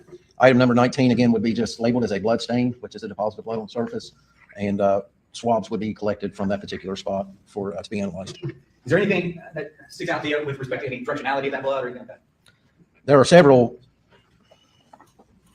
First of all, there's a lot of blood stains on this wall. Some of these stains do have directionality. It's a common practice, and in my training, that all of these stains, from what I see, are descending stains, which means they are traveling down when they struck this wall. And I do not do any kind of analysis with a descending stain because gravity has taken effect of that particular stain as it's flying through the air. From that point on, it is altered, and it is simply a blood stain on the wall. Did you take a swab of what you marked as stain 19? Yes, I should have taken 2, I believe. Before we move on from this picture, can you tell the jury what they're looking at with respect to what you have on right there? Yeah, first of all, you'll see white Tyvek suit, latex gloves, and in the background, you also see a trajectory rod with a sphere on it, which we spoke of earlier, that is used for the 3D scanning purposes. And again, that Tyvek suit and those gloves, do they prevent your DNA from getting on the scene? Yes. Andy, what's been marked for identification purposes, State's Exhibit 504. Can you take a look at that for me? Yes. State's Exhibit 504, can you tell us what that is? Yes, it's again, it's my packaging with my original label. I have initialed it, and it's listed as my item number 19 we saw in the photograph, and it's 2 swabs of blood or suspected blood from the south wall of the living room. Do you know, were those swabs eventually sent to the lab for DNA testing? Yes, I believe they were. And did you collect and take those swabs and store those swabs according to your standard operating procedure? Absolutely, yes. You're not going to have no stipulation. All right, state the stipulation. Your Honor, State's Exhibit A504, which are swabs from the stain on the wall of the living room of 4077 Union Hill Road, identified in the photo ID as number 19, tested positive for blood. The DNA profile of the blood from this swab contains Chris Roden Sr.'s DNA. Mr. Parker? Yes. Is that the stipulation? Yes. All right. The jury will find that stipulation has been established as fact, as if it has been established here in the courtroom through evidence. And I don't know if I asked you to do this already or not, but can you point to the diagram on where that stain was or on the wall? It should have been in this area right here. Actually, there's 19 more in that area. I hate it for those families, man. Can you give me State's Exhibit A182?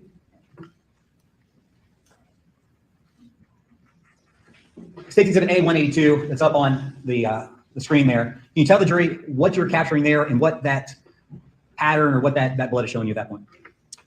Once again, we see the chair. This is in a 182. See the corner of the chair, so we know basically where we are at that point. And we see the blood stain in the form of a transfer stain, it would appear, or a drag mark going across the living room floor, and it's going toward the kitchen. Also, within this photograph, because I know where they are, there are partial footwear impressions that are in blood there. And again, as part of your documentation of the scene, did you continue to follow that blood trail as it moved through that residence? Yes, I did. All of that Give me State's Exhibit 183. comes later. That's why I'm trying to kind of get through this because I know this has to be entered Walk us in. through what they're saying. Take us from the chair and where that blood drag mark's headed. This isn't how As I stated earlier, we have the chair. That's the basic location where this blood appeared to originate from. And it appeared as though the drag marks that the individual was being dragged across the living room floor toward the kitchen. And this photograph we see where they're getting ready to enter into the kitchen. Okay. Now, Yeah. John, can he step down for a second? I'm sorry. Can he step down for a Oh, second? sure.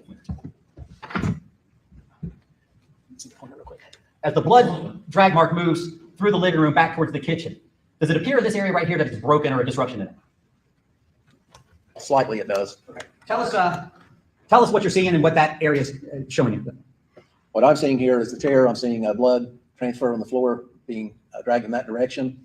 I also see what I thought was a separate pattern on this side, and there's a swirl here, and it indicated to me that an individual most likely was murdered in that area, and this swirl would be caused by the individual being turned and then dragged in the same direction. Also, you see footwear impressions here and here. A lot going on in one photograph. And at about the point in this area right here, is there a disruption in the drag or is there a change in the pattern at all?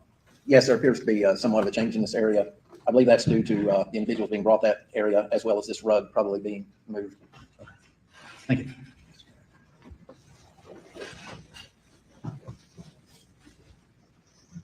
Can you give me State's Exhibit? Is that 183? 184, please. Again, State's Exhibit 184. You don't have a picture of it, it's on the monitor. Is that just a closer view of what we were just talking about? Yes, 184 is a little closer. Can you give me State's Exhibit A213? Walk the jury through what they're seeing in State's Exhibit A213. That's basically the same thing. I've just moved toward the kitchen area a little more, and now I've turned. And now we're looking at what I spoke of earlier, appeared to be a second pattern to me, where an individual would have bled. You see a large, I'm gonna have to stand again. You see a large accumulation of blood in this area. At some point, sometimes we will call that a blood pool, and blood will be shed in that area. There will be a pool, and in this case, at some point, the individual was turned and dragged toward the kitchen. Can you speak on, again, with respect to this area here, there seems to be a pattern, and then a disruption or a movement of a little different pattern up in this area right here. Can you talk about that at all? In my opinion, what I saw that day, it was where at some point this rug had been moved or maybe had rolled up under the individual as they were being dragged. Okay. Would that also be consistent with that rug being used to wipe that area? It could be. That's so sad. I want to go now to State's Exhibit A. Let's go to A279.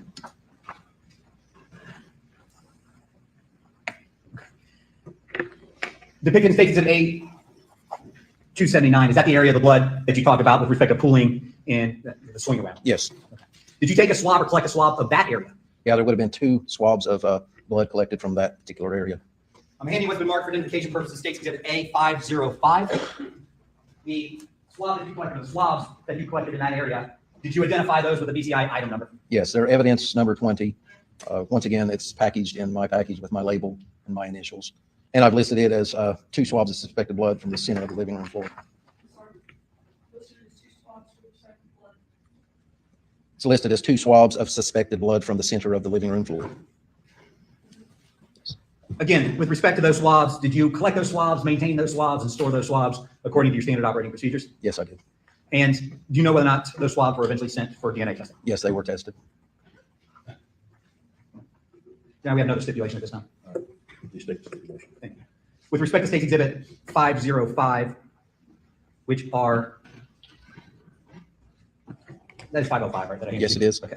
State's Exhibit 505, which are swabs from the stain on the floor of the living room of 4077 Union Hill Road, identified as photo ID 20. Those swabs tested positive for blood and the DNA profile of the blood from those swabs contains Gary Roden's DNA.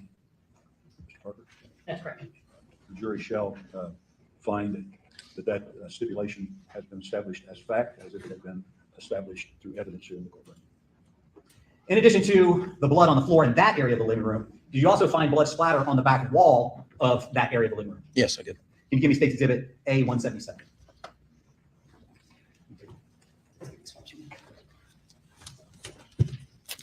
Can you tell the jury what they're looking at with respect to State's Exhibit A177? Yes, by now you're getting pretty familiar with the interior. This would be back out toward the door. You're seeing the back wall. Obviously, you can see the stain on the floor and the pattern that we just looked at. And again, we point out was there a window or curtains or something in the back wall there? Yes, Where in the picture of those? Just in the center? yes. Yeah, that area there. Can you give me State's Exhibit A280?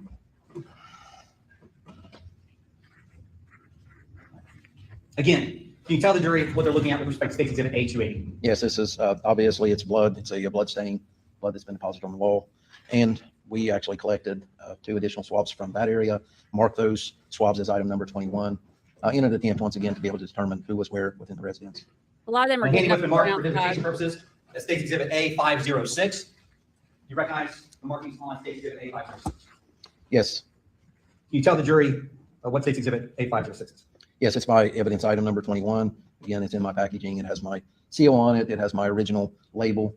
And it is obviously item number 21, 2 swabs of suspected blood.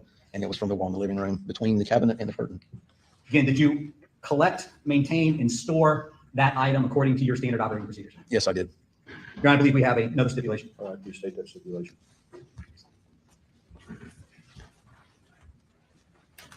With respect to State Exhibit A506, those are swabs from the stain on the back wall of the living room area of 4077 Union Hill Road, identified as photo ID 21. Those swabs tested positive for blood, and the DNA profile associated with the blood from those swabs contains Gary Roden's DNA. Mr. Parker? Yes. Is that correct? Yes. Again, the jury is instructed to find that stipulation has been established as fact, as if it had been established by evidence here in court. In addition to the blood on the wall in that area, did you also find blood on the ceiling? Yes, there were multiple spatter stains on the ceiling in that general area. Can you give me State's Exhibit A215? Can you tell the jury what's depicted in A215? Yes, in A215, if you, first of all, look away from the ceiling, you can look at the curtain and you can see the cabinet next to it. If you remember, item number 21 was located between the 2 of them. So if you look from that area between the curtain and the cabinet and begin to look straight up and follow the, basically the brown small pieces of paneling on the ceiling, you will begin to see spatter stains on the ceiling. State's Exhibit A282. A282, Hold on one second. Let me get that. Let me get a picture. Thanks. Okay. A282. A282, once again, we're holding up a numbered placard, and ultimately we would collect 2 swabs of blood from that area as well. And A281, please. What's 281 depict? A281, once again, the same photograph, but it's just painted a little closer to close up of the spatter stains on the ceiling. And with respect to that evidence depicted in State's Exhibit A545, which is the A545 diagram. Yes. I handed you what's been marked for identification purposes, State's Exhibit A507. Can you tell the jury, do you recognize the markings on the envelope marked as State's Exhibit A507? Yes, A507 is evidence number 22. Its location will be in that general area of the living room. It corresponds with 20 and 21 where they were located. And evidence number 22 is 2 swabs of suspected blood from the ceiling, basically near the cabinet on the east wall. And once again, it's my original packaging with my label and my initials.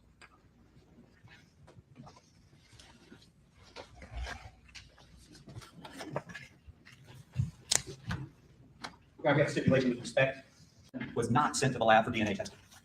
Mr. Parker, is that the stipulation? Yes. The jury is instructed to find that stipulation has been established as fact, as if it had been established by evidence here in court. Can I get State's Exhibit A186?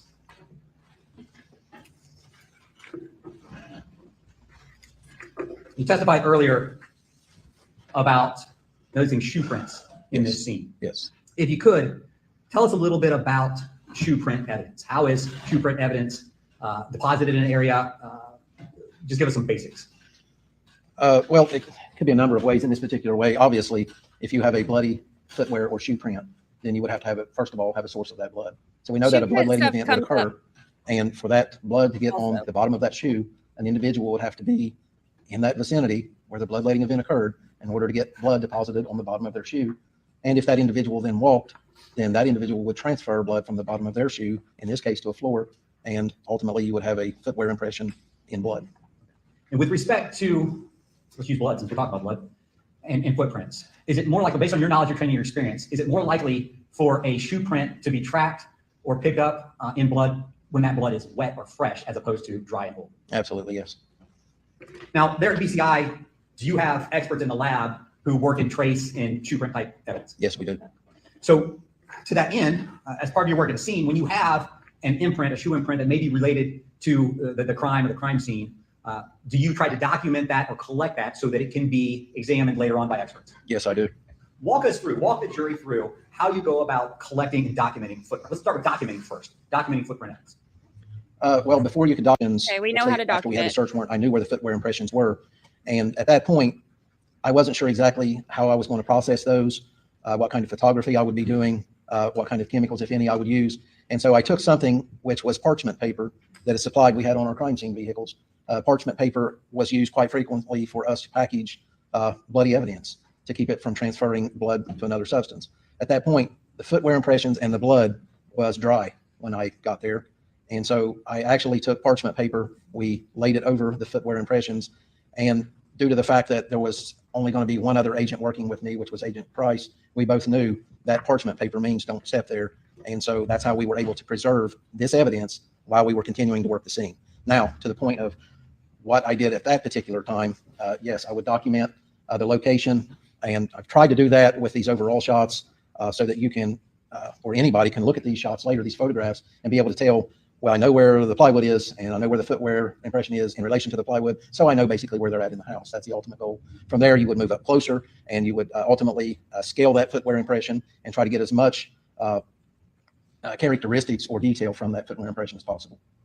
Question. You said when you very first observed these footprints, they were already dry in the blood, is that correct? Yes, they were. Now, or the blood associated with the footprint, I guess, was already dry, is that correct? Yes. Okay. So you talk about preserving it, documenting it. How do you go through actually photographing it and then ultimately collecting any shoe prints in this? Okay, I'm There going to we skip through this. in this case, We've a bloody heard. footwear impression, and it will actually help enhance detail in that actual footwear impression that is not really visible or is latent to the eye when we're trying to look at it. So if I see half of a footwear impression and I put leucocrystal violet on that footwear impression, then I may see the whole footwear impression.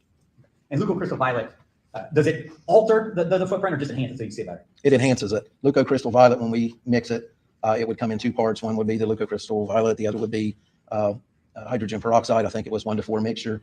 And one thing about the leucocrystal violet is it has a fixative in it. And a fixative means that it's not supposed to make the footwear impression swell. It's supposed to hold the blood where it's at. So if I apply it properly, then it should hold that footwear impression and keep it from growing and getting bigger. Okay. And again, leucocrystal violet, is that pretty well accepted or accepted in the crime scene investigation world? Is that an accepted way of enhancing and preserving these footprints? It absolutely was, at least in 2016. Okay. So, and again, that's back when you did this job. You do Yes, this job now. yes. Okay. So at some point, is a decision made to actually cut out the area around the footprint so that you could preserve it? Yes, there were a couple that I actually did cut out, cut the whole floor with it, which was another reason why we waited to the end. I told you earlier that we covered these and preserved them. I knew that it was going to be messy, and it really was a chore to get through the flooring to get these up.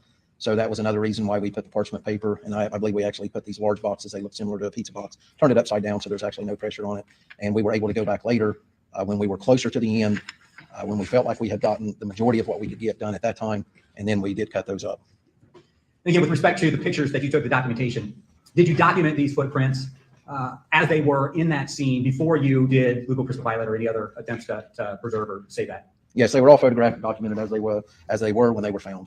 And again, with respect to the photos and documents, all of those photos and documents would be preserved so that other experts could take a look at and compare these footprints if the need would arise later in the investigation. Yes, that's the ultimate goal. Can you give me State's Exhibit A185?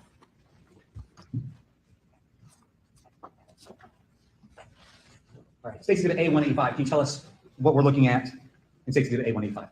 In A185, again, it's I think we're familiar with the general location. We had swabs taken from that area earlier. We have the chair, we have the alterations in the bloodstain going toward the kitchen.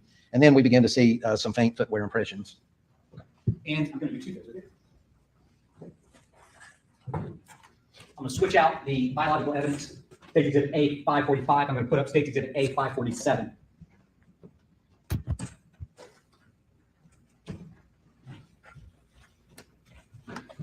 And the second thing I'm going to do is probably have you step out so you can actually, you talk about footprints in the picture. You step out, can you tell the jury or show the jury on the screen where these footprints are? This general area. And what about on the TV screen? Again, it would be in that area. You can see some there. There. There's some small indications in a few other locations. Actually, right here. Can you give us State's Exhibit A283?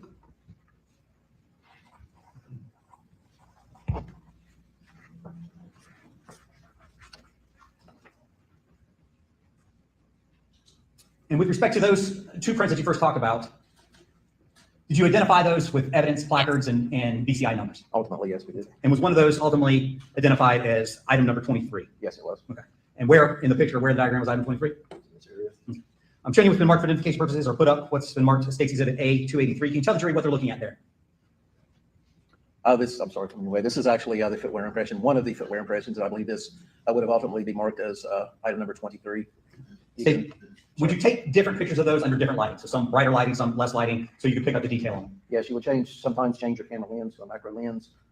Sometimes you would use no flash, lower flash, sometimes use oblique lighting, whatever you could do to try to get as much detail of that particular object. Can you give me State's Exhibit A284? Angela, you can sit down. I don't want to wear you out there. Okay, can you tell the jury what they're looking at with State's Exhibit A284? Yes, in Exhibit 284, it's basically the same footwear impression. I believe we established it was item number 23. I'm starting to pan in a little closer, and I'm starting to see some characteristics of the shoe that I think somebody more qualified than me should ultimately be aware of. Okay. And again, when you talk about somebody more qualified than you talk about the experts back at your lab or experts. Absolutely, yes. And when you talk about detail, what's standing out to you where you're like, oh, they may be able to do something with this? What's actually standing out to me at that particular time was the fact that, can I stand again, please? Sure. In this area of the shoe, I'm not seeing any kind of wear pattern at all. Okay, so I know that this stuff is hard to focus on when they won't show the pictures, but try to pay attention to what he's saying with this part about what he's noticing about the shoe pattern. Okay. That meant something to me. Okay. And again, ultimately, our opinions with respect to what that means established or given by the experts in the lab. Yes. But at some point, you know, or do you know you got to collect that? Yes, I do. All right. Can you give us a State's Exhibit A286? Again, as part of your documentation, do you put a ruler next to these prints and start documenting how they look with a ruler or a measurement next to them? Yes, we try to scale those as best as possible and have our scale as accurate or as flat on the surface as we can. It does make a difference. State's Exhibit A285? A285, are we ready? Yes. Once again, it's Amy, another photograph. It's basically the same footwear impression. Memberships. But we're continuing to get a little closer. And State's Exhibit A287. Casey, Dreama Landry, A287, once again, same footwear impression, just a little closer. Alicia And again, you're Bennett. trying to document this as closely as possible from as many different angles as possible so that later the experts can look at how they looked the day that you saw them. Absolutely, yes. Thank you, Amy H51. State's Exhibit 288. And at some point, did you put your BCI item number or photo placard down next to this so you could identify that mark? Yes, I did. Okay. Is that what's depicted in State's Exhibit A289? Basically the same photograph. Camera's actually sitting on a tripod, not moving. And I just slid a item 23 in there so that we could have that later for identification purposes. In addition, you've been focusing in on that area of the tread that you pointed out. Did you take other pictures that showed other areas of the tread with respect to that shoe print? Yes, I did. And I'm going to show you what's been marked for identification purposes as State's Exhibit A290. Again, can you tell the jury what we're looking at there in A290? A290, the same photograph with item number 23. I'll just pan in a little closer, zoomed in, and try and get more detail in the heel area, or what I believe to be the heel area of that shoe. Now, you testified that after you documented this, and again, it looks like you took plenty of pictures. After you documented this shoe print, you testified that at some point you actually cut that piece of flooring out. Yes, correct? at some point. Yeah, it was later. Walk us through, or walk the jury through, what you did to cut that flooring out. At the Okay, we don't need to know how it take cut the the outer perimeters. I'm gonna show you what's Trying been to marked for get identification through purposes. as much as State's exhibit. possible. State's exhibit A508. You recognize the markings on State's exhibit A508? Yes, I do. A508. This is, earlier I actually said that we had boxes that look like pizza boxes. This is one of those. We would use these to package clothing, bloody clothing, footwear impressions, anything that we wanted to try our best to preserve that so that it wouldn't be crushed or smashed. And this is actually one of my boxes. You can see that I have initialed it, as well as have my evidence labeling it as item number 23. Now, there are all kinds of other markings on that item. Yes. When it goes to various labs or various people take that for testing, is it standard practice for folks to put their marks on it, or maybe their own individual case number on it? Yes, normally after something is opened, then it's resealed. The individual that opens it and reseals it, they will seal it, and then they. We know procedure. I love that I can skip forward and don't have to wait on them to open it because they take forever.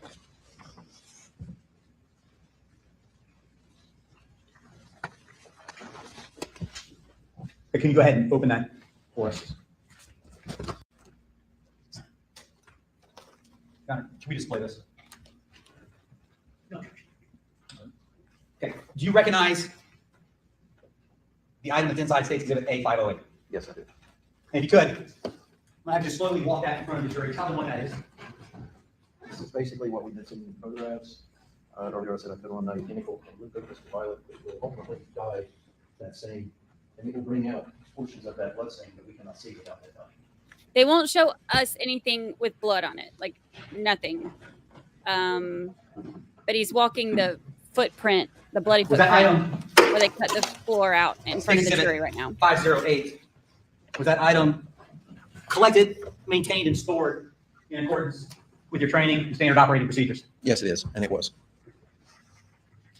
Was that shoe impression there ultimately sent to your lab and other labs for experts to take a look at it? Yes, it was. And again, I don't want you to tell me what the results were, but do you know if other experts were able to form an opinion about the brand and size of the shoe that made that impression? I believe so, yes. In addition to that shoe print, were you able to collect the other shoe print that was right in that area? Yes. Okay. And again, was that shoe print, that one that we just showed was 23. Did you have one that you marked as BCI item number or photo placard item 24? I believe so, yes. Can you Yes. give me State's Exhibit A All day. 291? But there all day for us is only a couple hours. Yeah, State's Exhibit A 291 up there. Yes. Can you tell the jury what they're looking at with respect to State's Exhibit A 291? Again, it's a transfer of blood causing a footwear impression in blood on the floor. It's in the living room area and somewhat close to item number 23. And again, I put up that diagram, or both items 23 and 24 depicted in the overhead diagram that we changed out and displayed for the jury. Okay, I didn't hear you, I'm sorry. Yes. Can we put up State's Exhibit A 292? With respect to State's Exhibit A 292, as you examined this item or this print in that scene, were you noticing the same type of detail that drew your attention? Yes, I did. And did you go through the same type of documentation with respect to this footprint, different lenses, different lighting, all of that stuff? Yes, multiple. First of all, any footwear, we put it on a tripod, or camera was put on a tripod. Sometimes we use a remote. All right, we're not going to go through all this again. Testifying to. Again, did you do a lot of documentation of this item before you ever put the glucose violet on it? Next to it, 94. Again, are you just taking pictures with different lighting so that you can preserve this and ultimately send it to the lab? Yes. As it was at the scene for lab purposes? Yes. Is that what's depicted in State's Exhibit A 295? A 295, yes. We've applied a scale as well. 297 that you have in front of you that's displayed. Again, can you tell the jury what they're looking at there? Yes, it's a photograph, once again, of item number 24, but we've zoomed in, tried to get as much detail. That particular area of the shoe, looking for anything that could potentially be measured, something that we could use later to identify that, an accurate measurement or something. Okay. And again, is that work that's ultimately done at the lab by the experts who render those opinions? Yes, it is. With respect to State's Exhibit A297, give me 298 real quick. And A298, again, is that same item, just different picture, right? Yes. Did you use legal crystal violet on this ultimately to help enhance it and preserve it? I think I may have on this one as well. Okay. And ultimately, did you decide to try to remove this print or the flooring that contained this print the same way you did the other one? Yes, I did. And walk us through how you did that? Once again, something was placed over top of it to try to protect it from any debris or anything, and then we cut into the floor to the point. See what I mean? He goes Yes, through this is my the packaging. whole It's got my process Your of how markings, are there other he markings? does it for every single shoe print. Yes, it's item number 24. We've been looking at the photographs, and it has had Luco Crystal Violet applied to it to enhance it.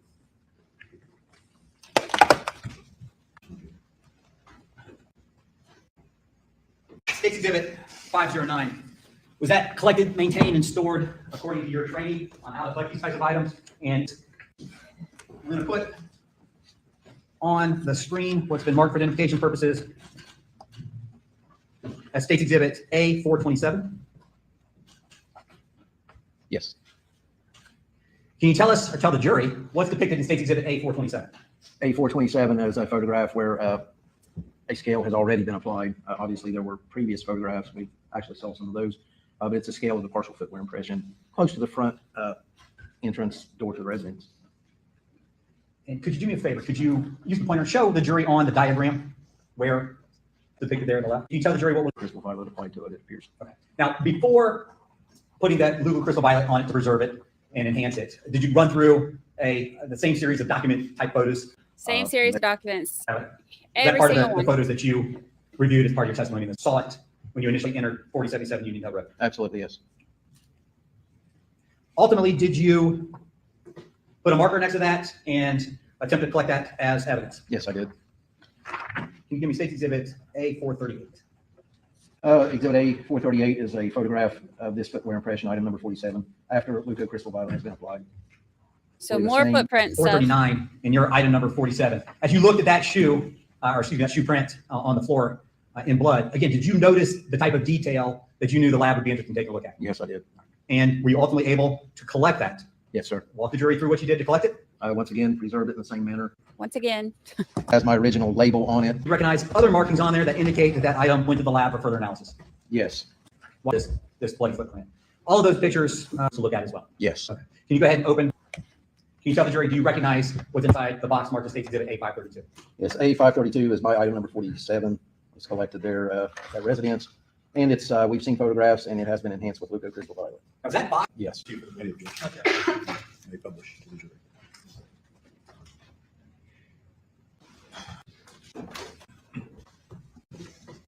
And so far in your testimony, you've tracked it basically through the living room towards the kitchen.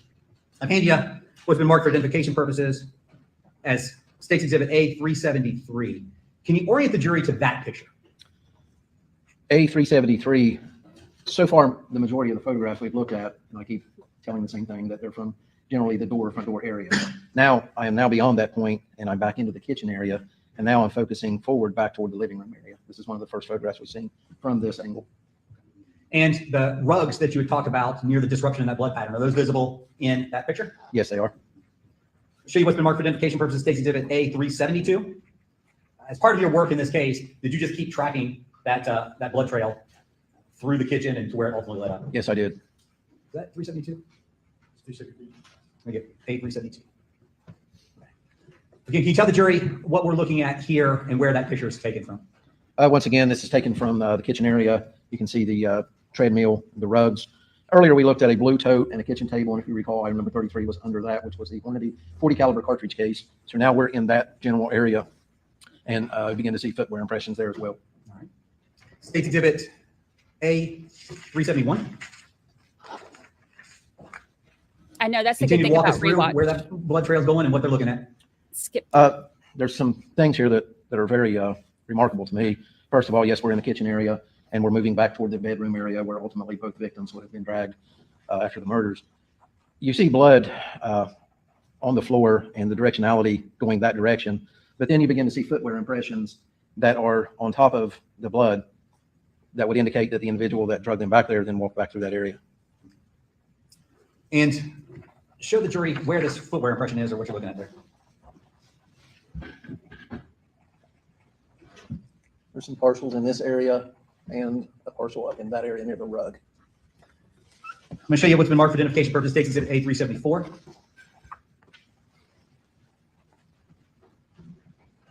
Can you tell the jury what they're looking at with respect to State's Exhibit A374? Yes, A374 again is another footwear impression, and you can see some consistency throughout the scene of the footwear impressions that we've already looked at in photos.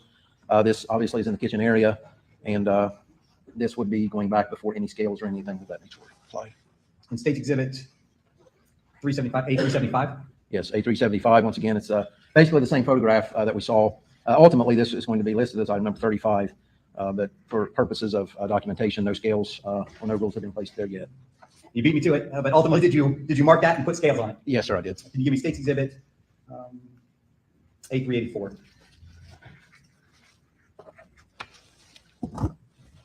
You have a series of pictures that you just passed over there. Again, can you tell the jury, I'm not going to put those up there for us, but can you tell the jury basically what those are? It's been kind of the theme of looking at these footwear impressions that there are multiple photographs that might not mean a whole lot to us now. But at the time, we have to realize that our cameras, we can only see so much detail on those cameras. And so we can't take a picture, say with an iPhone, and look at it and say, I like that, and move on. We have to continue to take more and more photographs to make sure that we do capture the detail. We have to do it from different angles, different lightings. The photographs we passed over are photographs of me doing that. Okay. Again, basically, that was probably State's Exhibits 385 through 391 that you just blew past, which is fine. Same, more the same. Is that correct? Yes, it is. And ultimately, do all of the pictures, or are all of the pictures available for the lab if needed? Yes. Can you give me State's Exhibit 384? Oh, that's 384, right?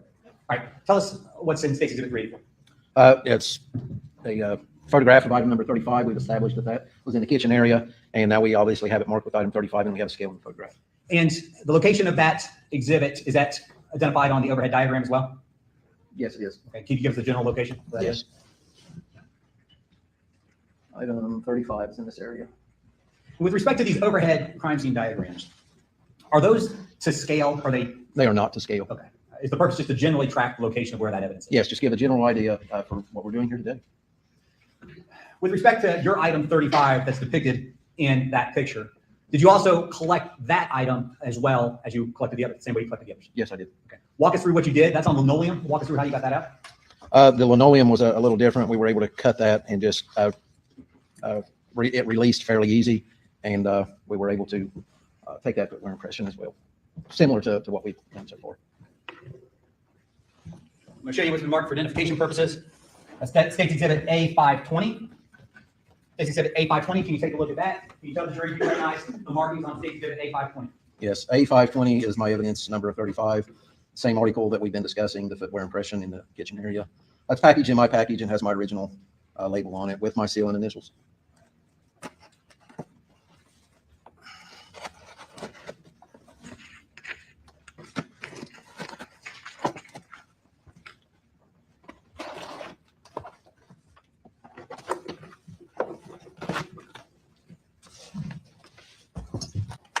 Get through him opening. Does this item have other markings that indicate that it also went to the lab? Yes, it does.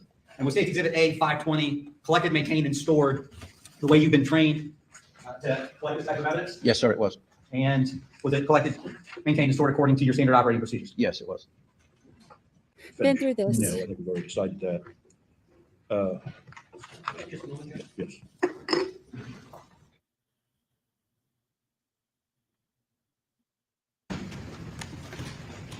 We're almost done for this day, and then I'll recap. Now, just a couple more questions, really quick. All right, let's go back to the ballistic evidence. The shell casing, which was your item 33, I believe. Yes, it is. Where was that found? It was found in the kitchen area between the back wall and a table. Now, we have a stipulation with respect to item number 33. Let me get the exhibit number real quick.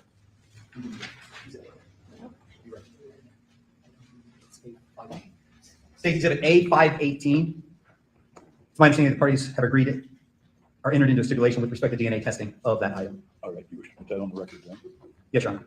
State Exhibit A518, which was the shell casing identified as item number 33 from the kitchen area of 4077 Union Hill Road, was submitted to the lab for DNA testing.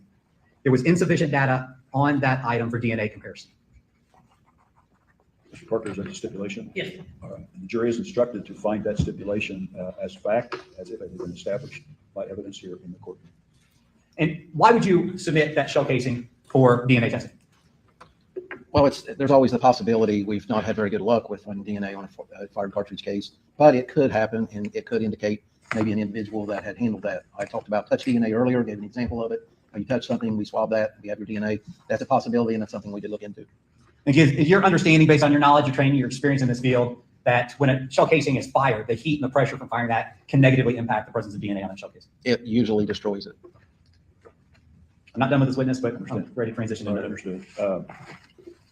So it's acceptable with counsel for both sides. We stop at this time since we're not going to finish this witness anyway. Absolutely. All right. Ladies and gentlemen of the jury, you will be going to your places of destination, home or otherwise, for the weekend, and we'll be coming back on Monday morning. Okay, so let me pull up the next one. He comes back and the stuff, let me find it. I'm pulling it up. A6.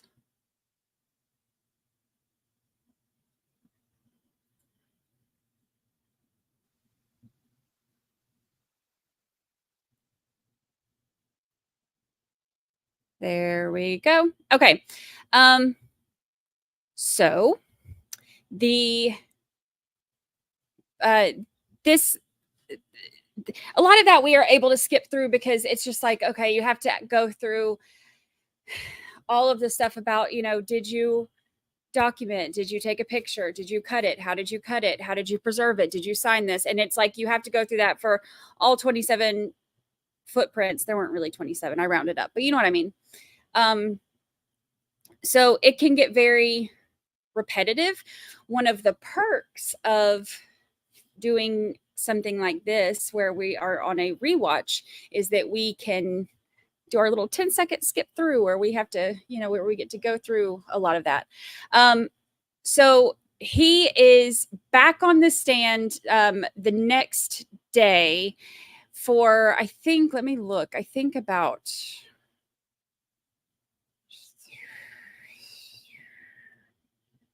3 hours ish, which for us will be a lot less. And then they take a break. I think he's on there almost all of the next day too. Yeah, like first 5 hours of the next day, which some of that's break, but so, and then they have, I know at least one witness that was shown after that. Let's see.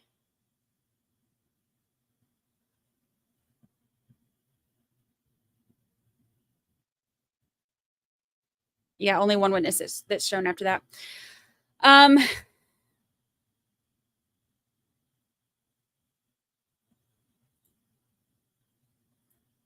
Let's see. So what I'm going to do, because we can rock and roll through this part too. And if y'all are good with it, we'll take a little break now. I need to take Lucy out. Right now I only have 2 flip-flops, and she's passed out in her bed, but I know her little ears are twitching. So I know she's not asleep. She's just waiting on me to take her out. So I am going to take a quick break and let Princess potty. And then I'll get our timestamps ready for the next one.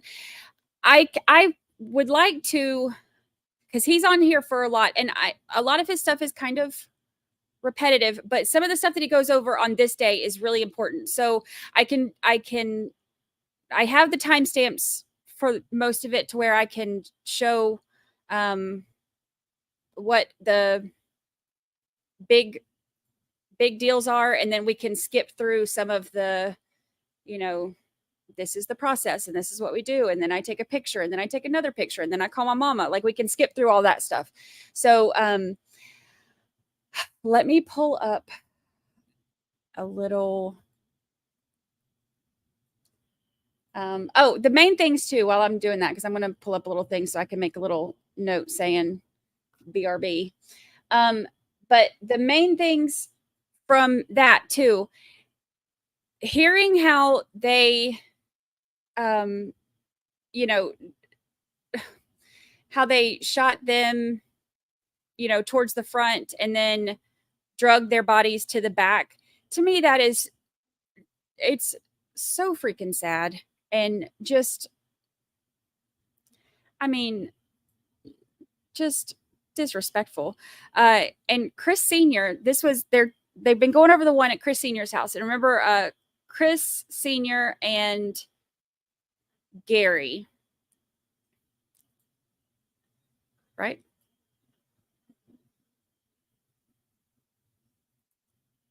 I have to look at my own stuff because Chris Sr. and Gary were in one of the houses in Chris Sr.'s house. So this is all at Chris Sr.'s house. And so they shot Chris Sr. 9 times. 9 times.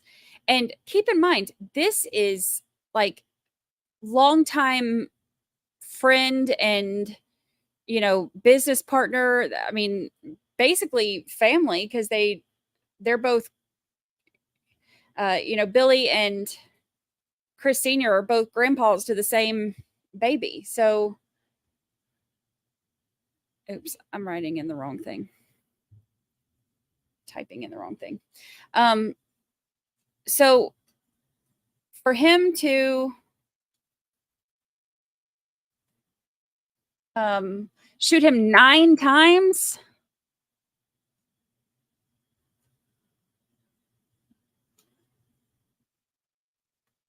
Okay, I'm going to put Rebecca at 2.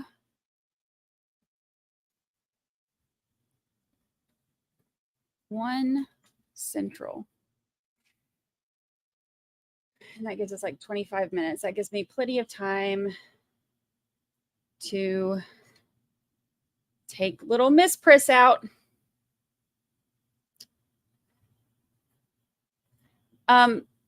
So, you know, one of the things that they were saying too when all of this first started was that this had to be, you know, such a personal attack, like a, you know, some kind of vendetta or something because of him being shot so many times.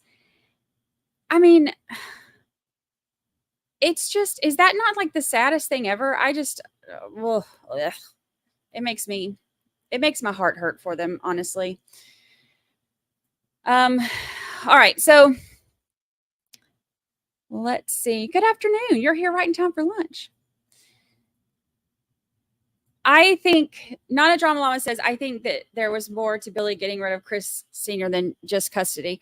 Yeah, and what's interesting, there's some stuff that comes out on this day. Yeah, because we haven't heard it yet. There's some stuff that comes out on this day that was really interesting about things that they found and all of that. So we'll his first day of testimony was not that earth-shattering or anything, but hearing about the shoe prints was a big deal, and then, you know, of course, them being dragged to the back. But the stuff that he goes over on the next day that we're about to watch is a lot more. Well, not a lot. We're still going to skip through a lot of it, honestly, but we're going to get to the main part so you can see. But oh man. All right, so I am going to put my little. There we go. And I'm going to take her out and I will be back. We will be back here in like 25 minutes. So eat, potty, and return.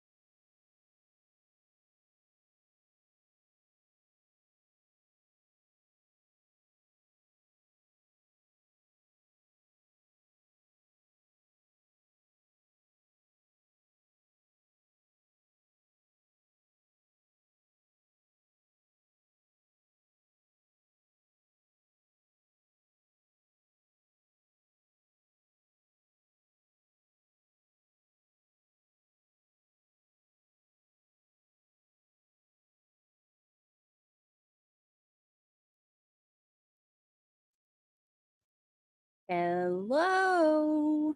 I try to sneak up on y'all when I come back, and I'm like, I try to do it real quiet. I'm like, I don't want to scare anybody.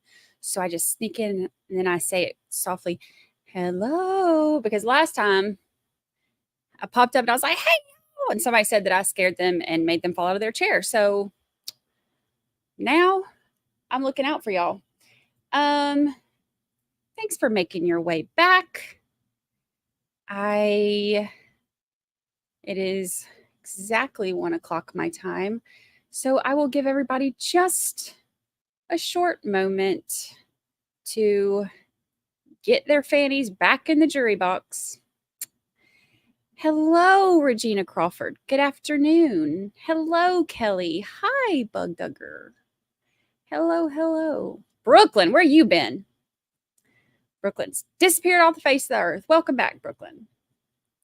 Good to see you. Good to see you. Hello, hello.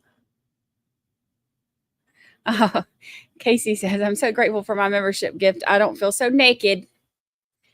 We're grateful you're not naked either. Welcome back. I see the clip button on Brandi's video. Am I not supposed to have it?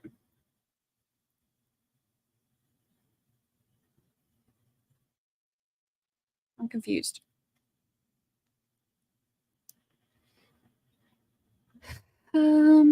Welcome back, everyone. Welcome back. Hello, Chevelle. Welcome back. Chevelle's one of our court experts. Amanda Brown said, OMG, I appreciate it because I'm a very jumpy person and I startle very easily.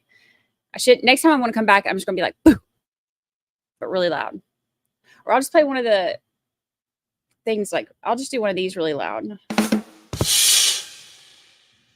Or the lie detector determined that was a lie. I love that one. Brooklyn, I know. I've been catching replays the last few weeks, but I love and miss everyone. We love and miss you too. But you're in trouble for not being here. So we like to be able to talk to you. But we love our replay crew too. Hello, Jennifer. Hello. Hello, Future. Future says, hello, everyone. I watched part of this trial, but quit watching because of all the witnesses. They didn't air, the breaks, and the amount of time. Glad Brandi is covering this one. Yeah, it's crazy how fast it's going with, without having to sit there with the screen blacked out while they're,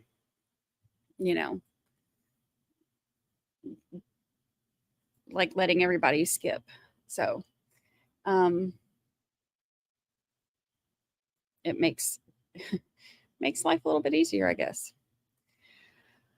Oh, let's see. I am let me turn on the sound booster. Because we need the sound booster.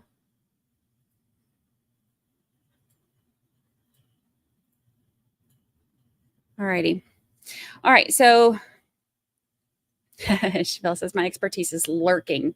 No, ma'am. We need you answering questions. All right. Oh, RA was trying to get his clip button up and working. Okay. I was like, am I not supposed to have the clip? Am I going to get in trouble for having the clip? Are we not clipping now? Is clipping not a thing anymore? All righty. So let's get her going. I don't like that side. I like this side. All right, so we have made it through. What's his name? His name's Shane, right? Shane Hanshaw. On the stand. Day, what are we on? 6?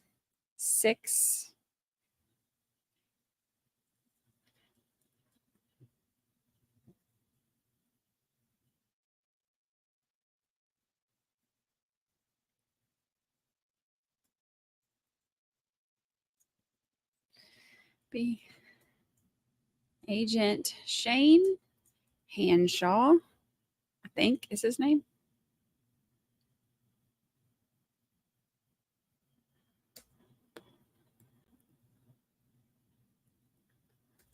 Back on the stand. Let me pin it, even though I can pin it and everybody will still ask me, but we do it anyway. All righty. And y'all, it is a heat wave out there. I took Lucy girl out. She's over here eating her chicken jerky. Oh, she's got it in her bed with her. I took her out. Y'all, it is so dang hot out there right now.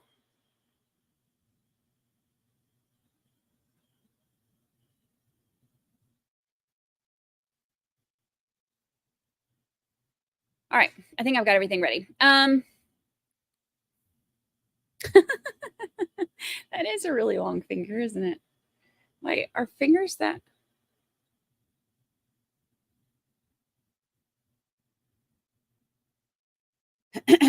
Like, my middle one's a little bit longer than the other, but that one is abnormally longer than the other. You know what, Jaded Wonder? I never would have noticed that either. All right. Hello, Michelle. Hello, Tracy. Look at all y'all coming on in late. Like you got other places to be. Psh, you got jury duty, people.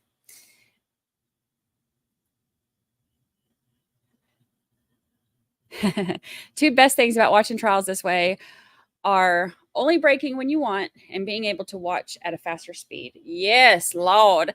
Being able to skip through as they're saying, you know, going over everybody and their mama who ever signed their initials on anything and, you know, going over 12 different pieces of evidence and the process for each of them being the exact same. Ugh. Ugh.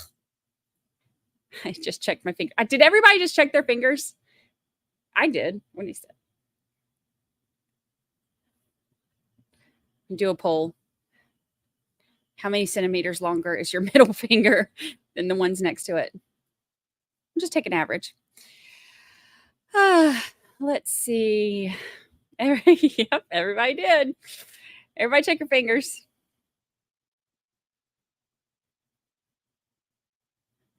Oh, no problem. No problem. Alrighty, so let's get it started. Bug Dugger. What? Did we just become best friends? Yep. Welcome to the family. I feel like you've already been in the family. You've been here with us. But we're glad that you made it official. You've officially joined, and now you are in green.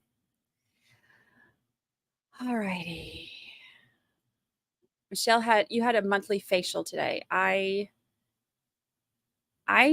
had an unintentional facial because my nose is peeling a little bit. So does that count?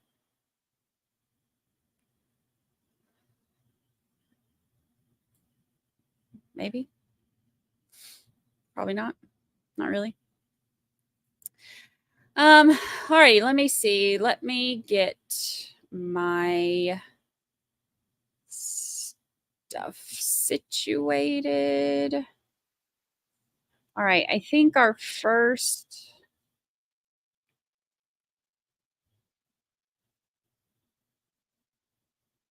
I'm just going to skip through. I got to pull up my timestamps.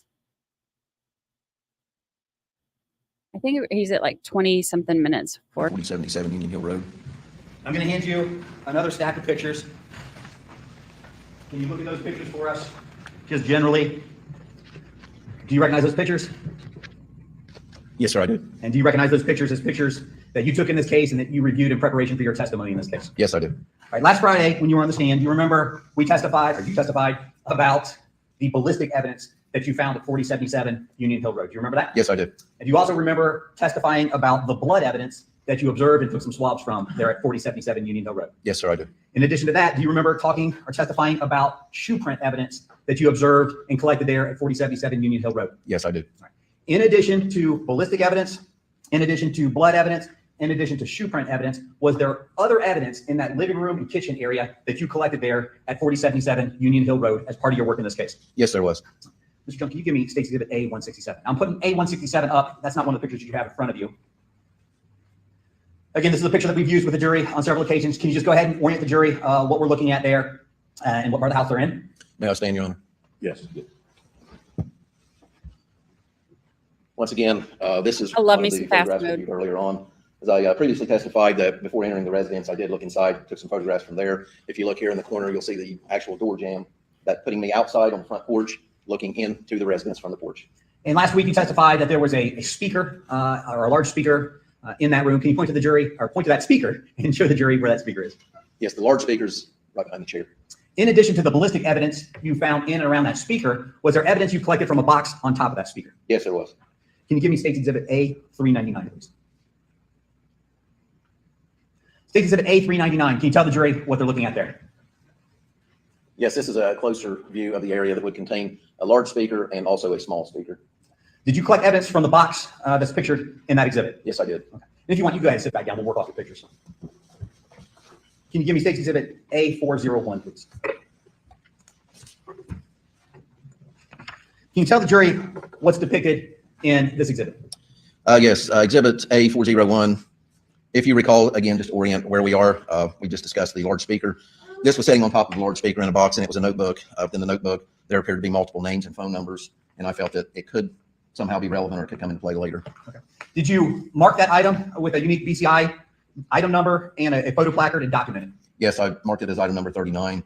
Once again, it's documented with a placard, and it was collected and packaged. I'm going to hand you what's been marked for identification purposes as State's Exhibit A524. You might want to put those on because you're going to need those. You don't need them for this exhibit. You're going to need them for a second.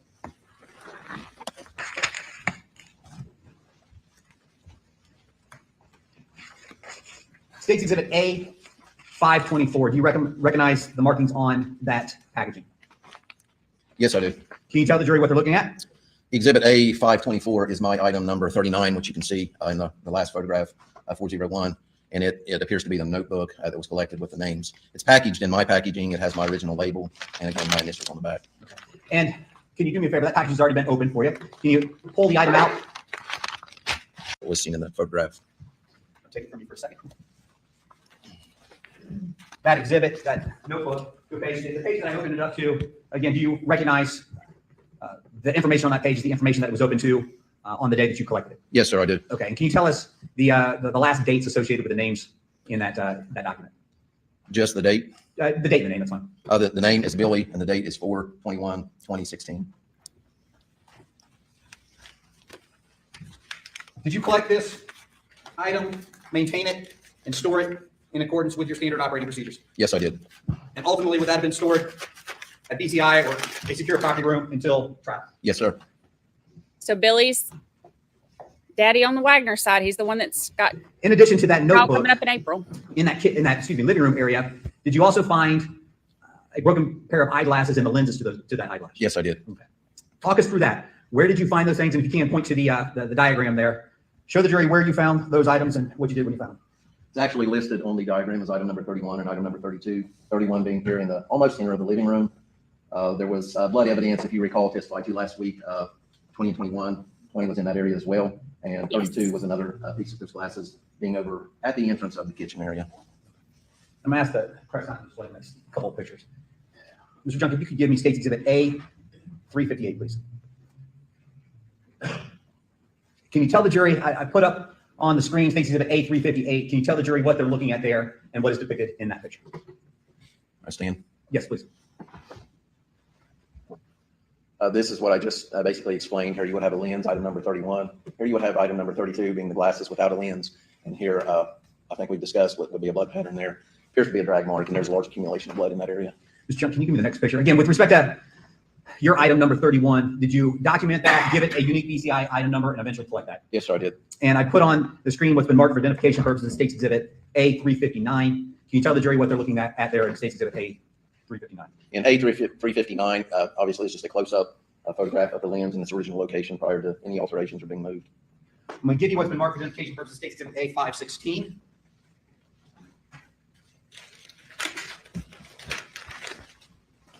I have.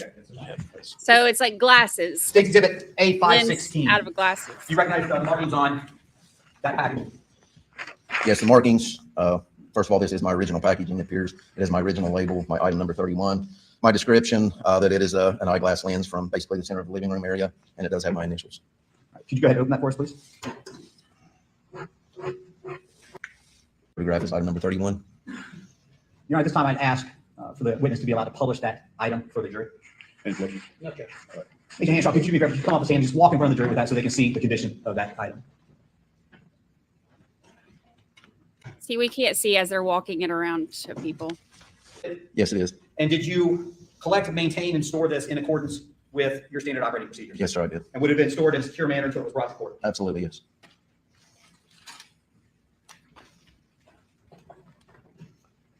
Mr. John, can I get State Exhibit A360, which I believe is the next picture? All right, State Exhibit A360, which I have up on the screen there. Can you tell the jury what they're looking at there? Yes, A360 is a photograph, kind of an overhead photograph of the glasses, the actual frames, with the exception there appears to be one of the arms is missing and a lens appears to be missing. It's located right at the threshold, leaving the living room area as you would be entering into the kitchen. Okay, and again, does that exhibit that's up on the screen, does that truly and accurately depict the way you observed that item on the day that you collected it? Yes. Did you give it its own unique BCI item number and photo placard? Yes, I gave it BCI item number, my item number of 32. It was photographed. Yes, A517. This is my packaging. Has my initials on the back, half on, half off the tape. Also, it has my original evidence label, evidence number 30. It, once again, it is my original packaging with my initials. Could you do me a favor? Could you open that packaging? Do you recognize the items in that packaging? Yes, I did. Can you tell the jury what that is? Yes, this is my item number 32 we've seen in the photograph. Okay. All right, this time I'd ask permission for the witness to publish this exhibit to the jury. Okay. This time, could you come down off the witness stand and show the jury State Exhibit 517? Now, at the time you collected that item, was the lens still in it? It was at that particular time, I believe. Okay. Does it appear that since the lens in the packaging has popped out? Yes.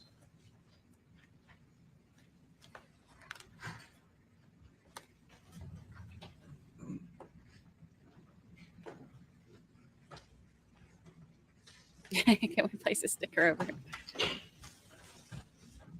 Could you put that item back in its package, please? Yes. Just joking. Hold on. You switch the Yes, it had blood on it. Would it have been collected, maintained, and stored in a way that would have been secure until it was brought here to the courthouse for trial? Yes. You're going to need to move on to the paper.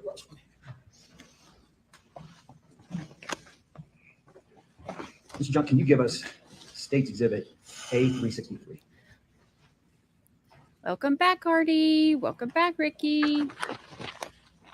A ball cap from the kitchen area of 4077 Union Hill Road. Yes, I did.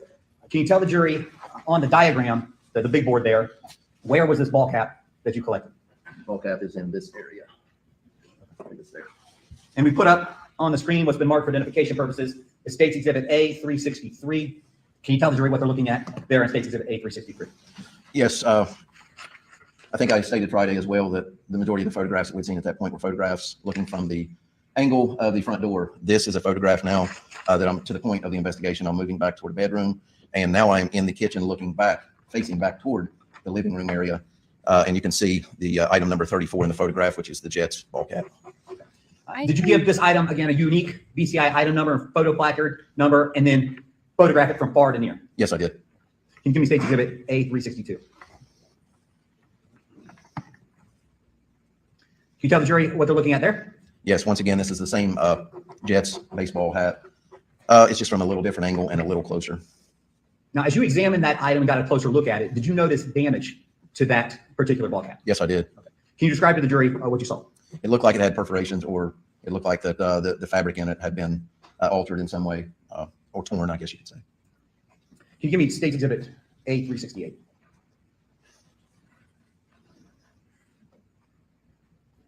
State Exhibit A368. Can you tell us what we're looking at there? Yes, A368. Once again, it's the same hat. But based on this angle, you can begin to realize why we take so many photographs and from so many angles. You can see what appears to be damage to the bill of the cap. It appears to be somewhat torn loose from the rest of the cap as well. Can you give me A369? Just the next picture. Again, can you tell the jury what they're looking at there in State Exhibit A369? Yes, A369 is the Jets hat. That's my item number 34, located in the kitchen area. And now you can see some very distinct damage to the bill where it connects to the hat as well as the bill itself. Did you ultimately collect that item for evidentiary purposes in this case? Yes, sir. I'm going to hand you what's been marked for identification purposes. That's State This is the Exhibit hat. A519. Can you take a look at State Exhibit A519 for us? Yes. We won't show Do it you on recognize the here, markings but on that packaging? Yes, Exhibit A519. To begin with, it is my packaging. It has my initials. It has my original evidence label, consistent with item number 34. And I have it documented as a New York Jets hat from the kitchen floor. Do you also see other markings on that packaging that indicate that it went to the lab or other lab labels? Yes, I do. Can you go ahead and open that item for us? And when you remove what's inside that item, just be careful for me with respect to bringing it out kind of slowly. I don't want to drop anything.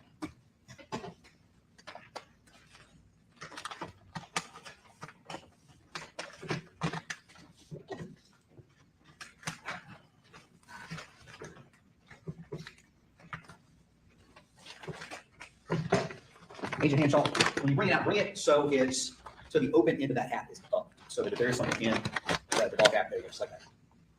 Can you tell the jury, do you recognize that item right there? Yes, this item is what we just observed in multiple photographs, the hat, the Jets hat, New York Jets hat, my item number 34 that was located in that kitchen. And is there an envelope inside that item as well? Yes, there is. And are there markings on that envelope? Yes. Okay. Could you do me a favor, just set that envelope to the side? Well, let me ask you this. At some point, did you later learn that when that item was being examined, a possible piece of a projectile fell out of it? Yes. Your Honor, at this time, I'd ask permission for the witness to come off of the stand and to publish this item for the jury. And, all right, you may do so. I'm actually going to have you come out here. I'm going to have you stand right here first, and I'm going to ask you some questions about that hat.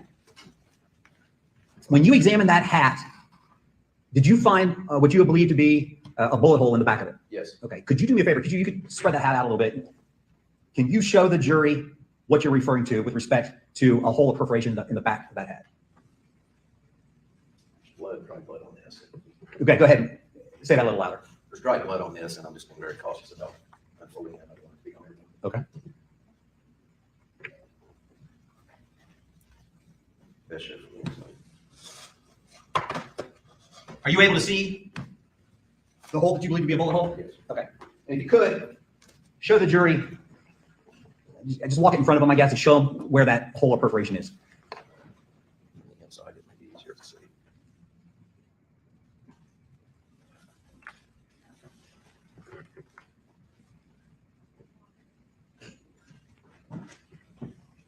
Let me see that. You open it up so I can. From the outside, if you could, walk the jury through and just put your finger on, showing them the outside where it is.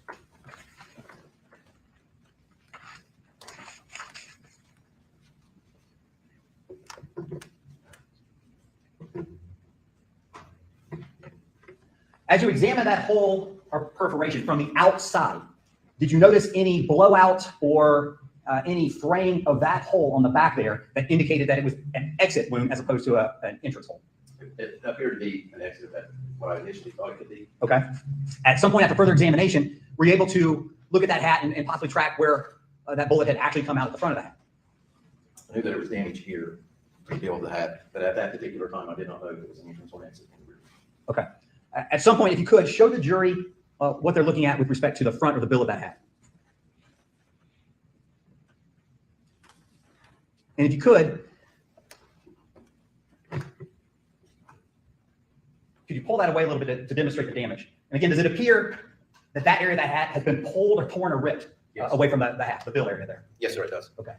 And with respect to this front area of the bill here, again, does there appear to be damage or disruption in the way that bill should look? Yes, there is. Okay. And at some point, again, you learned, or did you learn that a projectile, or what appeared to be a projectile, had been located in that bill area? Yes, sir, I did. Okay. You can go ahead and put that back in there. See that? Actually, let me see that.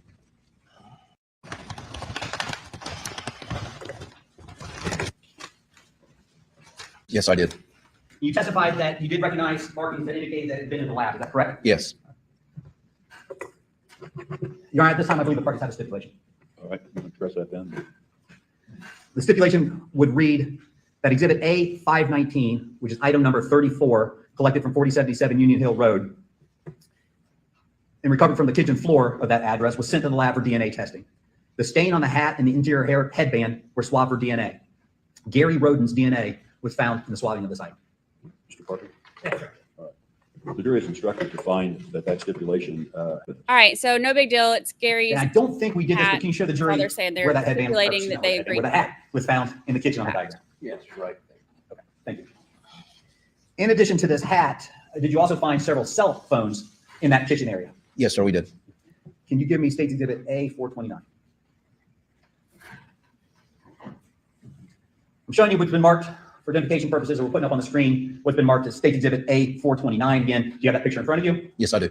That truly and accurately depict the way that area looked the day that you did your work out there? Yes, it does. And can you tell the jury what they're looking at with respect to the evidence in that picture and those placards? Yes, this is a photograph on the diagram. We've been somewhat in that area on the far side of the table. And there are multiple cellular telephones there. Some appear to be in old condition. However, we did collect those. Can you give me State's Exhibit A430? Can you tell the jury what they're looking at with respect to State's Exhibit A430? Yes, A430 is just a close-up photograph of one of the cellular telephones found in that area. And obviously, did you mark that with its unique BCI item number and photo placard number? Yes, item number 43 was used to mark that cellular telephone. I'm handing you what's been marked for identification purposes, State's Exhibit A528. Can you take a look at that package? Do you recognize the markings on that package? Yes, this is my original packaging, my original label, number 43. Once again, my initials are on the back. Okay. Can you do me a favor? Can you open that up and remove the item that's inside of it, please?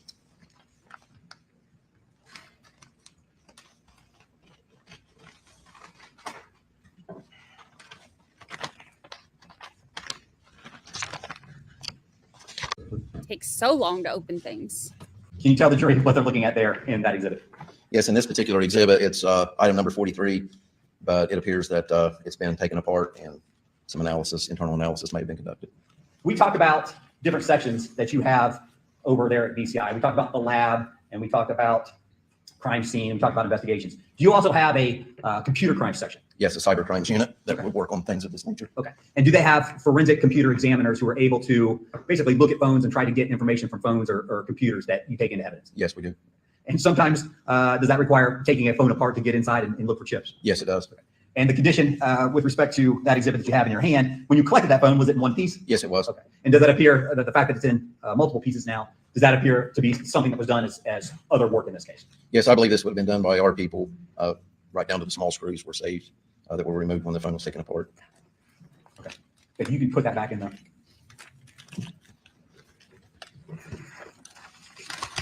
Contained, stored, and eventually tested in accordance with BCI's or your standards. Yes.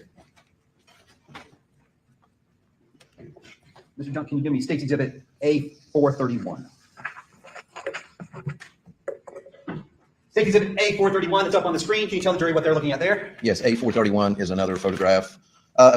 Basically the same area, just a different cellular telephone. And you can see I've given it a separate item, item number 44. I'm going to hand you what's been marked for identification purposes, State's Exhibit A529. And I'm going to direct your attention to the back, to the writing on the back of that. Again, you said you gave that a unique crime scene identifier as crime scene number 44. Do you recognize that marking or markings identifying that as crime scene 44 on the back of that package? Yes, I did. And again, sometimes is that evidence sent off to other labs to do chip offs or other?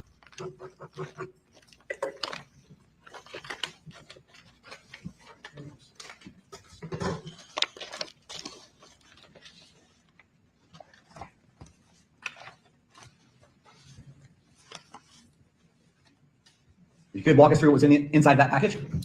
The envelope that we looked at earlier that said crime scene number 44 was not my envelope. This is my original packaging. As you can see, it says evidence number 44. It's my original label. It does have my initials. Can you open that package and tell the jury what's inside?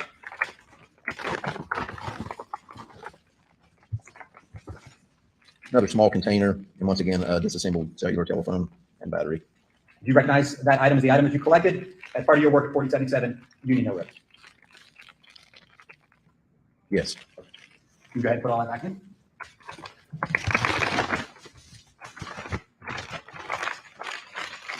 Again, the fact that it's in multiple pieces, and the fact that there's different writing on there, and the fact that it's in a different package, does that indicate that it went to your computer crime section and they did some forensic analysis of this phone? Yes, I believe it does.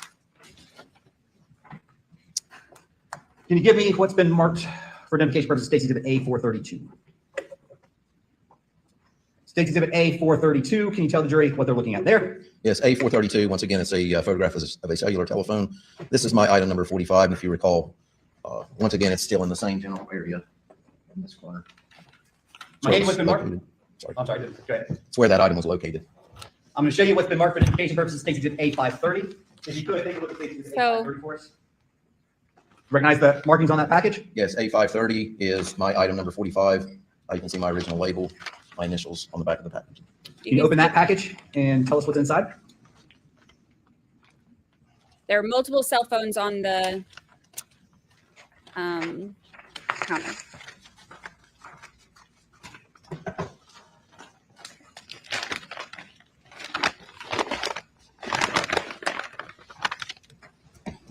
.45 is my item number 45 that I collected on that day. Is that item in multiple pieces as well? Yes, it is. Okay, and again, when you collected it from the scene out there at 4077, was it in one piece? Yes, I made no alterations to anything of this nature when I collected it. The fact that it's in multiple pieces, does it reflect that piece of evidence also may have gone to the lab for further analysis? Yes, it could. Can you put that back inside for us?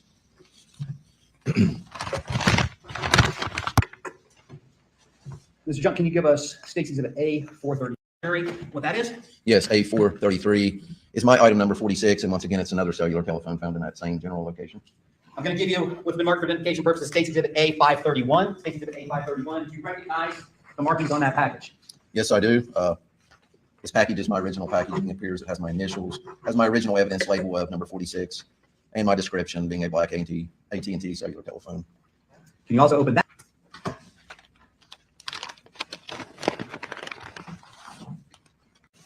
This appears to be the same cellular telephone that you see in A433, my item number 46. Okay.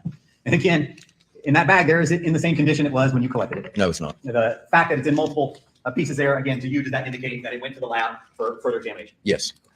Can you put that?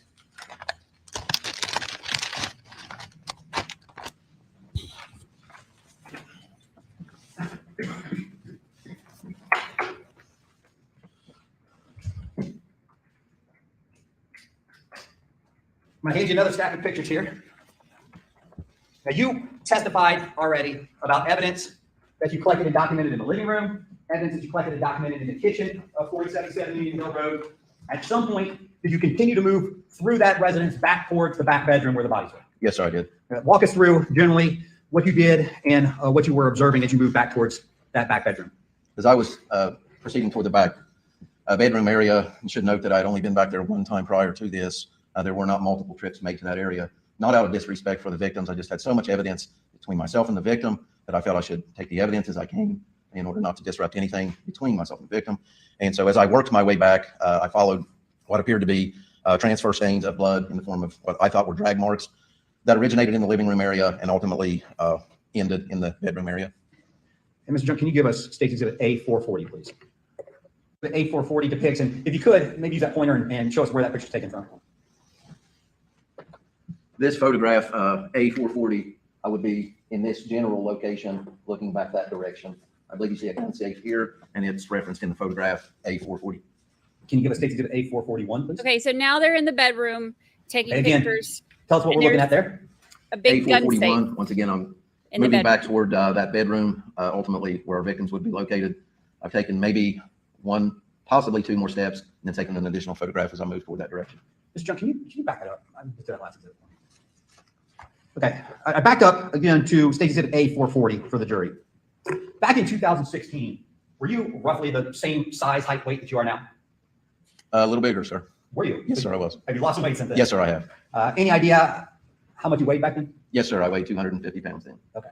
As you walked towards that back bedroom there, did you have to move any of that stuff to the left? Did you have any trouble getting through that back hallway? No, my process, as we know, is not to alter anything prior to its time. And at this point, I had not altered or moved anything. I'll just simply set a course for the rear bedroom and work my way that way as I photographed. Did you have to crawl, climb, or in any other way alter your path back there? No. Can you give me State Exhibit A443, please?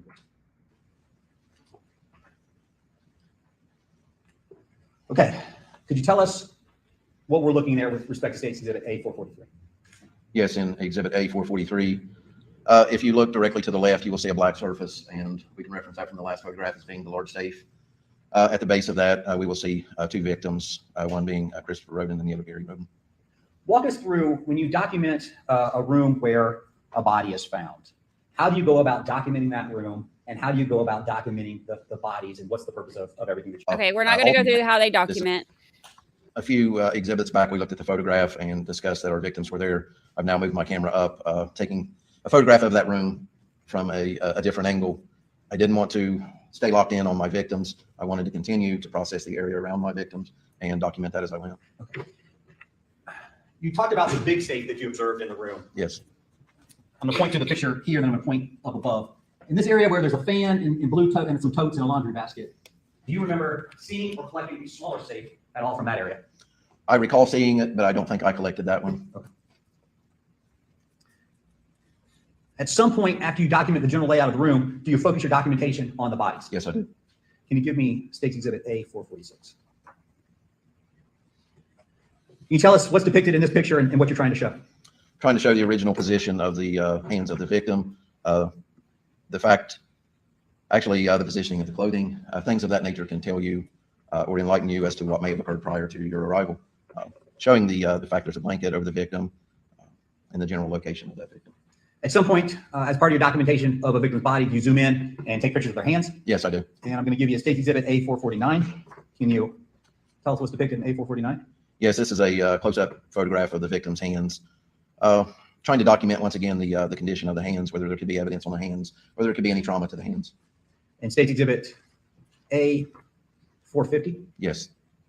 A450, once again, is a photograph of our victim's hand, showing obviously blood and the condition of the clothing as well. Okay, and when we're talking victim, is this the first victim, Chris Roden? Yes, it is. Can you give me State's Exhibit A451? Can you tell us what we're looking at with respect to State's Exhibit A451? Exhibit A451 is a close-up of our victim's leg. If you look closely, you can see our second victim, Gary Roden. You can see his hand and the position of his hand in relation to our victim's leg. All right, I'm going to pop in here. Let me see the picture. All right, I'm going to point to that right there. Does that appear to be a nipple? Pardon? Right here. Yes. In an armpit? Okay. Take a look at that. I'll leave back in. Let's go back to looking at 451. Just keep 451 up there, and then we'll put, let's see. Yes. We'll put 446 up on the screen. You hold 451 there. Yes. 446. Yep. Okay. Walk us back through with respect to 451 in comparison to 446. What are we looking at there in 451, which is not on the screen, but what you were just looking at? Actually, in A451, if I turn the photograph up the correct way and look at it, it's obvious, but looking at it in association with the way this label was on it, appeared to alter that. Okay. Let's go back to 451, Mr. Jones. All right. In addition to this area of the victim's body, is there an item on the floor there that you documented? Yes, a small flashlight. Okay. Can you give me State's Exhibit A452? Can you tell us what we're looking at there with respect to State's Exhibit A452? Yes, in A452, you're looking at the, once again, it's basically the same photographs we've been looking at would be the upper torso of Christopher Roden and the hand of Gary Roden with a flashlight and some bloodstains on the floor.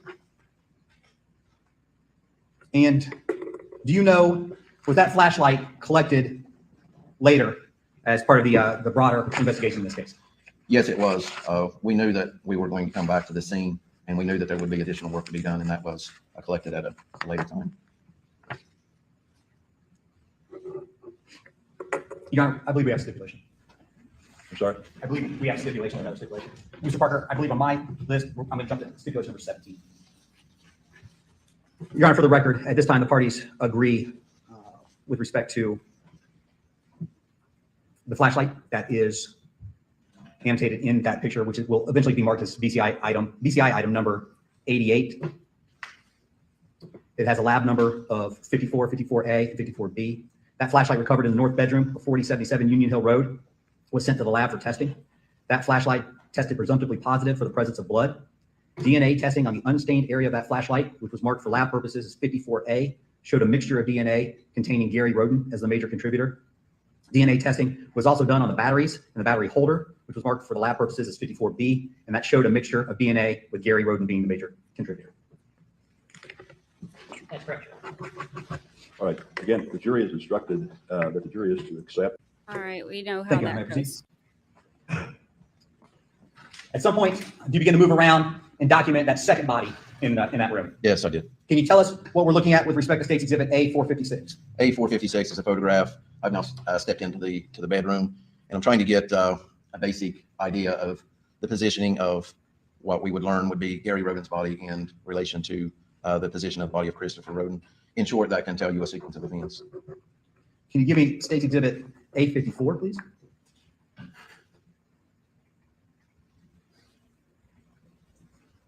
Excuse me, A454. I apologize.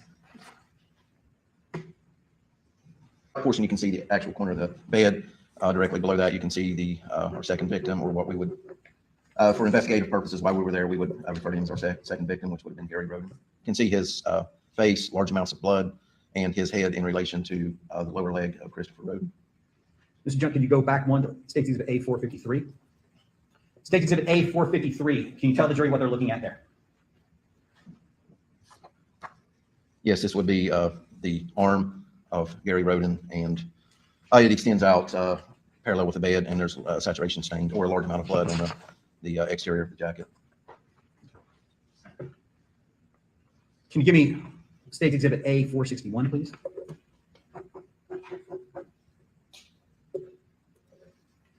Again, did you continue to work your way around that room and document those bodies in the condition they were when you found them? Yes, sir. Can you tell us what we're looking at with respect to State's Exhibit A461? A461, once again, is another photograph. Earlier, actually in the last few photographs, I've been on the other side of our victim, Gary Roden, and now I've stepped over and I'm working on photography from another angle. Can you give me State, and again, is this the way you found them? You haven't done anything as far as moving them to get a better angle or anything like that? No. Can you give me State's Exhibit A459?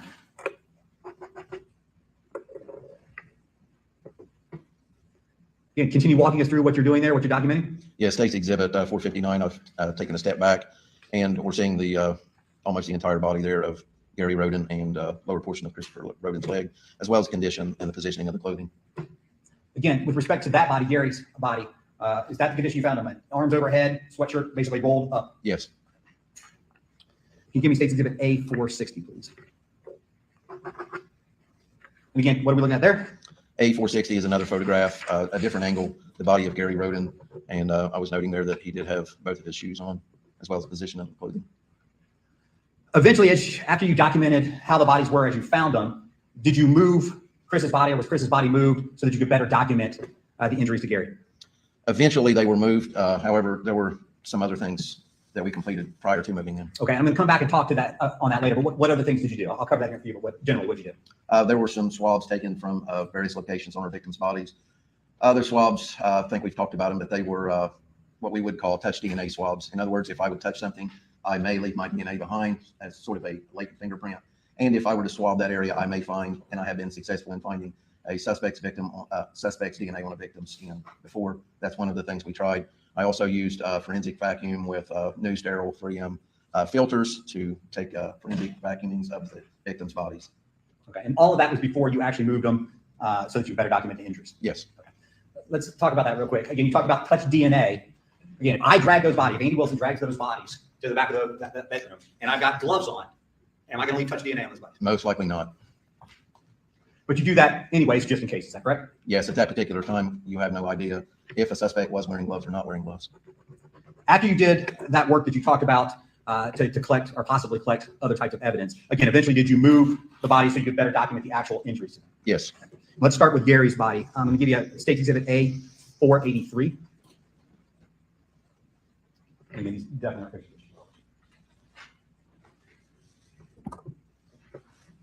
Can you tell us what you're trying to depict in State's Exhibit State's Exhibit A483 is just a general overall view of head area of Gary Roden. In that photograph, you can see a lot of blood around the mouth, the nose, discoloration around the eyes, and then what I thought appeared to be a bullet hole near the ear.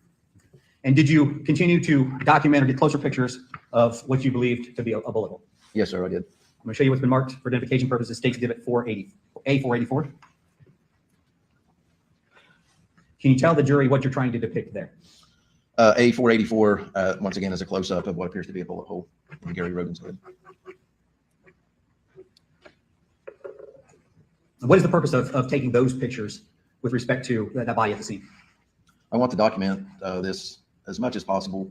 I can't control what anybody else does after these bodies are taken out of my care or after I'm going. So I want to document them as they were, as I found them. And ultimately, with respect to the number of bullet holes or the number of times that a victim is shot, is that the coroner's responsibility to ultimately determine that? Yes, if it's not a visually presents itself or the wound, or I can't visually see it without making alterations, I will photograph it. If it's something that I would have to alter the clothing or something of that nature, we don't alter those clothings anymore. We don't search for additional bullet holes because the clothing in its original condition could also help during autopsy. Okay. Again, ultimately, the number of times somebody shot or the trajectory of bullets in the body, that's not your call, is it? Absolutely not. Right. Now, you talked about taking swabs before you move the bodies. You talked about taking swabs of the victim's hands. And again, is that for the purpose of touch DNA? Yes, it is. Did you do that on both of these victims? Yes, I did. I'm going to show you what's been marked for identification purposes. It's State's Exhibit A481. State's Exhibit A481. Can you tell the jury what that is? Yes, A481 is a photograph, and even though you can't see what I was swabbing, I still wanted something to reference to later. So the swabs I took of the victim's hand, most times we take one swab as opposed to blood, we take two. There's a reason for taking one because you can concentrate more DNA on that one swab, and I numbered that as item 57. At the time, whether or not I took one or two, I don't recall. I'm going to hand you what's been marked for identification purposes. State's Exhibit A542. When you look at State's Exhibit A542, do you recognize the markings on that package? Yes, this is my evidence label listed as number 57. It's my original packaging with my initials. Okay, can you tell the jury what it is? Yes, it's a swab from the right hand of Gary Roden. And again, is that the swab that would have been depicted in the picture that's up on the screen for them? Yes. Was it that lab, or do you recognize whether or not that swab was sent to the lab for further testing? Yes, it appears it was. Your Honor, at this time, we'd have another stipulation. All right, can you state that for us then? Johnson, number 13, which has lab number 45, and I believe it states exhibit number A542, whose DNA was excluded from the swab. Relation to be established as fact, as fully as if it had been established through evidence here in the courtroom. My handy with the mark for identification purposes states exhibit A543. States exhibit A482. Can you tell the jury what that is? Yes, State's Exhibit A482 is a photograph of that hand, the left hand. Again, I've given it an item number, my item number 58, so that I can reference that particular swab at a later time. And then State's exhibit A543 that I handed you, do you recognize the markings on that package? Yes, A543 corresponds with item number 58 in the photograph, and it is my swab. This is my packaging, my original label, and my initials. Okay. And again, was that swab also sent to the lab for DNA testing? Yes, it was. Now we have another stipulation. Mr. Parker, this will be number 14.3. Depicted by BCI item number 58 and lab number 46 was tested for DNA. It was found to contain a mixture of DNA with Gary Roden being the major contributor to that DNA mix. Chris Roden Sr. was excluded. His DNA was excluded from that swab. Mr. Parker? That's correct. Established. As it was in the room. Yes, sir. I used the same procedure to document that body. Can you give us State's Exhibit IA457?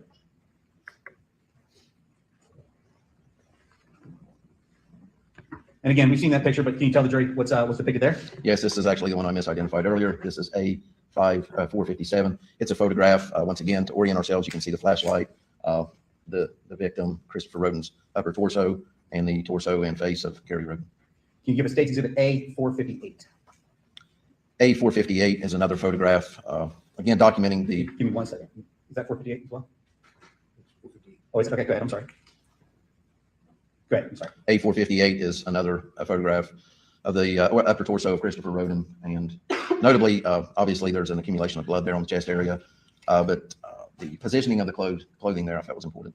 Okay. And again, when you look at his body position, did you find his arms also to be up over his head and his sweatshirt or his shirt type clothing rolled back over his head? Yes. And both of those victims with their arms over their head and their sweatshirts rolled up. Based on your knowledge, your training experience, did you find that to be consistent with being drugged by their feet? That's what I felt at the time, yes. So I know you couldn't see him, but he's holding his Down, as arms you up. went further down Chris's body, at some point did you find his And- wallet between his legs? Yes. That's how they Can were you give me left. State's They were Exhibit drunk. A455. Okay, can you tell the jury what's depicted in State's Exhibit A455? A455, actually, this particular photograph, I was looking at the lower portion of the jeans, and how it appeared that they had been kind of squeezed together a little bit. And this would be the lower legs of Chris. All right, I'm going to bring you out with your pointer, if you would. Could you step out? Yana, can you step down? Yeah. Pull your pointer out. And when you talk about it appeared that the jeans had been squeezed, what area are you talking about? That area, Okay. and the same would be consistent on that side. And again, based on your knowledge, your training, your experience, is that consistent with someone being drugged by their legs? Based on the fact of positioning of the clothing, the arms over the head, and then those markings on the jeans, I felt that that's what had occurred. Also of note in that picture, did you notice that this victim had footwear on? Yes, both shoes. Okay. And did you notice whether or not those shoes were tied? Yes. And were they? Yes. Okay. Can you give me State's Exhibit A462? Is that, okay. Can you tell us what we're looking at there in State's Exhibit A462? In A462, this is another photograph of the lower torso of Christopher. Again, you can see the jeans, how they're bunched up in that area. And if I can stand and point something out. Absolutely. Right in this area, it's very hard to see, but a wallet was laying out in that. If you stay right there, I'm going to give you 463. Can you give me State's Exhibit A463? Exhibit 463, once again, it's very hard to see with the lighting, but you can see the wallet. It's in an open position and appears to be some items there from the wallet. Can you give me State's Exhibit A476? Okay. At some point, were you able to reach in between legs? Well, let's talk about that wallet for a second. We'll hear all that. Was that wallet in a pocket or was it loose between the victim's legs? It was laying just as you saw in the last photograph, loose. It was not in a pocket, and I did not make any alterations to it until I got to the point where obviously I had to collect and document. At some point, did you mark that item and collect it as evidence? Yes. And walk us through how you did that? Once again, through the whole process, and we talked about it, we are dressed in Tyvek, our footwear is Tyvek, our gloves are changed regularly. That would be something that we will, because I was concerned that there could be touch DNA on the extra. Can you take, My label, and on the rear is my initials. can you open that? Yes. I've listed this as item number 54, and that would have been the wallet we saw in the photograph. Yeah. They shot them towards the front by the front door area, and then drug them by their legs to the back. Okay, can you tell the jury what's inside that? Yes, this is item number 54. It's the same wallet that belonged to one of the victims. Was there actually an ID card in it? Yes, there was. Witness just to step outside the witness box and publish it. Let me do that. You good? Objection? No, okay. All right. Okay. Could you show the jury the item and then pull out the ID card with it, please? There's actually the wallet, some of the photographs. There's the ID card. Whose ID card is it? That would have been Christopher.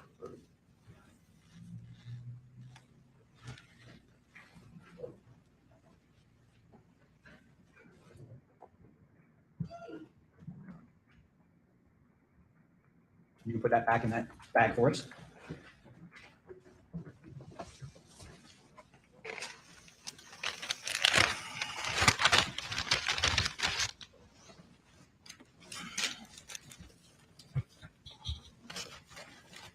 Did you also take swabs of Chris Roden's hands the same way you did of Gary's? Yes, I did. Can you give me State's Exhibit A479? Can you tell us what's depicted there in State's Exhibit A479? Yes, A479 would be my item number 55, and that would be one of our victims' hands. From that, I would have collected swabs, as we discussed earlier, for the potential of touch DNA. My handy what's been marked for identification purposes, State's Exhibit A540. State's Exhibit A540. Can you tell the jury what that is? Yes, A540 is my evidence number 55. That was represented in the photograph by the placard. It has my evidence label as my initials on the seal, and it my documentation of a swab from the right hand of Christopher, which would be Roden. Okay. And again, are there markings on that package to indicate that that item also went to the lab? Yes. And with respect to all of these swabs that we've talked about, were they collected, maintained, and stored in accordance with your standard operating procedure? Absolutely, yes. Your Honor, we have another stipulation. Mr. Parker, this will be number 15. All right, the parties stipulate and agree that State's Exhibit A540, which is the swab from Christopher Roden Sr.'s right hand, as depicted in BCI item number 55, photo placard 55, which is actually lab number 44, was tested for DNA. The results showed a mixture of DNA with Chris Sr. being the major contributor in, I'm reading the wrong one, I'm reading 16. Let me back that up, let me start over. All right, State's Exhibit A540. State's Exhibit A540 is a swab of Christopher Sr.'s right hand, which is depicted in BCI item number 55, lab number 43. That item was tested for DNA. The results of the DNA in that swab showed a mixture of DNA with Christopher Roden Sr. being the major contributor and Gary Roden being a minor contributor. Did you also take swabs of Christopher Roden Sr.'s left hand? Yeah, we would say. Oh, I'm sorry. All right, so with respect to the stipulation just stated, the jury is instructed that the jury is to accept the stipulation to be established as fact, as fully as if it had been established through evidence here in the court. Thank you. All right, I'm getting ahead of myself here. Did you also take swabs of Christopher Roden Sr.'s left hand? Yes, I did. I'm going to hand you what's been marked for identification purposes, State's Exhibit A541. And I'm going to ask Mr. Junk to put State's Exhibit A480 on the screen. State's Exhibit A541. You recognize that item? Yes, I do. This is, once again, it's my package with my original evidence label, has my initials from when I sealed it up, and it has my description of evidence number 56, swab from the left hand of Christopher Roden. And can you tell us what's depicted in State's Exhibit A480? That photograph A480, once again, is of the hand, and I have given it item number 56 to represent the swab I have before me. State's Exhibit A541, was that collected, maintained, and stored in accordance with your standard operating procedure? Yes, it was. And are there markings on that item that indicate that it was also sent to the lab for DNA testing? Yes, sir. Your Honor, we have another stipulation. Parker, this will be number 16. The parties agree and stipulate that State's Exhibit A541 is a swab from Christopher Roden Sr.'s left hand, as depicted in BCI item number 56, lab number 44. That swab was tested for DNA. The results showed a mixture of DNA with Christopher Roden Sr. being the major contributor and Gary Roden being a minor contributor. That's correct. The jury is instructed that the jury is to accept that stipulation to be established as fact, as fully as if it had been established through evidence here in the court. Now, you also talked about, before you moved those two bodies, you did a forensic vacuum of them. Tell the jury what a forensic vacuum is and how a forensic vacuum works. That's relatively simple. We have a small vacuum that are designated for that purpose and that purpose only. Would be to look for trace evidence such as hairs, fibers, anything residual that might have been left behind. And in the use of it, that forensic vac, we have filters, and those filters, when we receive them, they are packaged in an individual sealed package, and they are 3M filters. We would take that filter out of that package, hook it to our forensic vac, and from there, we would take a vacuuming of that body or area or furniture, whatever we're trying to find trace evidence from. And once that particular area is vacuumed, we then remove that filter, and we actually put it back in its original bag that it came in because it was sterile. From there, we would seal that bag, and then I normally would put that bag in another bag and put my label and my signature on it.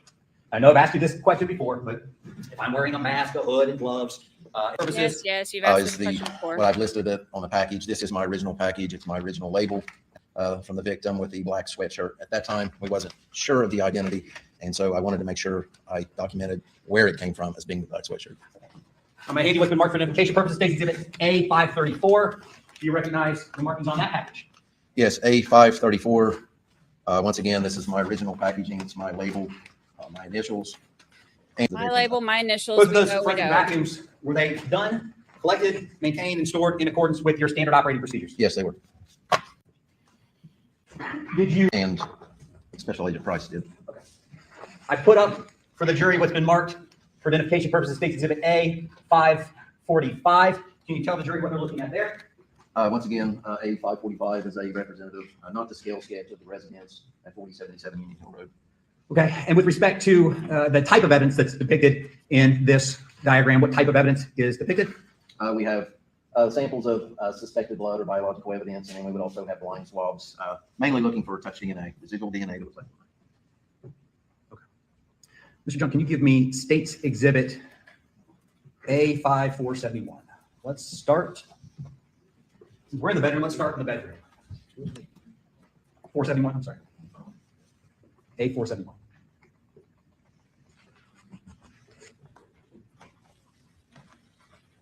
Did you collect some blind swabs from that bedroom area? Yes, they were collected. I'm gonna hand you what's been marked for identification purposes as State's Exhibit A 535. You have State's Exhibit A 471 on the screen in front of you. First of all, what's depicted in State's Exhibit A 471? This would be actually the doorknob of the bedroom where both victims were located, and it's representing blind swabs. And did you take a blind swab of that doorknob? Yes. And can you tell us what State's Exhibit A 535 is? A 535, I believe that it is evidence number 50, which is represented in A 471 as being a blind swab from that doorknob. Again, it's my packaging, and I listed it as a blind swab from the exterior door handle. Do you see markings on that item to indicate that it went to the lab? Yes, I do. Your Honor, this time we have another stipulation. Mr. Parker, it's going to be stipulation number 18. The parties agree and stipulate that State's Exhibit A 535 is the blind swab from 4077 Union Hill Road, identified as item number 50. It's actually lab number 58. That swab was sent to the lab for DNA testing. The DNA on that swab was a mixture of Chris Roden Sr. and Gary Roden. That's correct. All right, again, the jury is to accept the stipulation just given to be established as fact as fully as if. State's Exhibit A 472, can you tell the jury what that is? Yes, A 472 is a photograph. It's entering into that bedroom where our victims were located. You can see the blanket there, and we can reference that to other photographs so you can orient yourself as to where you were. I listed that particular item as item number 51, which would represent a swab from that doorknob. I'm going to hand you what's been marked for identification purposes as State's Exhibit A 536. State's Exhibit A 536, can you tell the jury what State's Exhibit A 536 is? Yes, A 536 is evidence number 51. It's the actual swab that would be correspond to the photograph A 472. It's a swab, a blind swab collected from the door handle of that bedroom. And did you collect, maintain, and store that swab in accordance with your standard operating procedures? Yes, I did. And are there markings on that document or on that swab packaging to indicate that it went to the lab? Yes. Your Honor, this time the parties would have another stipulation. All right, please state that. Okay. Mr. Parker, this will be stipulation 19. The parties agree and stipulate that State's Exhibit A 536 is the blind swab from 4077 Union Hill Road, identified as BCI item number 51, lab number 59, and this swab was sent to the lab for DNA testing. There was insufficient DNA in the swab for comparison purposes. That's correct. All right, the jury is instructed to accept the stipulation just given to be established as fact as fully as if it had been established as fact through evidence here in court. Mr. Junk, can you give me State Exhibit A 473?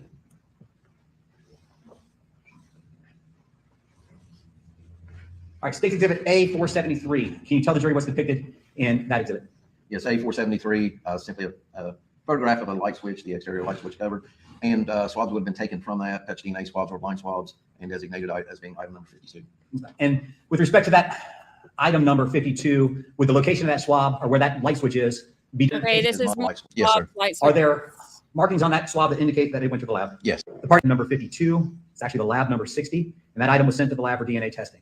That swab contained the DNA of Chris Roden Sr. as the major contributor. That's right. All right, ladies and gentlemen, you are instructed that the jury is to accept the stipulation. Mr. Junk, can I get 474 is a close-up of the, actually, the target would be the handle of the safe. Earlier, we saw a large safe at the entrance to the bedroom containing both victims. And I gave it item number 53 to represent those swabs that would be collected. I'm going to hand you what's been marked for identification purposes. State Exhibit A 538. Can you tell the jury, do you recognize the markings on State Exhibit A 538? Yes, A 538 is my original item number 53. It's in as my label, it's my packaging, has my initials, and it has my notes of being a blind swab from the safe from that bedroom. Again, was that item collected, maintained, and stored in accordance with your standard operating procedure? Yes, it was. And do you recognize markings on that item that indicate that it also went to the lab? Yes.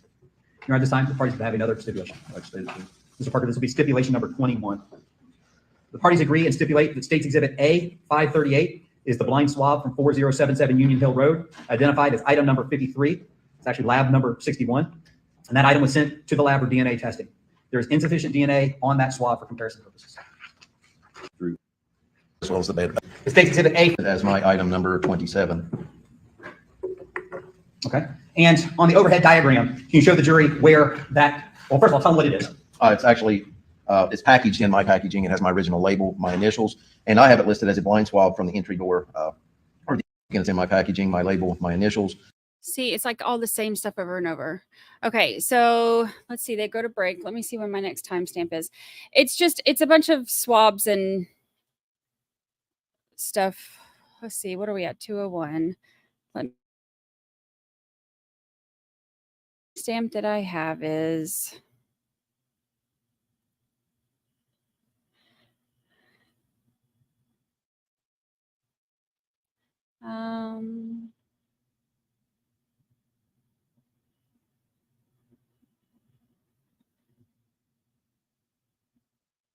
I think 2:24.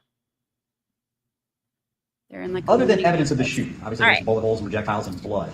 Did you see evidence of the classic struggle? Furniture knocked over, stuff knocked off the wall, anything like that? I did not.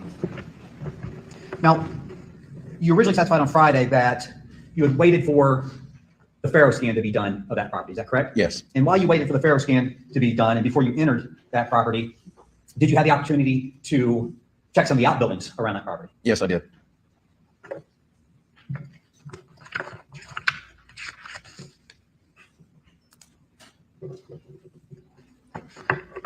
Mr. John, can you put up State's Exhibit A36? If you could, just kind of take a look at it for a second. Grouping of pictures depicting the work that you did on this case at that residence. Yes, these look like the same pictures I previously reviewed on September 2nd. I have up on the screen State's Exhibit A36. Can you tell the jury what we're looking at in State's Exhibit A36? A36 is a photograph going basically back to the beginning of the work that we did at 4077 Union Hill Road. This would have been taken from the vicinity that was close to the mailbox located in front of the residence. That's really accurately depict the way that area looked the day that you were out there? Yes. And can you do me two favors? First of all, point to where that picture would have been taken from, and then point out, is there a building or a garage? this is And walk us through. About 180 degrees and look the other direction. I would be facing somewhat the location of scene 2, I believe. And then where on the overhead arrow is that picture taken from? Okay, can I just tell y'all the important stuff that he shows so that we can get to some of the next stuff? Or do y'all want to listen? Because I think the next one is medical examiner. And I can sum up what he says. Since they're not showing us most of everything anyway, I can kind of sum up what he says and the things that he goes over quicker, and then we can get to the medical examiner, which is a lot more.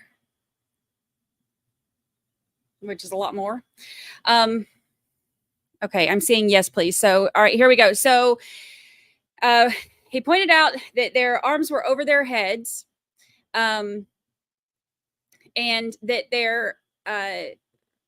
you heard him saying that the jeans, like on their legs, were kind of bunched where it looked like he had been drug,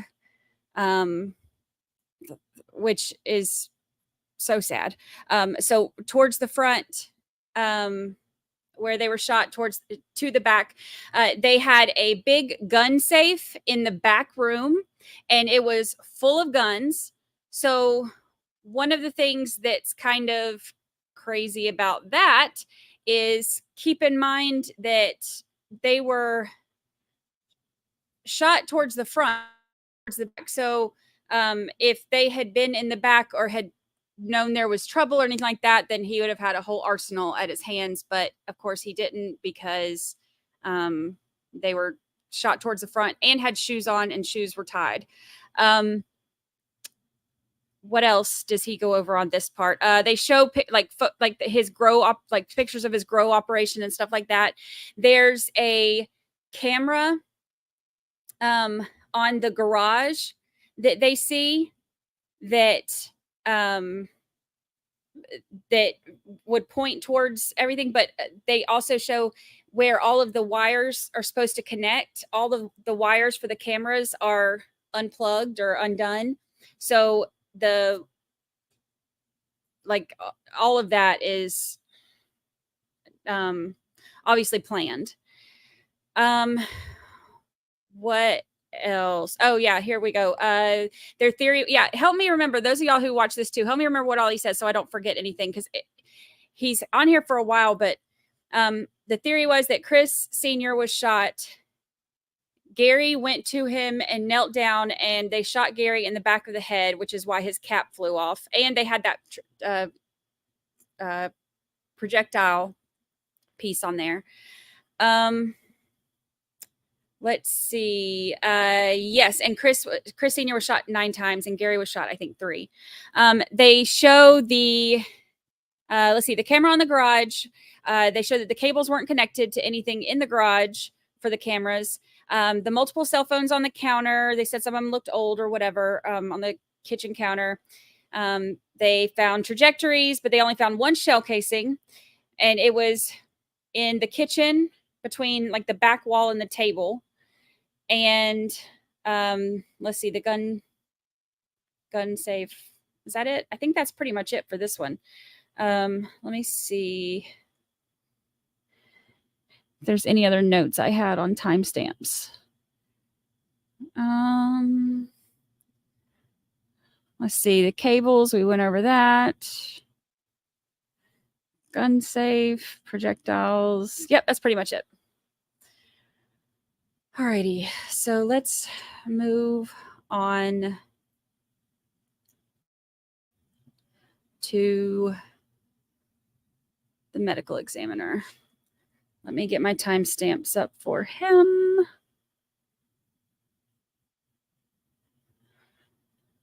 Because then they do their long lunch break in a minute when he's done with this anyway. Let me find my timestamp.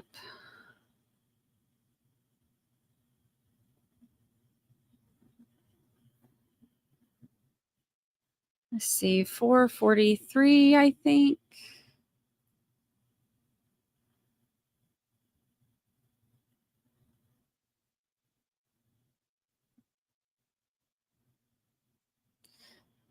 Oh, nope, that's still him.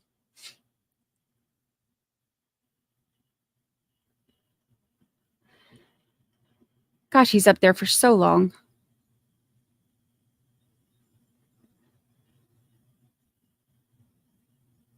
Oh, here we go. Should be like 5:15. All right, let's see.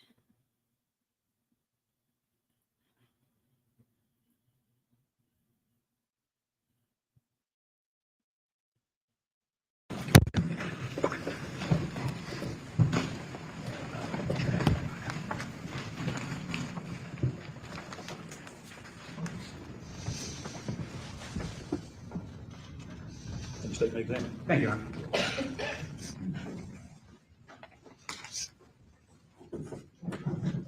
In a nice loud voice, can you give everyone your name, please? My name is Todd Fortner, Can you spell your last name for the court reporter? Fortner. Where do you work? At the Bureau of Criminal Investigation. What do you do for the Bureau of Criminal Investigation? I'm a special agent currently assigned to the Special Investigations Unit. At the time of this incident, I was assigned to the Crime Scene Unit. I want to talk a little bit about your law enforcement career and what you've done to get to your current position. Tell the jury, when did you start in law enforcement? I began the police academy in the fall of 1994, graduated in January of 95, was employed as a reserve officer later that year until 96, and then I've been a full-time law enforcement officer since then. So where did you go to the academy at? I went to Hawken College. And where did you get your first job as a police officer? The village of Asheville. I worked there for, I'm sorry. Okay. I worked at the village of Asheville as a year as a reserve, and then 3 years full-time before going to the Pike County Sheriff's Office. I worked in the jail for a year and then worked patrol and investigations. Came to the Bureau in 2011. Wait, it's doing the lag thing again. My StreamYard. Hold on, let's see. For the first 10 years or so, 9.5, 10 years, I was assigned to the Crime Scene Unit. And then since then, in the last year and a half or so, I've been in the Special Investigations Unit. What'd you do when you were with the village of Asheville? What was your job? What kind of duties did you have? I patrol.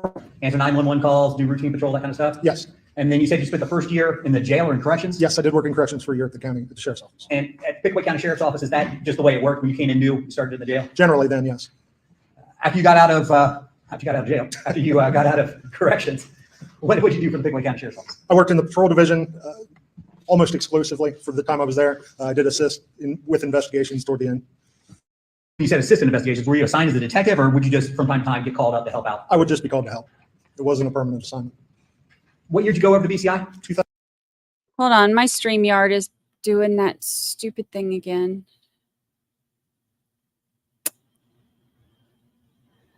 Oh, StreamYard, you're killing me. Let's see.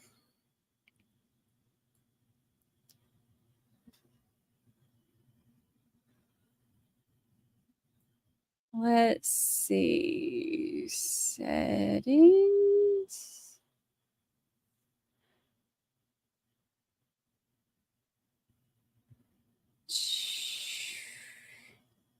Let's see.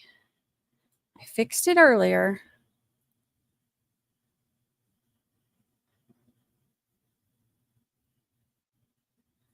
Let me see if I can do it again.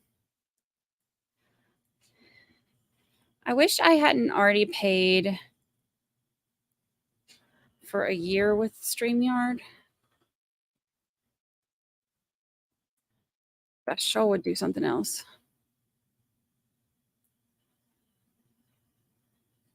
All right, let's see.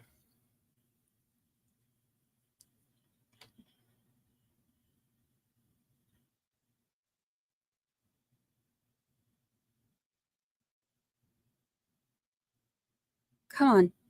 See, and then I do my, look, I do my little internet test to make sure it's not my internet.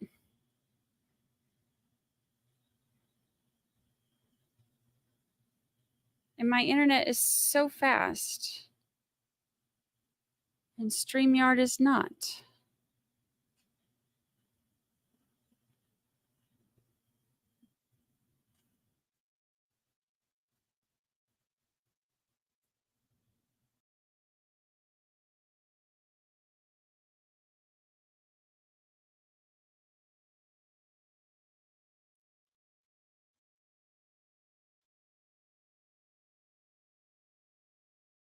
I have to go through this again.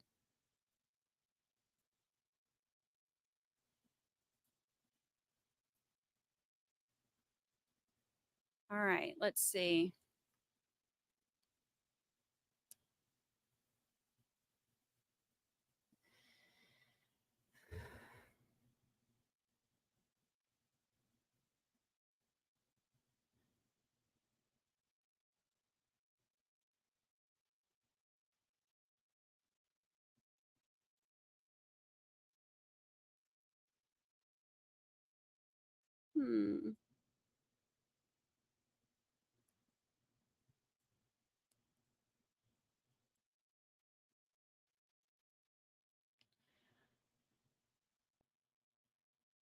Goodness gracious.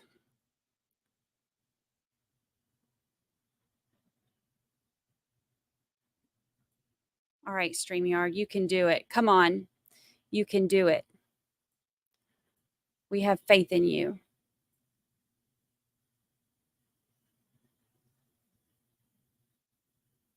We have faith in you.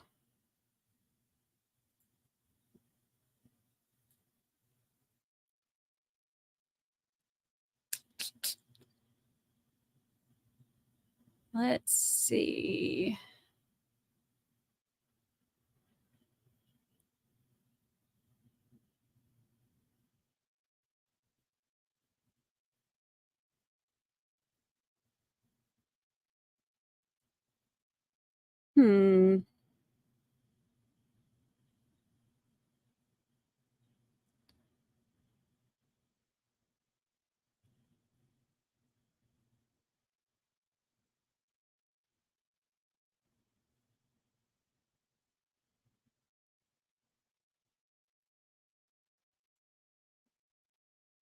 It's every time I try to share my screen, then StreamYard is like,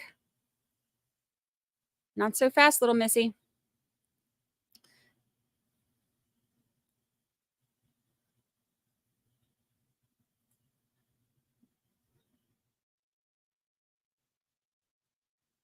But why?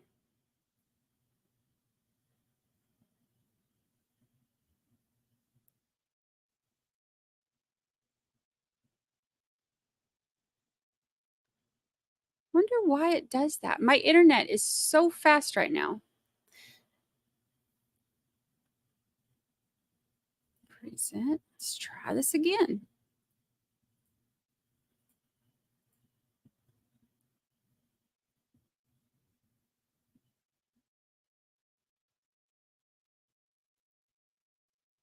Yeah, every time I add my screen.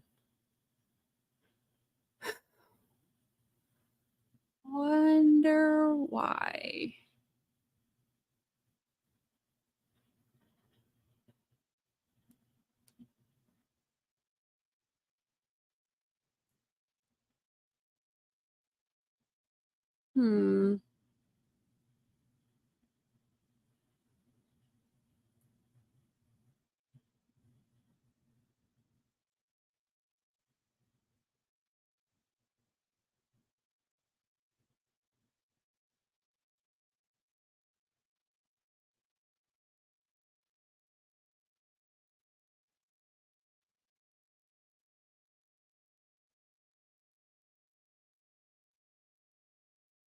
Hmm.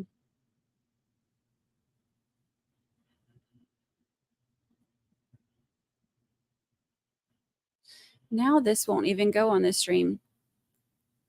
Oh. StreamYard makes me want to.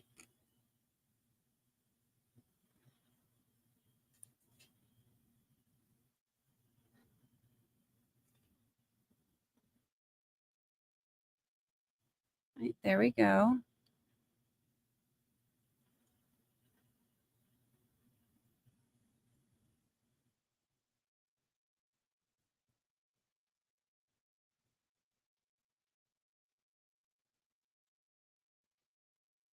Cheryl.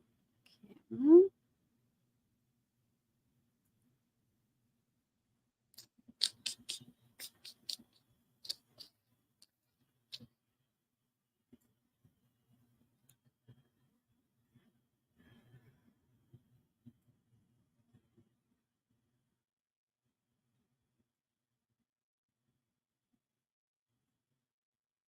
Okay, let's see. Nope, that doesn't help either. What the heck?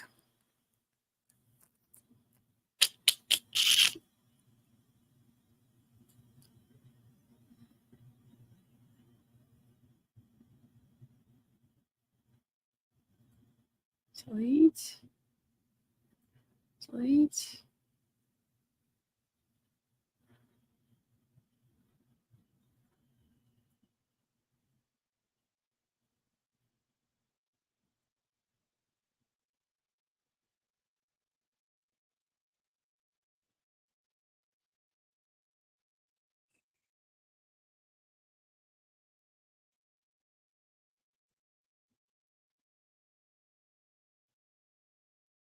Hmm.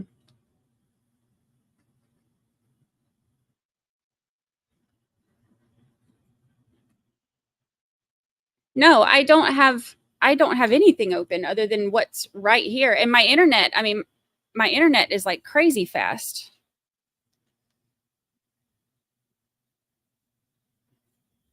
It's StreamYard.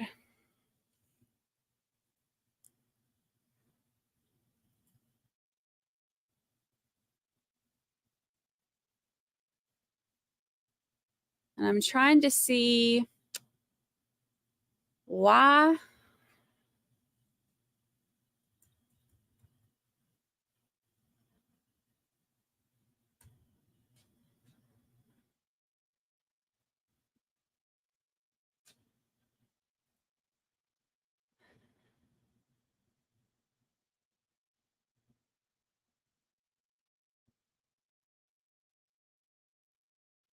Yeah, let me try to reboot because my internet is really fast, but StreamYard is not cooperating. So hang out right here. Let me see what I can do. Talk amongst yourselves.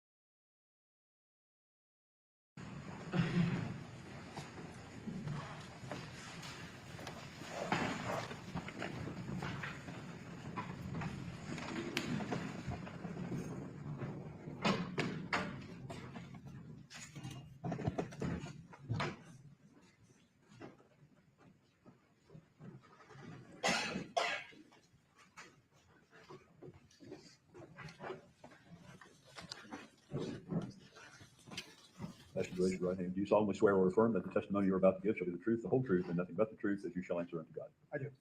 Be seated.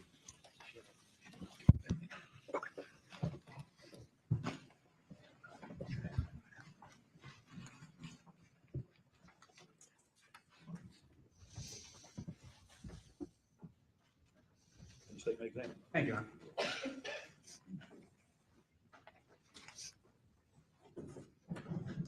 In a nice loud voice, can you give everyone your name, please? My name is Todd Fortner, Can you spell your last name for the court reporter? Fortner, Where do you work? at the Bureau of Criminal Investigation. What do you do for the Bureau of Criminal Investigation? I'm a special agent currently assigned to the Special Investigations Unit. At the time of this incident, I was assigned to the crime scene unit.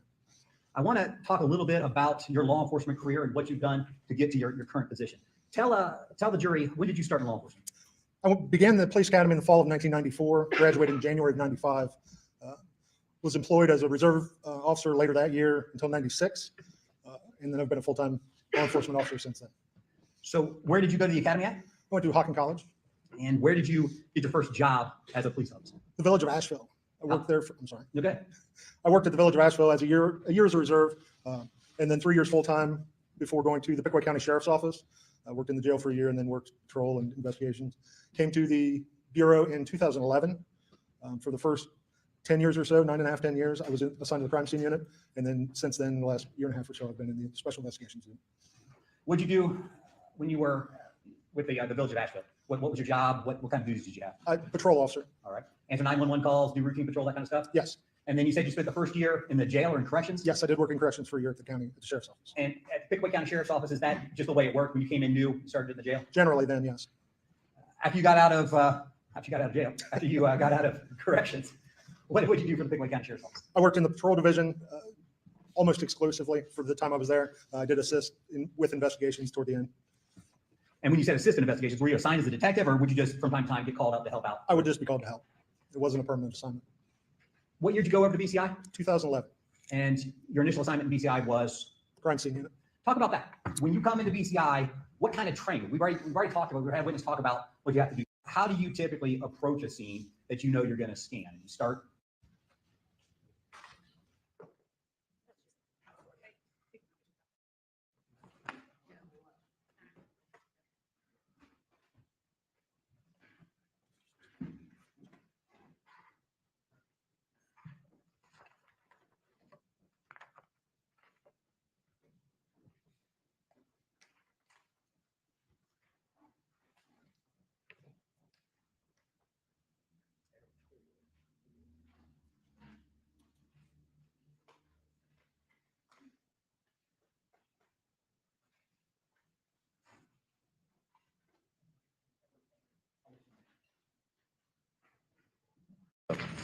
.313, so at 3:30, you need to be back at the jury room to be brought up here by court personnel. Do not discuss the case among yourselves or with anyone else. Do not permit the case to be discussed with you in your presence. Do not form or express an opinion concerning the case. Do no research at all concerning the case, either as to the facts or as to the law. Do not read, view, or listen to any reports or accounts of the case, and have no contact with any participants in the case. With that, we are in recess until 3. Of the opening of the safe and recovery of items from there. Do you also have the opportunity to look at the back of those pictures, or at least take a peek at the back of those pictures and notice the initials ATF and then a digital or a number associated with that? Yes. Okay, can you tell the jury what is that? What are those numbers or letters, number combination? The serial number that the camera gives each photo goes to 9999, so 10,000 photos basically. And we use our initials before that, so we know whose camera was used, who took the pictures. My full name happens to be Aaron Todd Fortner, ATF.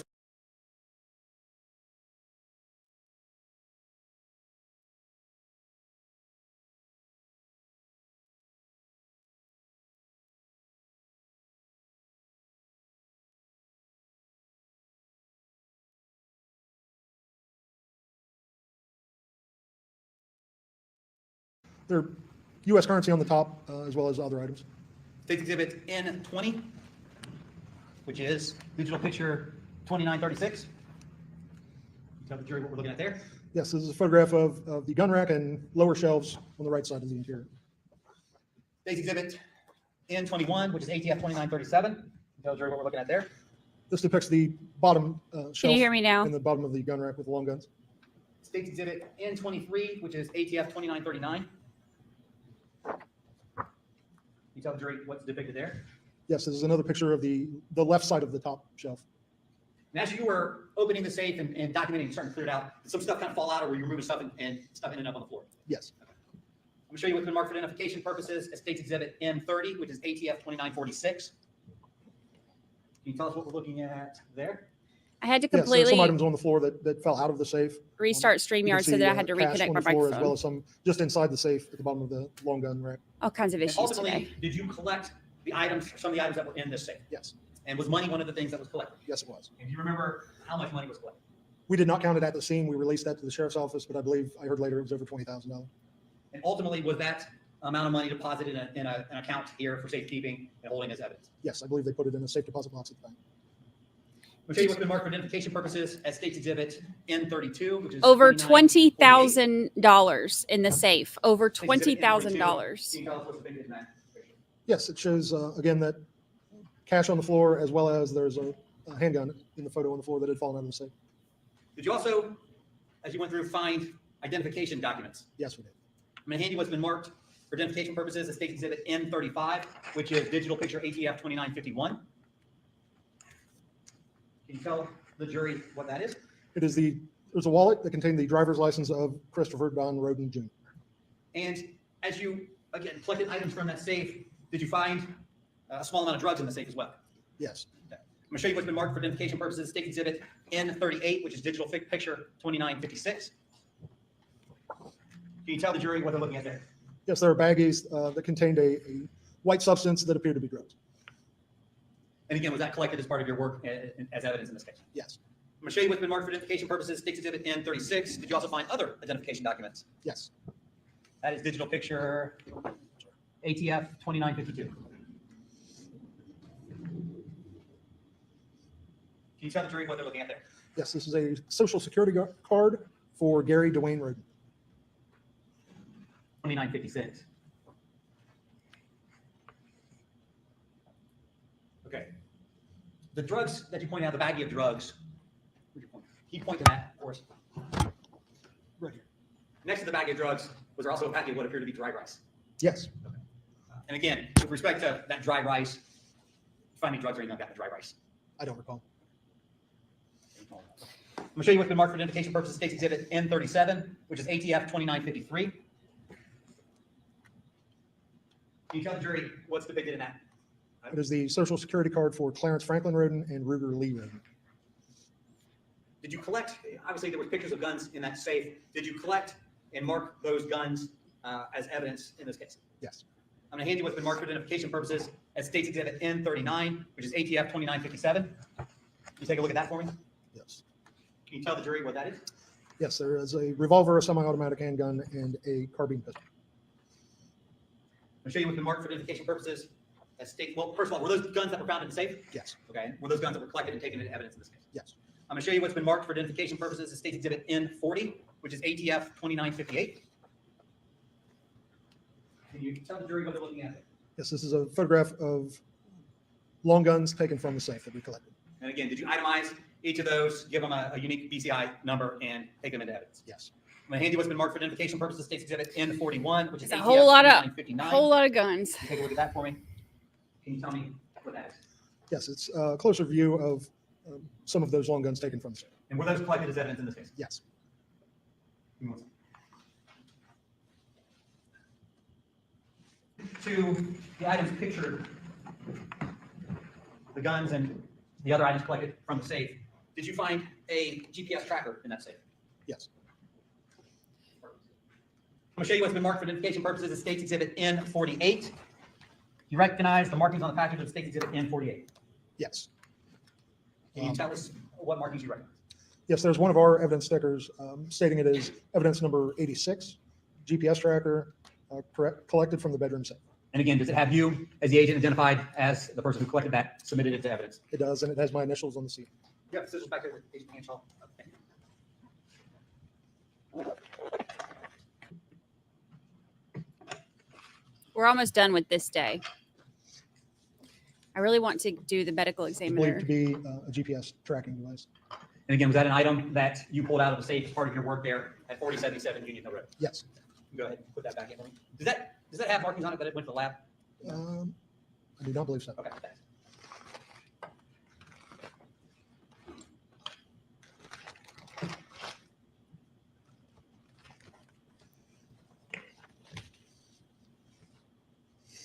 In addition to the GPS tracker and the other things that you talked about, were there various miscellaneous documents in that safe that were ultimately collected as evidence in this case? Yes. I don't have anything else. Thank you. Defense may cross examine. Thank you.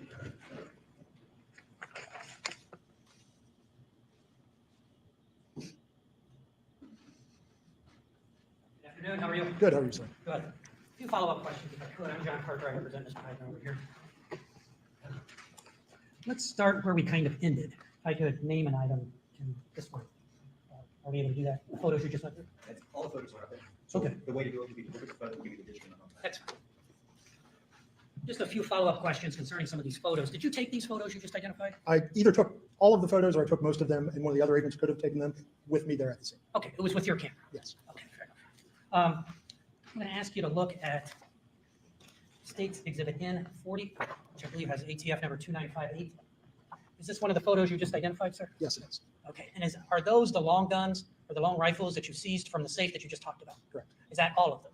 I believe so. All right, do you know how many there are there? Not off the top of my head, I do not. Okay, but they're all pictured there. If we could count them, it'd be 1, 2, 3, 4, 5, 6, 7, 8, 9, 10, 11, 12, 13, 14, 15, maybe 16. Does that sound about right? At least. At least. Cha-ching. You know what I don't type have of my long things back up yet, Yes, there are but rifles, there are shotguns. thank There's some you. bolt action rifles, lever action rifles. All right. And did you make a list of everything that was seized from that safe, an inventory? Yes, All right, and those would have been listed with some detail in that they inventory. would have been listed in the inventory, yes. Okay. Showing you State's Exhibit N39, which is ATF number 2957. You see that, sir? You just identified this a few moments ago, is that right? Correct. Now, there are 3, I guess those are handguns, is that right? 2 are handguns, one is a carbine handgun. Okay, let's take them one at a time if we Sure. could. I'm not a gun person, so I apologize for my ignorance. But in the lower right-hand corner, there appears to be a white-handled revolver, is that correct? Correct. Do you know the size of that revolver? I do not. Would it be, if one looked at that pistol, had it in its hand, would you be able to tell the size of it? It should have markings on it, yes. Okay, but they're not readily discernible from the photo, is that right? Correct. Okay, fair enough. Now, just to the left of there, there's another gun. What kind of gun is that? It's a semi-automatic pistol. And what is a semi-automatic? It's for each time you depress the trigger, it fires one cartridge, ejects the casing, and loads another cartridge to prepare to fire. And that's different from the revolver next to it, correct? Correct. Can you tell the jury the difference, just so we're on the same page? Revolver has a cylinder that drops a hammer on each individual cartridge to fire, and then the cylinder rotates to the next. And the casing would stay inside the revolver? Correct. Would not eject it like a semi-automatic? Right. Okay. Now, it appears to be a large gun above that. Yes. What is that? It's, I'm not familiar with these weapons a lot, but what they would call a Pac 9 or Mac 11, they can be converted to full automatic. And what does a full automatic mean? It will continue to fire cartridges as long as you hold the trigger. And do you know, like, the maximum capacity for the cartridge in the top weapon? It does not appear there's a magazine in that weapon, so you know whatever that- the capacity of the magazine you put in. Okay, so it does not have a magazine in it at this point? Right. But you could put one in there? Sure. And what size do those magazines come in, if you know? 20, 30, 100, All right. multiple. All right, so let's say it's a 20 capacity magazine. You put the magazine in, hold the trigger, and it would fire 20 with one pull of the trigger? It could, yes. And the same if you use the larger magazines? If this were converted to full auto, yes. They do make semi-automatic versions. Fair enough. And do you know the size of the caliber of the bullet that would be fired from that? I do not, from this picture. Thank you.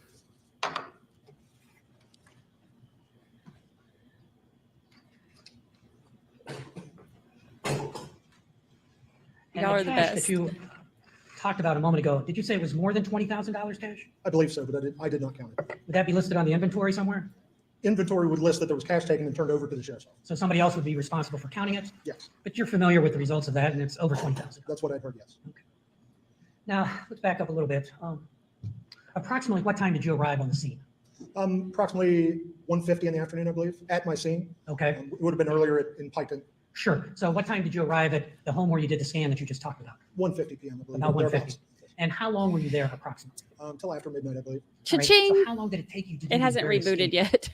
yet. 7 minutes per scan, roughly. There were, I believe, 10 scans in that one, so an hour, a little over an hour to do one scene. And what were the lighting conditions? Like if you arrived at 1:50 in the afternoon, it's the middle of the day, correct? Right. It was a sunny day, right? It was. Right. Do you know the lighting conditions at the time of the crimes? No, There I it do not. goes. I do know, in my scene, it appeared that it would have been nighttime. It would have been nighttime. Yes. But you don't know whether interior lights were on or not. Is that fair to say? Are we talking about at 4077 Union? Let's talk Hill? at 4077. I do not know. I did not investigate that. Now, you had the various trajectory rods that you have identified, correct? Correct. Do you know the size of the bullet holes that those were placed in? No. It appeared, maybe I'm wrong, but it appeared that the rods were a slightly smaller diameter than the holes. Is that correct? Probably, yes. That's why I believe if you look in one of the photos, use modeling clay to center that rod in the hole. Brandi needs some Okay, so you greasy used clay wings to to eat center it in after the hole, wine time for because medical holes vary purposes, of depending on course. the Thank caliber you. of the bullet that went through the wall. Depending on several factors. Yeah, several. If the bullet was tumbling instead of going straight, it would make a larger hole, correct? It would make a more unique shaped hole and we would notice that. Right, of course. I'm going to ask you if you could go to the overhead view of the trajectory rods. Is there a hard copy for them? I'm going out with one of my girlfriends tonight too, so that is my exact plan. Sir, while that's getting set up, let me just show you State's Exhibit S1 little a. You recognize that? Yes. Little b, 5-1 little b, you recognize that? Yes. And 5-1 little c, you recognize that? Yes, I do. All right. And as I understand it, these are from the Faro scan. Is that right? The angular measurements are from the Faro scan, yes. And then the software that we use to produce that, we can digitize the trajectory of that. Okay, so let's look at 5-1 little b. I believe that's on the screen. Okay. That's the overhead that's reflected in this photo. Yes. Let me just make sure I understand it. Now, there appear to be 4 different lines on this: red, Yes. yellow, blue, and green. Am I correct? Correct. All right, so are you indicating that those are 4 different shots into the trailer? Yes, Could it be more than 4 shots? absolutely. If the gun or rifle was held still and fired more than 1 shot, would it be reflected in one line? It would take an incredible amount of marksmanship to hit the same hole, kind of the Robin Hood firing into the same arrow, Sure, sure. but it is possible. So you show the holes on the side of the trailer, correct? So this laser, this angle, this colored line is going through each hole, right? The 2 holes, yes. I'm sorry? 2 holes, The 2 holes, the entrance hole and then the second point. right. And so if I understand this, please correct me if I say something wrong, but at the end here where this orange bush hog is, the lines stop into the ground, it looks like. Is that right? So from the angle of the hole, this would be the farthest point the rifle could be if it was firing the shots into the trailer. Yes, Is that what you're telling me? yes. Can you tell? Thank you, from this Melissa position Dodson. Whether a person is lying on the ground when firing those shots or not? We don't ever tell where the person is. I can tell you approximately where the muzzle could have been. And where was of that? the weapon. Where would that It be? would be very low to the ground. Low to the ground. Yes, And certainly no further away from the trailer from where these lines end, correct? correct. But it could be between the bush hog and the porch. That is correct. So you can't tell where the shot was fired from. It was just along this continuum. Yes, somewhere between the first bullet strikes on the porch and where these lines ended. All right. And I think you said the distance from the door to the end here was 30 some feet. Sounds correct, yes. Okay. So it was within, the porch here is a few feet wide, right? Mhm. Do you know by any chance? I could measure it if you like, but approximately maybe 6 to 8 feet. Okay, that's fine. I am going to ask you to go back to your Faro because I want to get a measurement from inside the home if I could.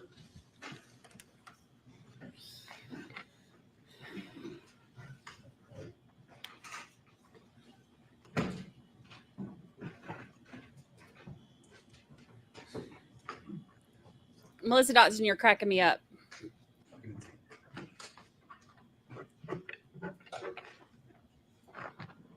Can you go to the area of the kitchen? Yes. Would you like this came from inside the kitchen? Inside the kitchen towards the bedroom where the bodies were found. Down that hallway.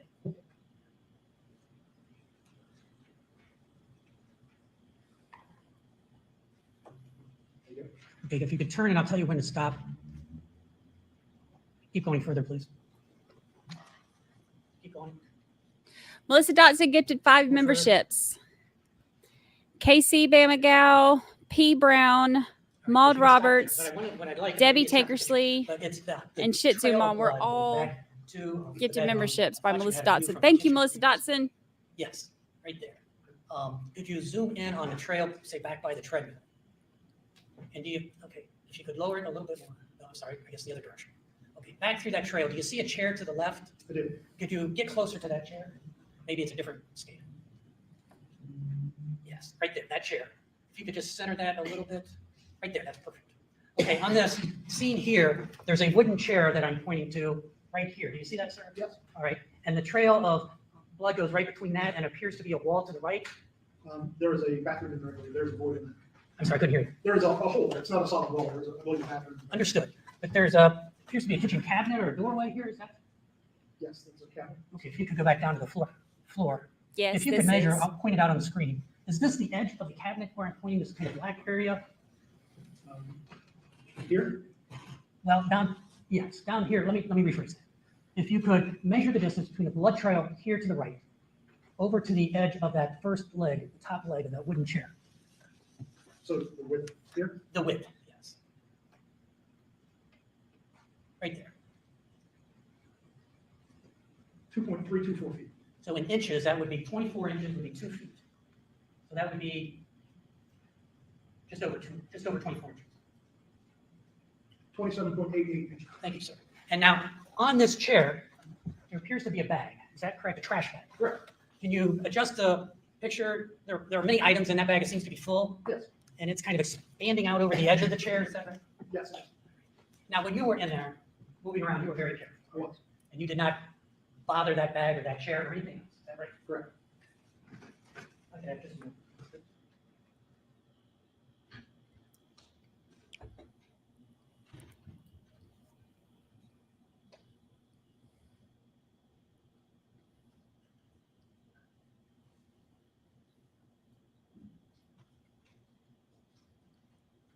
I just have one clean question real quick, and it doesn't have to do with the fair scan. The overhead images, you talked about the lines, and the lines in those overhead images were only lines where there was 2 holes, correct?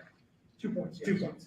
So when I say 2 points, are you talking about like ballistic event, just 3.0 and 3.1? You could go through those 2 points, right? Correct. You have to have a second point to anchor that. Otherwise, the orientation through one hole could be anywhere. Okay. So were there other holes that didn't have a second point in that front area that you didn't get a trajectory back? There could have been, yes. Okay. Anything further? No, thank you very much, sir. All right, then you may step down. It is now, what, 4:30, I think. Okay, that's it for this day. And now I think finally now we have the medical examiner, I believe.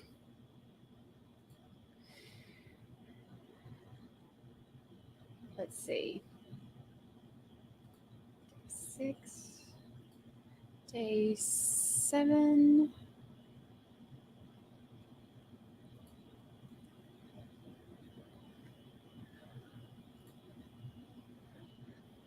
There's that long finger. That long middle finger.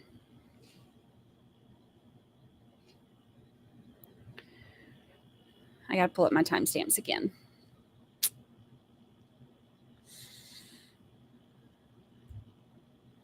What I say we are? Day 7.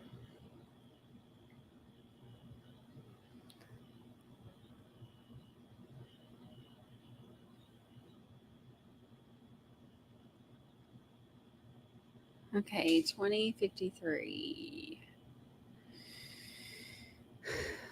2053. Liz Dawson says it's like the DVD on how to make a silencer they had and the Walmart receipt. That, The statement exam. the Walmart receipt. Wasn't the Walmart that they went to buy them? She was like 2.5 hours away or something. Thank you, Your Honor. Before we start, none of these voted will be suitable for publication. Good morning, how are you? Good morning. Can you please state your name and spell your last name for the record? My name is Dr. Karen Lohman, and it's Looman. And Dr. Lohman, can you tell us what you do for a living? I'm a forensic pathologist. Okay. And where do you work? I work at the Hamilton County Coroner's Office in Cincinnati. Okay. And in fact, you are the chief deputy coroner there, is that Yes. correct? Okay. Can you please just give us an idea about the type of education you've received to get to where you are? Yes, I graduated college. I then went to medical school, which is 4 years. And in medical school, they teach you basics about medicine. After I finished medical school, I was in the Navy for 4 years, working with live patients. I then went into a residency where they train you specifically in the medicine that you want to practice. And in that case, I was in a pathology residency learning diseases of the individual. After that, I had a special training in forensics part of pathology, which is non-natural deaths. I learned how to examine those.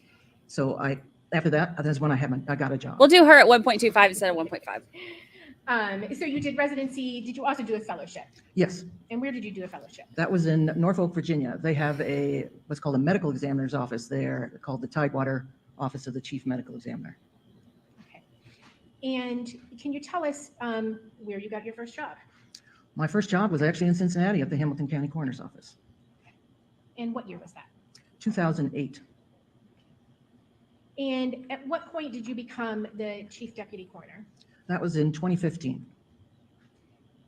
And can you tell us, as when you first started working in Hamilton County, was that as a deputy coroner? Yes. Okay. And can you just tell us, what does a deputy coroner do? Deputy coroner's job is to determine the reason why people die, and the people that come to our office are those that die in non-natural ways. So all accidents, suicides, homicides come to our office.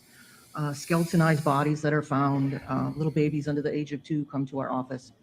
Actually, anybody that doesn't have a physician when they pass away comes to our office, because part of our job is also completing the death certificate so that an individual can get buried or cremated. And what are your duties as a chief deputy coroner? As the chief deputy, I do some administrative stuff, like I write the schedule and keep track of the other doctors in the office. I also work with my morgue supervisor and the morgue techs that help us perform autopsies. I also work with my investigative supervisor who deals with the investigators that go out to see. Department or I'm going to skip through the people that pass away. credential They stuff a do little bit. Medical students at the University of Cincinnati. and what are you board certified in? College. Or- One of the counties in Kentucky, I believe it was Kenton County, and in cooler, because it will slow down the decomposition that the body starts to develop after they've died. And so our cooler is approximately 40 degrees Fahrenheit, and they're put on carts. Do you also have a deep freeze? Cooler. So in the body bag, and you're looking to see what the body looks like in the body bag. You look to see the condition of the clothes, if they are clothed. You look at the body to look for injuries, if there are any there. You're looking to see scars, because scars can tell you what kind of surgery somebody had, can give you some medical history. And then there's an internal examination where we actually cut open the body. We look at the organs to see what kind of disease people have. If the organs are injured from a car accident, you want to look at those organs and to see if that's a lethal injury. Is that a severe injury? Is that something that they could have survived from? After we look at the organs, we actually remove the organs from the body and hold each individual organ, weigh it, and cut through it, looking to see if there's tumors in there. Sometimes there's a better way of looking at disease if you actually look on the inside of the organs as well. So that's an internal examination. We also, even before we cut the body, we actually x-ray bodies if we have an idea that there was trauma with a knife or a bullet, because we want to be able to see where the bullets are. We can figure out where to recover them from. If there's broken bones, if somebody was walking on the sidewalk and got hit by a car, we want to be able to see what bones are broken in their legs versus their head or their back. It kind of could tell us how they were hit or where they were hit. It would tell us a story. We also draw what's called toxicology, or blood samples from the individual, so that we can see what kind of drugs are in their system and see if those drugs may cause the death or contributed to the death or had nothing to do with the death. Okay. And once you have conducted all of this examination of the body, do you then reach an opinion as to what the cause of death was? In something, toxicology on every case looks for alcohol, if someone has alcohol in their system. And then what we do is we screen the blood, looking for the most common things that people abuse and die from. And if we find something by a screen, the screen will only say positive. So then we have to go and see what that drug is, identify what that drug is, and identify the amount. We always look for alcohol, and we look for any common abused drugs. Do you also examine the interior of the skull? Yes, we do. We do look at the brain. And can you tell us, why is it important to you to look to see if there's any bullets or bullet fragments left in the body? Finding the bullets are important because that's actually evidence of a crime. So we want to collect those bullets because there are experts, firearm experts, that can look at those bullets and say what caliber it is. And if there's a gun to compare it to, sometimes they can say this bullet came from this gun, which may provide evidence to the police or the prosecutor as to what happened with the situation. So it's evidence. The bullets are evidence that we need to collect. Okay. And can you just tell us sequentially what happens when you are conducting an examination? They're obviously maintained in the cooler, still in the body bag. What happens then? Our morgue techs are the ones that help prep the body. And so the body is pulled out of the cooler and the body bag is opened, and it's opened underneath a camera. So it shows what's on the body when the body bag was opened. So if there's jewelry around the neck, jewelry on the fingers or in the ears or whatever, it documents what personal effects that we have found.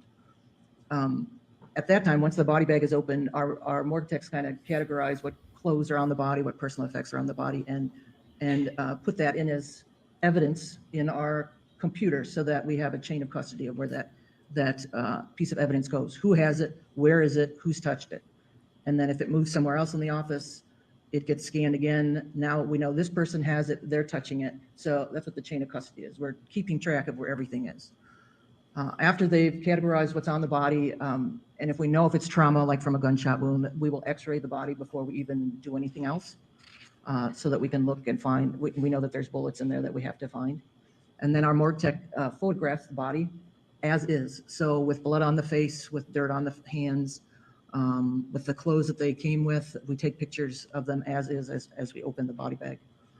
After that, they collect evidence. So in the case of all homicides, we take fingernails.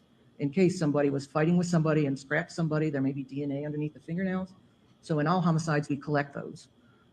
In some cases, we take hair samples for DNA. In other cases, we take fingerprints on everybody just to confirm who they are.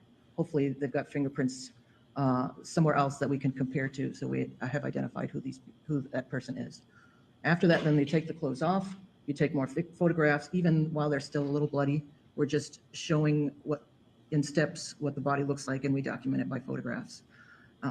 At that time, usually the doctor's not quite down yet in the office, in the morgue, and the morgue techs can collect blood samples. We also take fluid from the eyes. You can do toxicology on that. And we take urine too, because some drugs break down pretty quickly in the body, and you can only find it in urine. So they'll collect the blood and fluid samples, and then the doctor will come down, and I will take a diagram and diagram what I see, diagram the injuries. I diagram scars, I diagram tattoos, and at that point, then we could probably start the autopsy. And at what point is the body cleaned, or is the body cleaned, I should say? The body is cleaned actually right before we start the autopsy, because we want very clear pictures of the wounds and the injuries that are on the body. So right before the autopsy, the body's cleaned and more photographs are taken. And like you said, each step is photo documented very well, both as is, then once the clothes are removed, but the body's not yet cleaned, and then once the body is cleaned. Yes, correct? yes. Okay.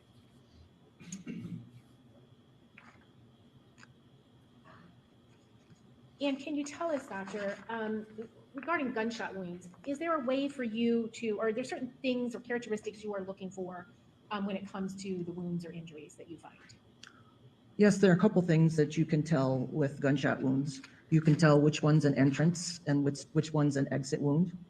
And you can also tell distance, how far somebody was between the gun, how far they were from the gun when they were shot. Okay. And can you just tell us a little bit about how you go about determining what an entrance wound is versus an exit wound? Yes, so an entrance wound is very similar. A bullet that comes out of the end of the gun has a spin so that it's straight. And as it hits the skin, it's still spinning a little bit, and it actually tears a little bit of skin off the edge of the hole that it's making. They call that an abrasion. Very similar to you scraping your knee on the cement. You're scratching the surface of the skin off. The bullet scratches and tears a little bit of skin around the opening. That's an entrance wound. An exit wound just tears its way out. Sometimes, if it's a slower bullet, it will just leave also a circular hole, but there will be no abrasion collar. Other times, it tears and leaves a big hole. So that's how you can tell entrance and exit. Another way you can tell how close the gun is to you, if you can imagine, there's things other than a bullet that comes out of the end of the gun, because it's an explosion and fire that's causing that bullet to come out the end of the gun. So you've got the bullet, you've got gases, you've got smoke, you've got fire, you've got burned and unburned gunpowder coming out of the end of the gun. So if you've got the end of the gun and you're touching it to somebody's skin, Many times that hole, the edge of the hole will be burned because it got burned by the fire that's coming out of the end of the gun. And sometimes in the head, if you get shot in the head, you may see that burn, and then you may see gunpowder actually on the bone underneath the scalp where somebody was shot. The farther away you are from the muzzle of the gun, you might have smoke on your skin. Pathologists sometimes call it soot or fouling. It looks gray. So you'll have gray smoke in somewhat of a circle around the wound, telling you that the gun was close but not touching. What also comes out are unburned gunpowder, and it actually strikes the skin and makes little red abrasions or polka dots. We also call that stippling on the skin. That tells you that the gun was not touching, not contact. We use the term intermediate, saying that it was not contact and it was not far away. It was in between, and it depends on the power of the weapon as to how far away the gun can be before you don't see any of that stippling or any of that smoke on the skin. Average, maybe about 3 feet before you don't see that anymore. So this is contact. That space in between where you see the soot and the stippling on the skin and maybe about 3 feet is called intermediate. And then beyond that, we call that indeterminate. Instead of distant, we call it indeterminate. So that's what you're looking for when you look at bullet wounds. You're looking to see which one's an entrance, which one's an exit, and if you can tell how close the gun was to the body when it was shot. Can you talk to us about, I guess, the changes that the body goes through? You kind of alluded to this immediately upon life ceasing.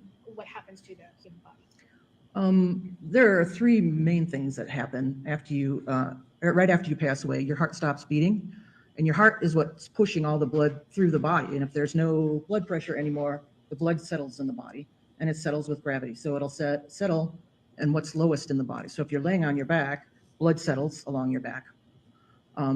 After about 24 hours, that becomes fixed. In other words, it will not shift anymore. So if you die immediately and the blood settles on your back and then you flip somebody on their stomach, the blood will then settle to the stomach. But if they've been dead for 24 hours, approximately 24 hours, and they've been laying on their back and you flip them on their stomach, that liver will not change. It will stay on their back even though they're on their stomach. So that's livor mortis, or the settling of blood. Another thing that happens is your body gets stiff. They call that rigor mortis. That's essentially immediately in small muscles like your eyelids and maybe your jaw. You have little energy factories in your muscles, and it runs out of energy after you die, and then you seize up kind of like the Tin Man in Wizard of Oz. You become stiff. Whatever position your body is in is what you're stiff in. So if you're laying in your bed with your hand over your head like that, you will become stiff like that. Or if you lay on your back and you're just got your hands crossed, you'll become stiff like that. And it starts right away, and it maximizes out at about 24 hours. That is rigor mortis. I have said rigor mortis from the time I was young, watching all this kind of stuff with my mama. And no matter how many times I hear rigor mortis, I cannot bring myself to pronounce it rigor mortis in regular conversation. When I am focused on right now saying it correctly, I can. I have never been able to make myself pronounce it correctly. It has been rigor mortis since I was little. That's weird, right? After about 24 hours, you are getting into the stage of decomposition where your body tissues are starting to decompose and it becomes obvious. I'm not alone. Then that rigor disappears and you are floppy. And if in decomposition, the longer you go, the more discolored you are and the more body fluids there are.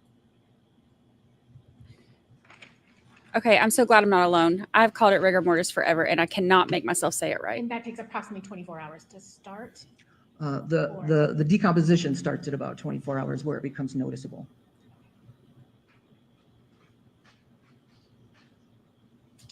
So the condition the body is in when you receive it, for instance, if it's still in rigor mortis, that would give She called it rigor mortis. For you, or facts that you would consider in determining approximately how long that individual had been dead. Yes. Is that correct? Oh, so I'm just saying it like the If that had UK. passed, then that also would be a hint as to how long they have been dead. Yes. Okay. The DA just said rigor mortis too.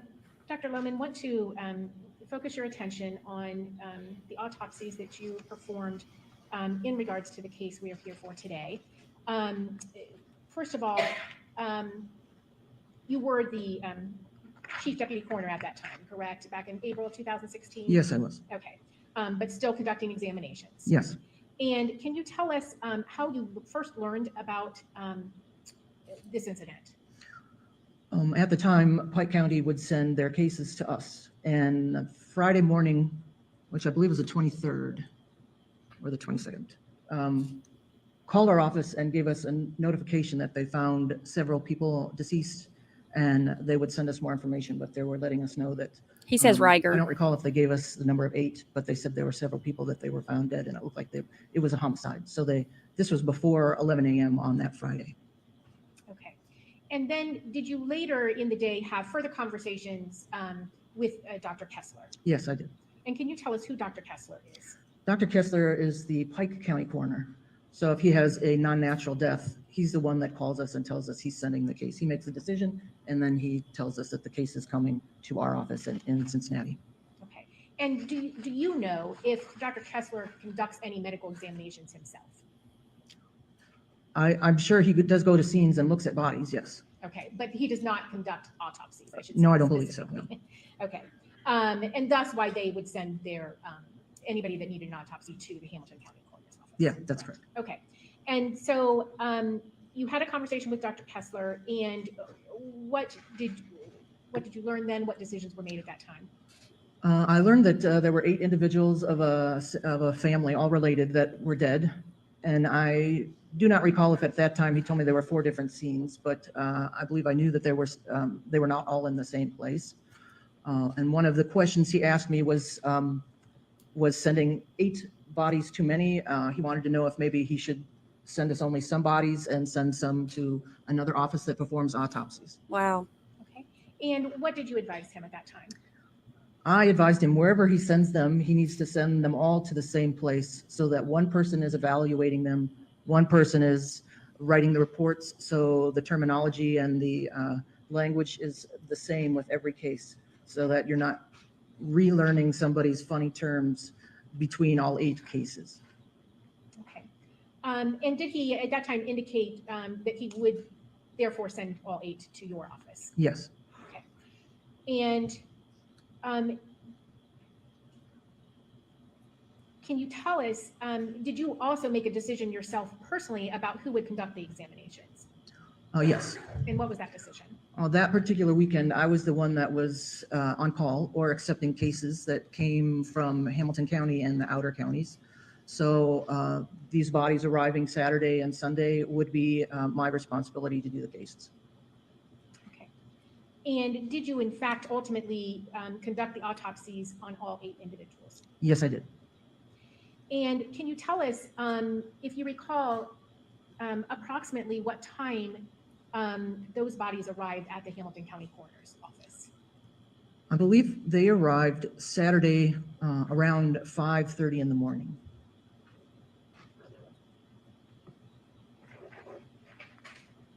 And can you tell us what was done with each individual body upon arrival?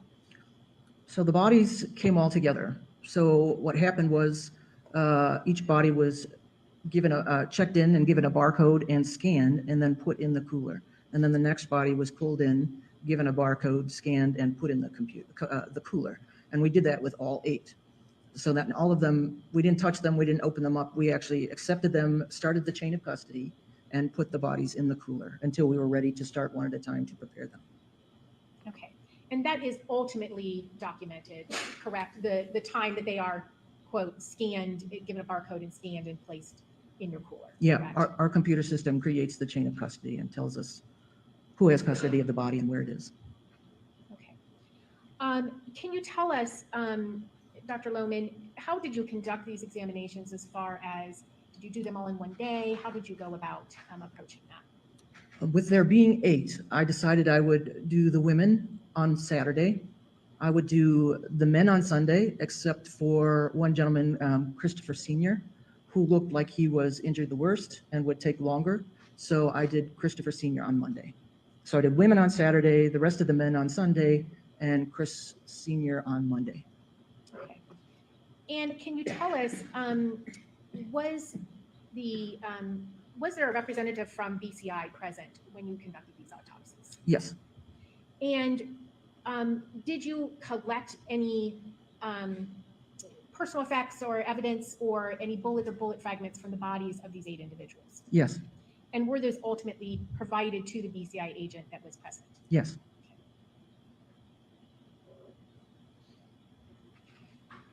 When you first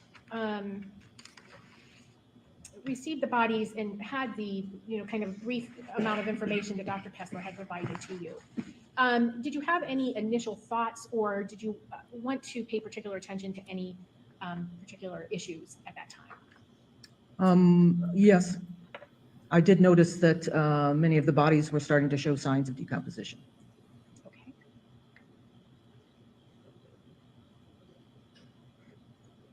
Did you also form an opinion based on the fact that a lot of them, you were informed that a lot of them were shot while they were in their beds and many of them appeared to be sleeping? Yes. And what did you, what approach did you take as a result of that information? In regards to further testing, or? Yes. Okay. Or anything, yeah. It became apparent looking at where the wounds were that it seemed that many of them were shot multiple times and never moved, never appeared to have reacted to other people in the house being shot as well. And so in my mind, I was trying to figure out why somebody wouldn't respond when other people in the house are getting shot. I think they would wake up with gunfire. So one of the things I did was did a little bit of extra toxicology to see if maybe they'd been drugged and they were all, didn't wake up because they were sleeping. And another thought was, well, mostly it was the drugs I was concerned about, that maybe they had drugs. The other thought, though, was that maybe there was something that was muffling the gunfire. But I can't find evidence on the body that would suggest that there's something that was muffling the fire. That's not something I could see, but that was in my head. Okay, and when you say that's not something you could see, is it something you would ever be able to see? Unless there's remnants of something that covered the gun, left at the scene, or showed to me, that's not something that shows up on the body.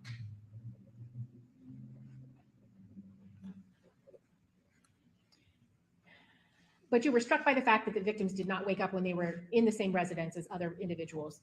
And so you were considering either something that muffled the gun or possibly that they had been drugged such that they were not responding. Would not wake up, that's correct. Okay.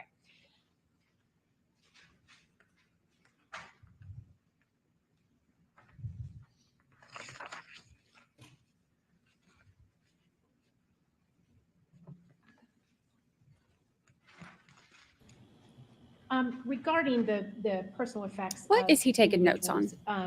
If it is a homicide case, what do you do with those personal effects? On all homicide cases, including clothing and any jewelry or money that's found on the body, we hold on to that. We don't, in other cases where there's not a concern of a homicide, we take the clothes off and put them in a bag and release them with the body when the funeral home comes to pick them up. But in cases of homicide, we hold on to all that because we're not sure what is considered evidence, what is considered important to the police or the prosecutor's office. So we hold on to that. Okay. And in this case, you already testified that you gave those items to the BCI agent that was present. Yes. Okay. Do you recall what the BCI agent's name was? There were different people on different days. Okay. He's doodling. I'm going to turn your attention now to the autopsy that you conducted of Chris Sr., which actually was the last autopsy that you conducted, but it's the one we'll deal with first today. I first want to provide you with several documents.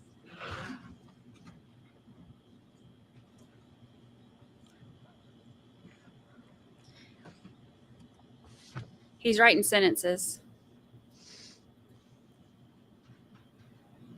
Doctor, I'm first going to hand you, and I'm sorry because I did not count. I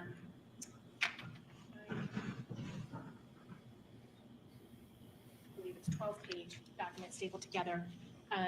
If you could go ahead and look at that, and if you recognize what that is State's Exhibit.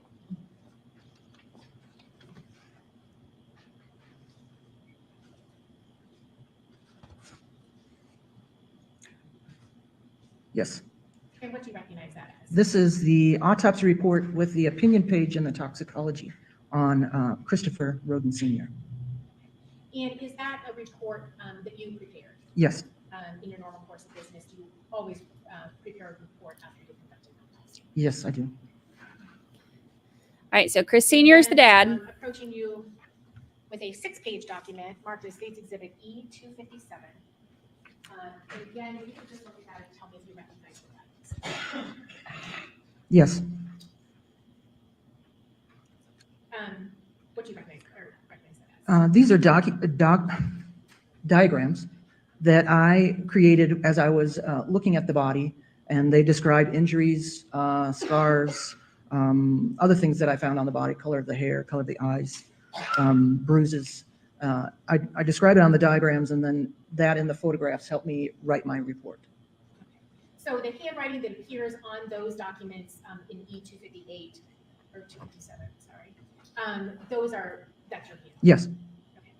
And finally, E-258, which is just a 1-page document, if you can tell me if you recognize that. Yes.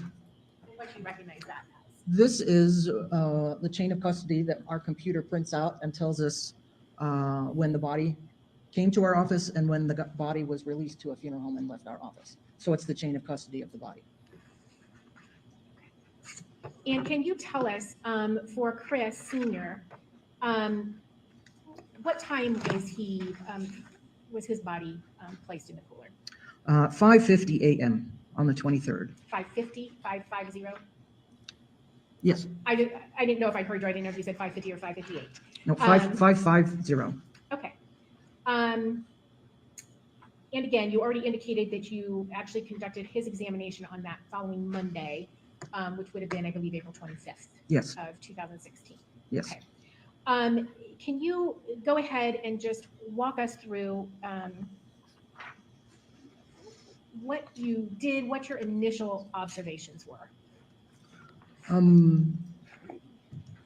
Looking at Christopher Sr. as he was in the body bag, it was apparent to me that he was one of the people that was a little more decomposed than some of the others. He had some skin coloration changes, and he no longer was stiff. I also was able to see that there were a large number of wounds to his face that turned out to be gunshot wounds, and that he had 2 in his abdomen. And based on the x-rays, I knew that there were several bullets that I needed to recover. Okay, so talk to us about, you said that his body was one of the ones that was a little bit more decomposed than the others, and that rigor mortis had left his body. So at that point, I presume your belief is that it's been at least 24 hours since he has been killed. Yes. Correct? And I should say at least 24 hours before he was placed in the cooler. Is that fair to say, or will he continue to decompose? The decomposition will slow down. It won't become as obvious if he was laying outside and was not in a cooler, but he did show a decomposition at the time we put him in the cooler. Okay. And assuming for a moment that he was killed around 11 p.m. on Thursday night, okay? And he arrives to Hamilton County Coroner's Office at, I believe you said 5:50 a.m. is when his body was actually placed in the cooler. Yes. Correct. So close to 6 in the morning. So we're talking a full 24 hours plus an additional 7 hours. So around 31 hours before, from the time that he was killed until the time that he was placed in the cooler at Hamilton County Coroner's Office. Is that consistent with the decomposition that you found on Christopher Roden Sr.? Yes. Okay.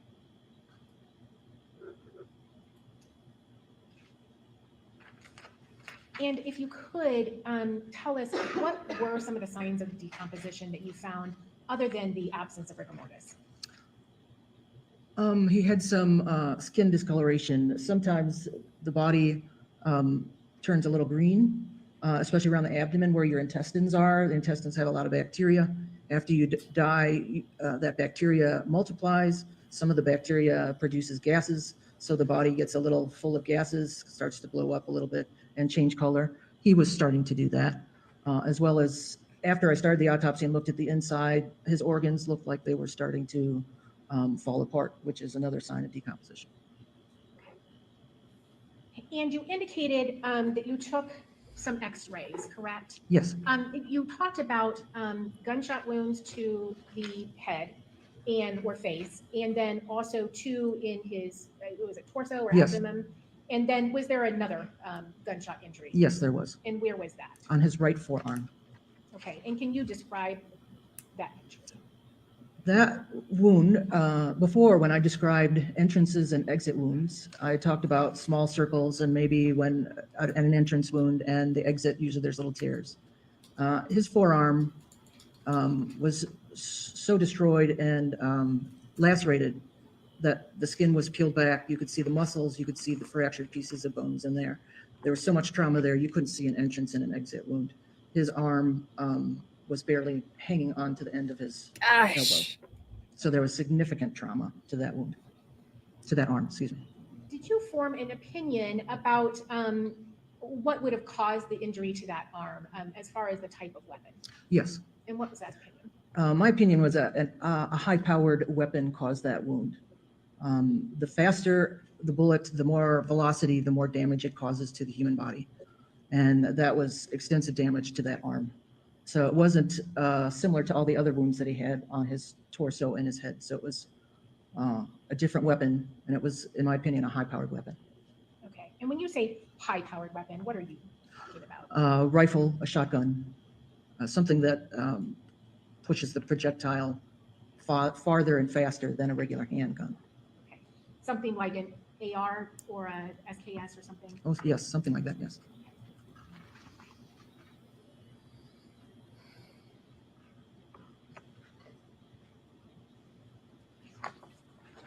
Okay. Hey, all y'all coming in late. 1416A.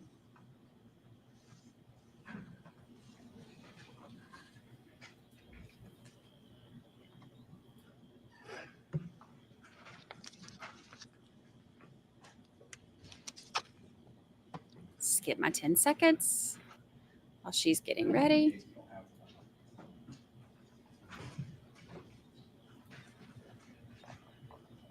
Just tell us, first of all, what are we looking at? Is this supposed to turn on? Is it not on? Do I need to press a button or something? I can see right there. That is a picture, an X-ray of the head Okay. of Christopher Jr. Senior, sorry. Okay. And if it helps you, look at that, you certainly know. Yes.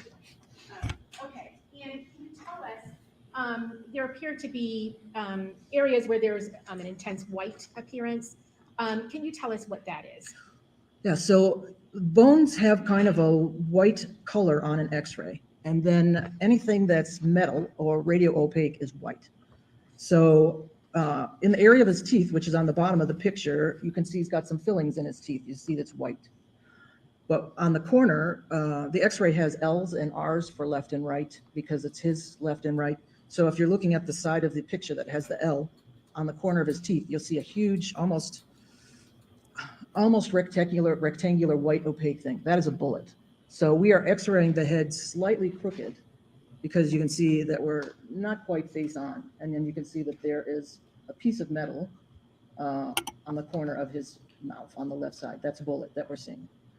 And then if you look a little higher into the area of where his ear is on the left, you'll see two other white metal objects. Those are two more bullets. So those are relatively intact bullets. That's why they're big like that. And then you can see some small little white flecks kind of in the middle of the head there. That's tiny little pieces of bullet that have broken away from the bullet itself. So it's still showing up as tiny little fragments of the bullet, but the bigger pieces are the bullets that are more intact.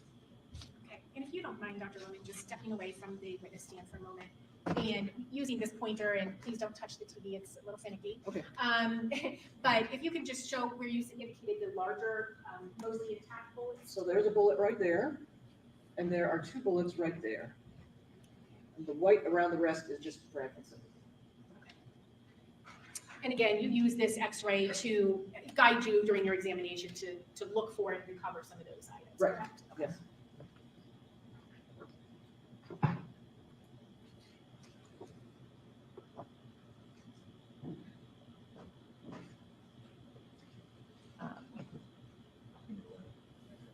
good shot. And this is E225, State's Exhibit. And again, if you can tell us what we're looking at there. So this is an X-ray showing the bottom of the chin, the neck of Christopher Sr. This is his collarbone, and these are ribs of his chest. You can see that there is a bullet. I'm not going to touch the screen.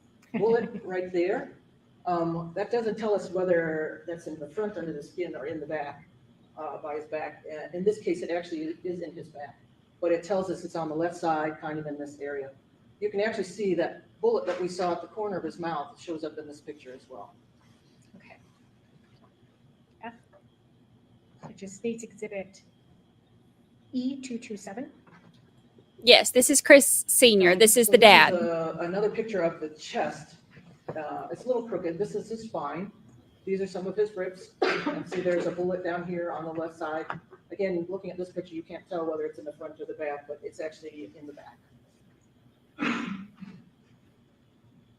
Okay, and G, which is State's Exhibit E228.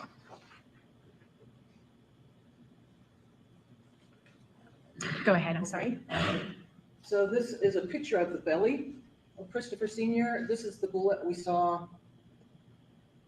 I believe it's the bullet no, this is a different bullet that's in the left side of the back. So he has two bullets down here. You can see there's tiny little white fragments here. So this is little pieces of bullet that are right along this abdomen, the middle of his abdomen. Christopher had a serious surgery prior to passing away, and he had a big scar on his right chest there. And in this area here, this is where that scar is. It looks like there's a whole bunch of staples. So these are not bullets, but these are staples from a previous surgery that he had. Okay. H. This is State's Exhibit E229. So these are the staples that I mentioned before that are from his previous surgery. So this is his right forearm. His hand is there. It's just too dark to see. But you can see here's one of his forearm bones. There are two forearm bones.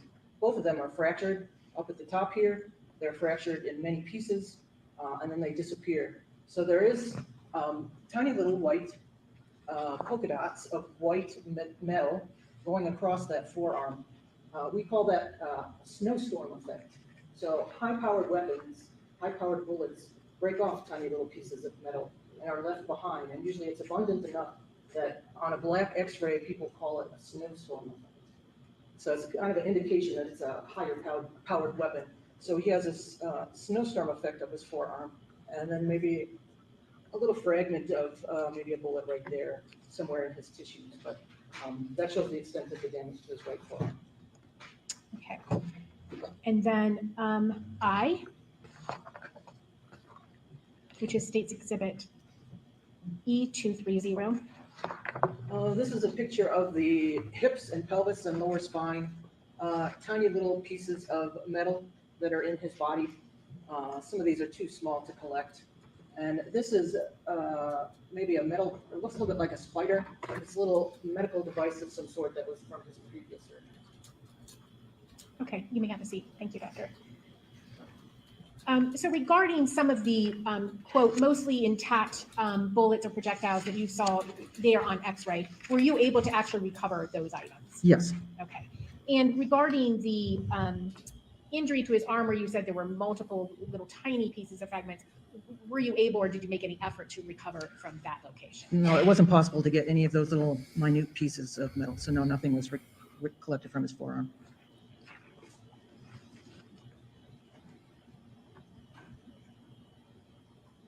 And remember, Chris Sr. was shot more than any of the rest of them.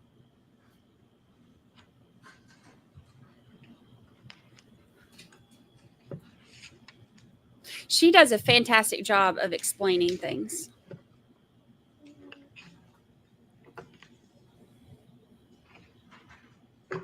Sorry, I've got too many documents up here.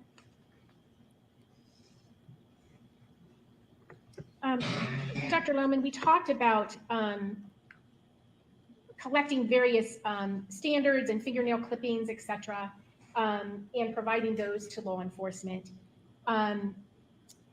Did you do that in this case? Yes, when you conducted the autopsy of Chris Roden Sr.? yes, Okay.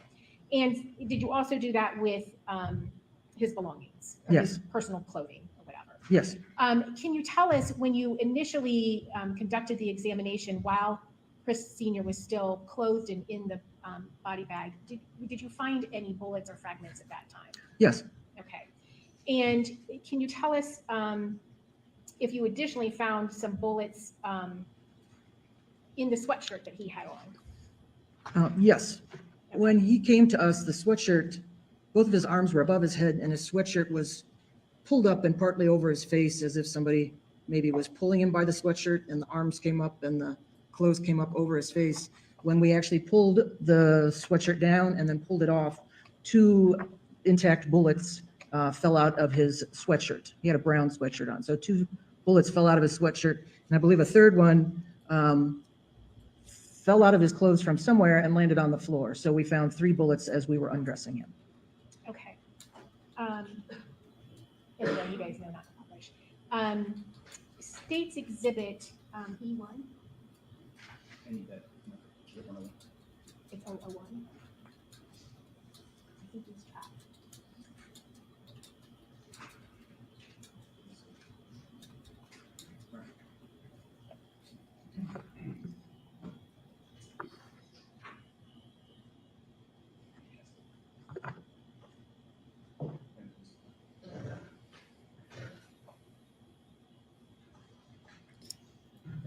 I forgot I can skip forward while she takes forever. Nope. Nope. So this is Christopher Sr. as we just opened his body bag and pulled the edges back.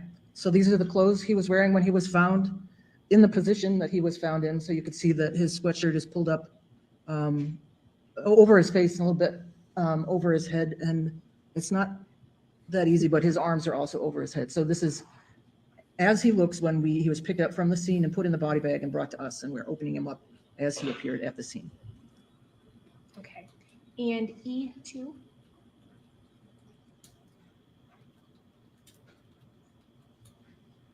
And what are we seeing there?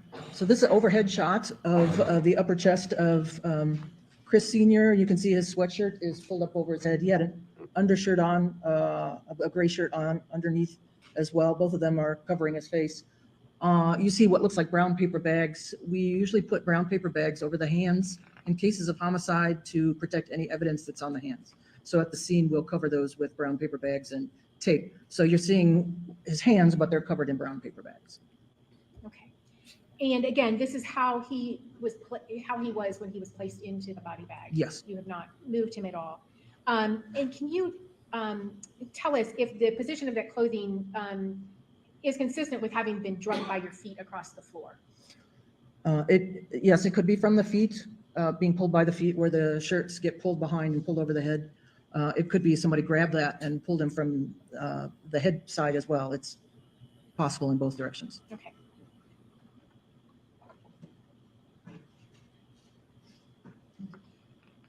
State's Exhibit E3.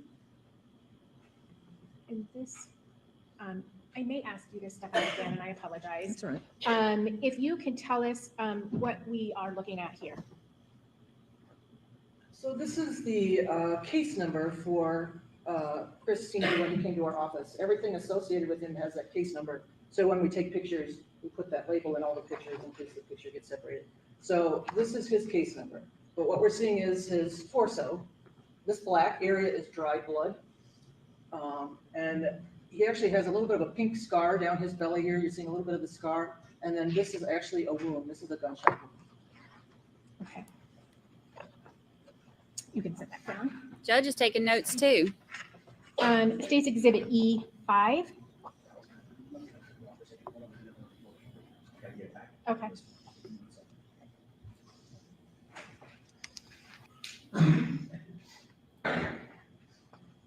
Showing his blue jeans and his shoes. Okay. And again, are those items that you ultimately collected in this case? Yes. And this is as he was put into the body bag as you found him when you opened the body bag? Yes. Okay. Okay. And then E6.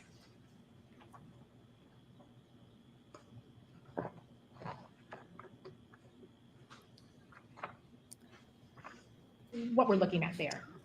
This is an overhead picture of Chris's right knee. Okay.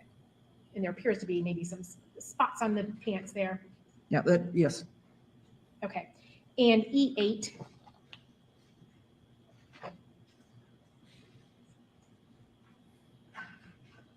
Can you tell us what that is? This is an identification tag that was written by someone from the Pike County Coroner's Office. If a person's been identified but doesn't have anything else on his body to identify him, we always put a label on him, on the individual, so we know who it is. So this is the label that was on his bag. Okay. Actually, it was on his body. I think it was through his belt. Did you also notice other injuries to Chris Sr. other than just the gunshot wounds that were obvious at this point in your examination? To his face and head? Yes. And what was that? On his left forehead and left side of the face, he had abrasions and little punctures of tiny little pieces of wood. They were actually sticking out of his skin across his forehead and his cheek. And I call it pseudo stippling because of stippling, like gunshot wounds where you have little polka dots from the gunshot powder, but it's similar to that, but it's not gunpowder stippling. It's wounds that look like stippling, so I call it pseudo stippling, but it's tiny little pieces of wood that have penetrated the skin and are sticking out. Okay. State's Exhibit E9. So all the red marks are the abrasions, and what's got white in the center are the tiny little pieces of wood that are sticking into the wounds and into his head. So there's some wood in his hairline here too, but definitely across his forehead. He's just a writing. And Dr. Lohman, while you were there, just for clarification purposes, there also appears to be a little bit of white near his eye on the upper part of Yes. the right eye. Can you tell us what that is? After you die, and if you're dying in an area that's open to the environment, certain flies smell death, and they will land on your body and they will lay eggs. And the eggs look like sawdust, sometimes yellow, sometimes white. And where he was laying, although it was inside, it must have had access to flies. So flies found his body because they smelled the decomposition, and they laid some eggs on his face. And then State's Exhibit E11. The judge's face during that. Can you tell us what that is? So this is a piece of clothing. I believe this is his brown sweatshirt, hooded sweatshirt, and that's a bullet that fell out when we were moving the sweatshirt. Okay. And then E12, I believe it's just a close-up of the same. Yes, so you can see that the bullet has some gray color, so it's a lead bullet, and then it has a jacket that has a covering that looks copper, has a copper color. Okay, you can have a seat.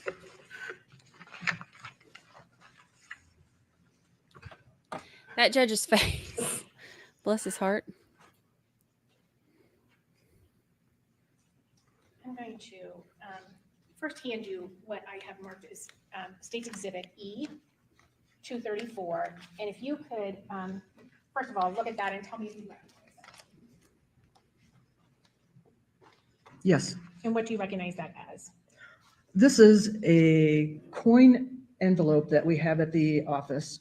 When we're collecting evidence, we put the evidence in the envelope and seal it, and we put a barcode of the case and the person that evidence belongs to. You can see the barcode. And then one of my more techs writes on the bottom what should be in the envelope. So it says facial hair and his case number on it. And this has Christopher Sr.'s name and barcode.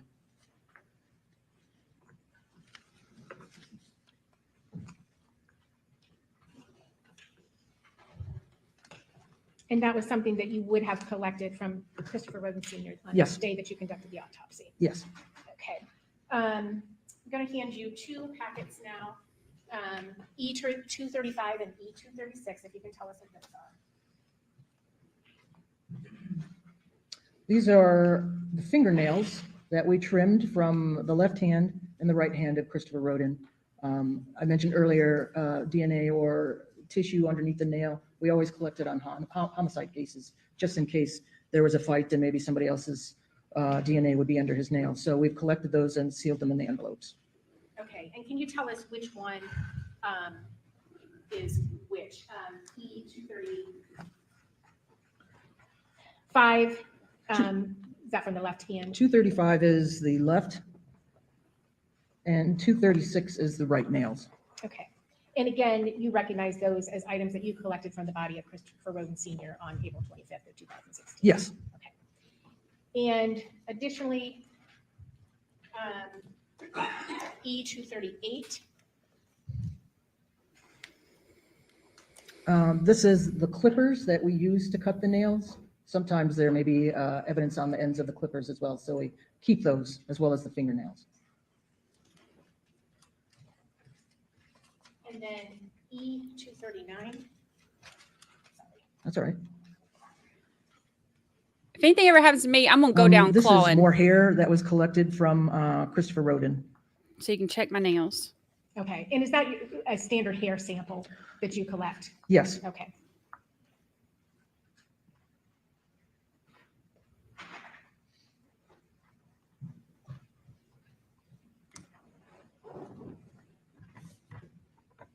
And then handing you what's been marked as State's Exhibit E240, if you can indicate to us what that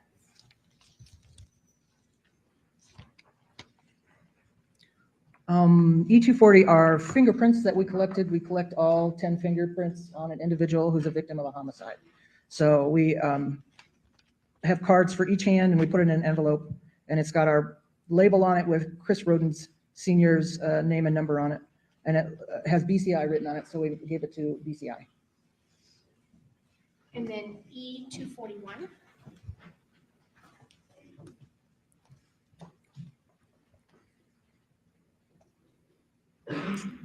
This is what they call an FTA card or a DNA card. On every individual that comes through our office, we take blood spots for potential DNA if needed. If a blood spot is at a scene and you want to compare it to the deceased individual, we have this card that they can do that.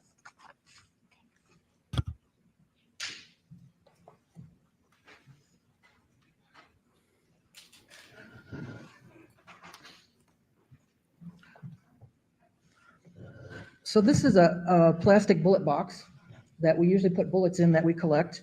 This has Christopher Roden Sr.'s number on it, or name and a barcode. It has a number 2. We probably number each one of the bullet boxes so we keep track of how many there are. On the side here, it has his case number and it says the words bullets in shirts. So the bullets that we collected from his shirts that fell out of his shirts, we put in the same box.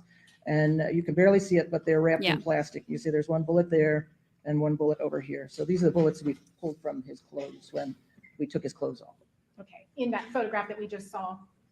That's one of the bullets that's in here, yes. Okay, and if you could go ahead and open that up if you're able. And Judge, we'll stipulate. We'll stipulate that those are bullets. Okay. So what's the stipulation? That the items in Exhibit 242 are actually the bullets recovered. From the shirt. From the shirt. In the body bag. Okay. All right, the jury will accept that stipulation as fact, as if it had been evidenced by. I love it when they do the stipulations. Save us time.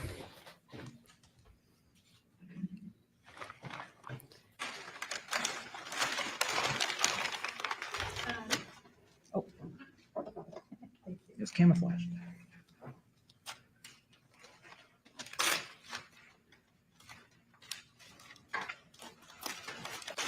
It takes her forever to open stuff.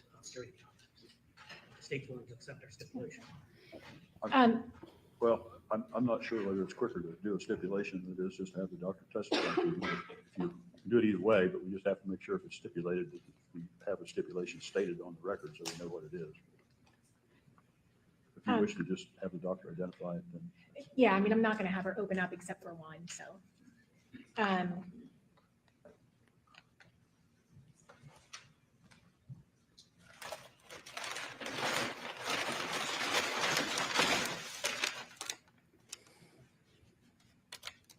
again, if you can just let us know, please.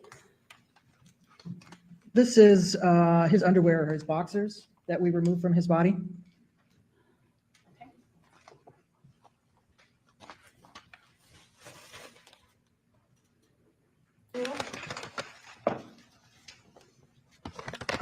These are the brown paper bags that were on his hands originally. We kept them just in case someone wanted to look for evidence on them, so we put them in their separate evidence bag.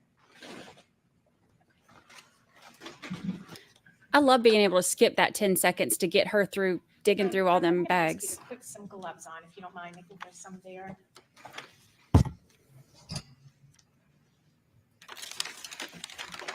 Tell me if you recognize it. Yeah, just wait to decide. Your Honor, I would like her to show that there's some holes in that that are consistent with I'll permit you to continue the question.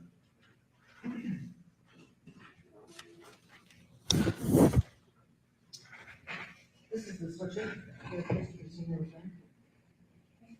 if you could tell us where you observed holes on that, and if you observed holes at the time of the autopsy. I did observe holes at the time of the autopsy. You can see a hole right here. That's in the chest area. There's a hole right here. I don't know if you can see it. That's his abdomen. This is his left sleeve that did not have anything on it. His right sleeve has a hole on the front. See it right there. And then this is that, the same sleeve. So the bullet entered on one side and exited on the other.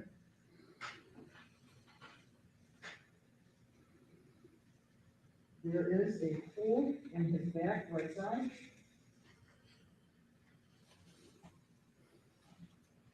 And I believe that's it for the holes. Okay, and then also in his hood, where there's some holes. Yeah, there's a hole right here. And then, I think that's it. One more?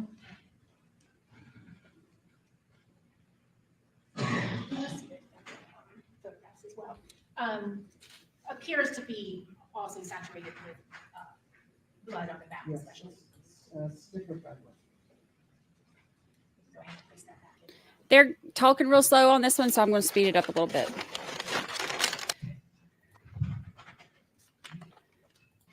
This prosecutor moves so slow. So slow. These are all Chris Sr. And likewise, doctor, I'm going to open up. We're still on Chris Sr. E254.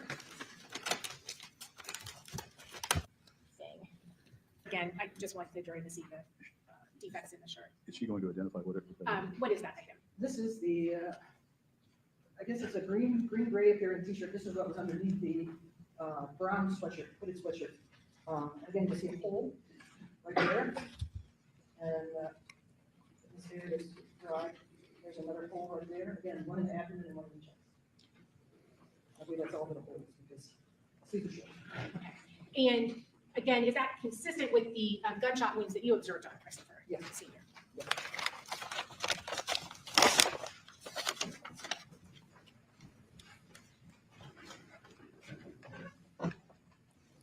And then as far as the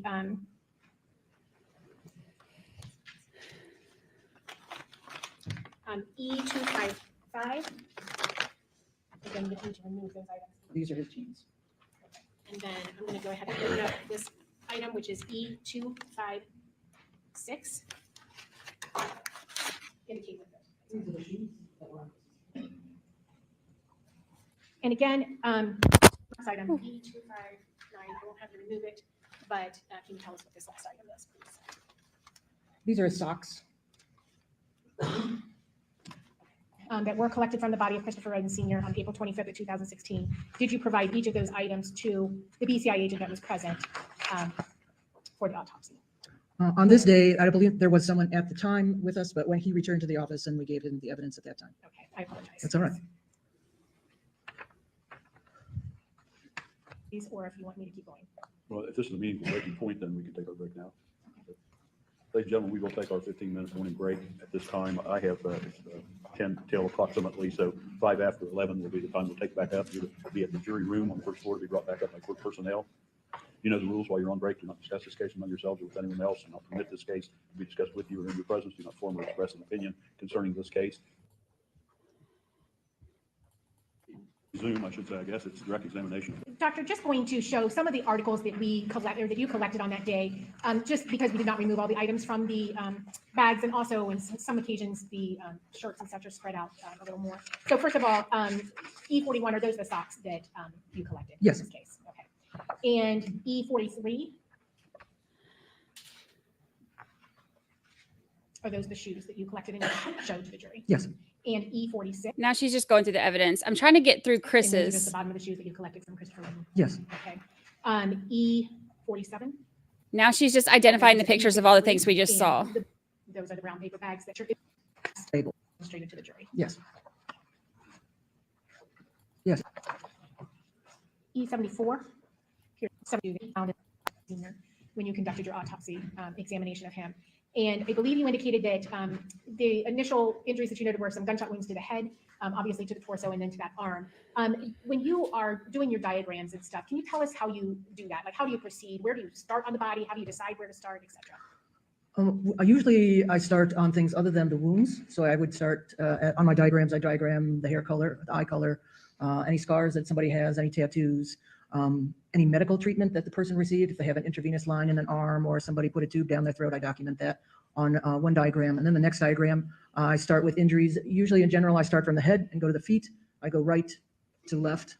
And so these are random numbers and they don't indicate anything about the order in which somebody was shot.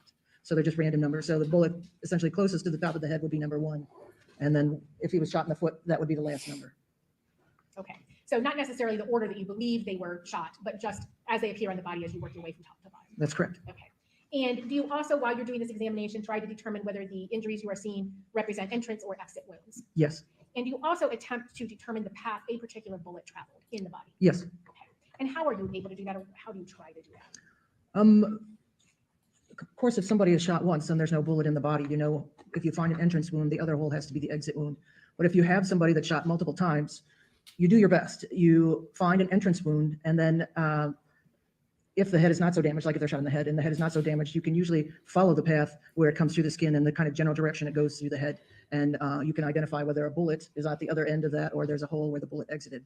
So you do that with the body as well. You find what looks like an entrance, and then you open it up and you look and see where does it seem to be where this bullet is going, and you see what it passes through, and then you see where it ends up. If there's a hole there, then the bullet exited. If there is a bullet there, then you know the bullet stayed in the body. So you do your best to try to follow the blood trail essentially that's in a body because the bullet damages everything it goes through. So you try to follow the blood trail as it goes through the body. Okay. And when you were examining Christopher Roden Sr., did you notice how many injuries to the face did you notice? 6. Okay. And were those injuries that you noticed, were those all entrance wounds? The ones on the front of his face are all entrance wounds. Okay.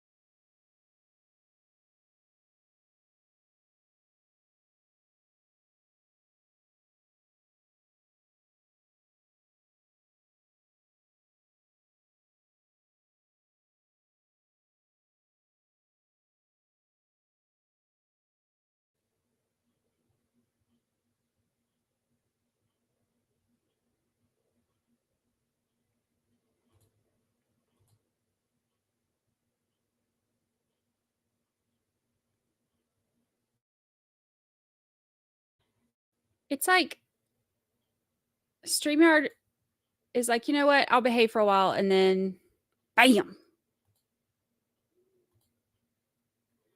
It's right back to its nonsense.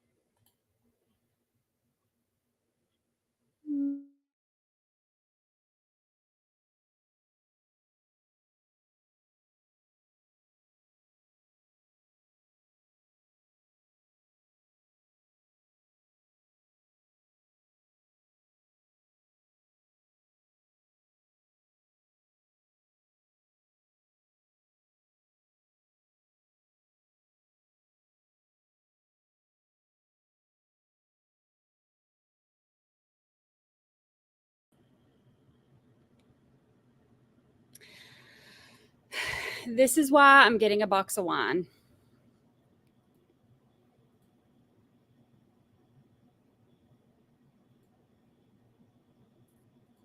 Am I the only streamer that has problems with StreamYard? Do other people have problems with it, or is it just me?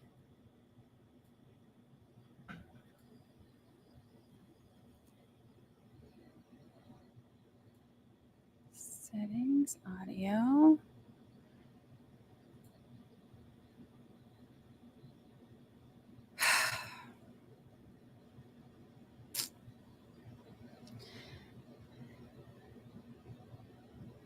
Okay, let's see.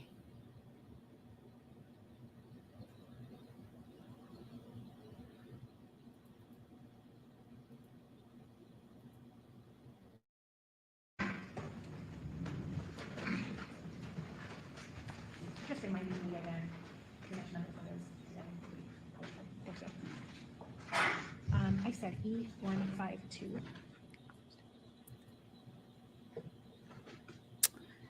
It's like every so often StreamYard will just kick me off. Okay, first of all, can you tell us what we are looking at? What angle that is taken at? This picture's upside down, but what we're looking at is the right side of Christopher Sr.'s face. And there are 1, 2, 3, 4, 5, 6. 1, 2, 3, 4, 5, 6 holes. Okay, and doctor, if you don't mind stepping away and being careful not to touch the TV, breathe near it. And could you just demonstrate where those 6 injuries that you spoke about? So here's number 1. There's number 2 by the corner of his nose.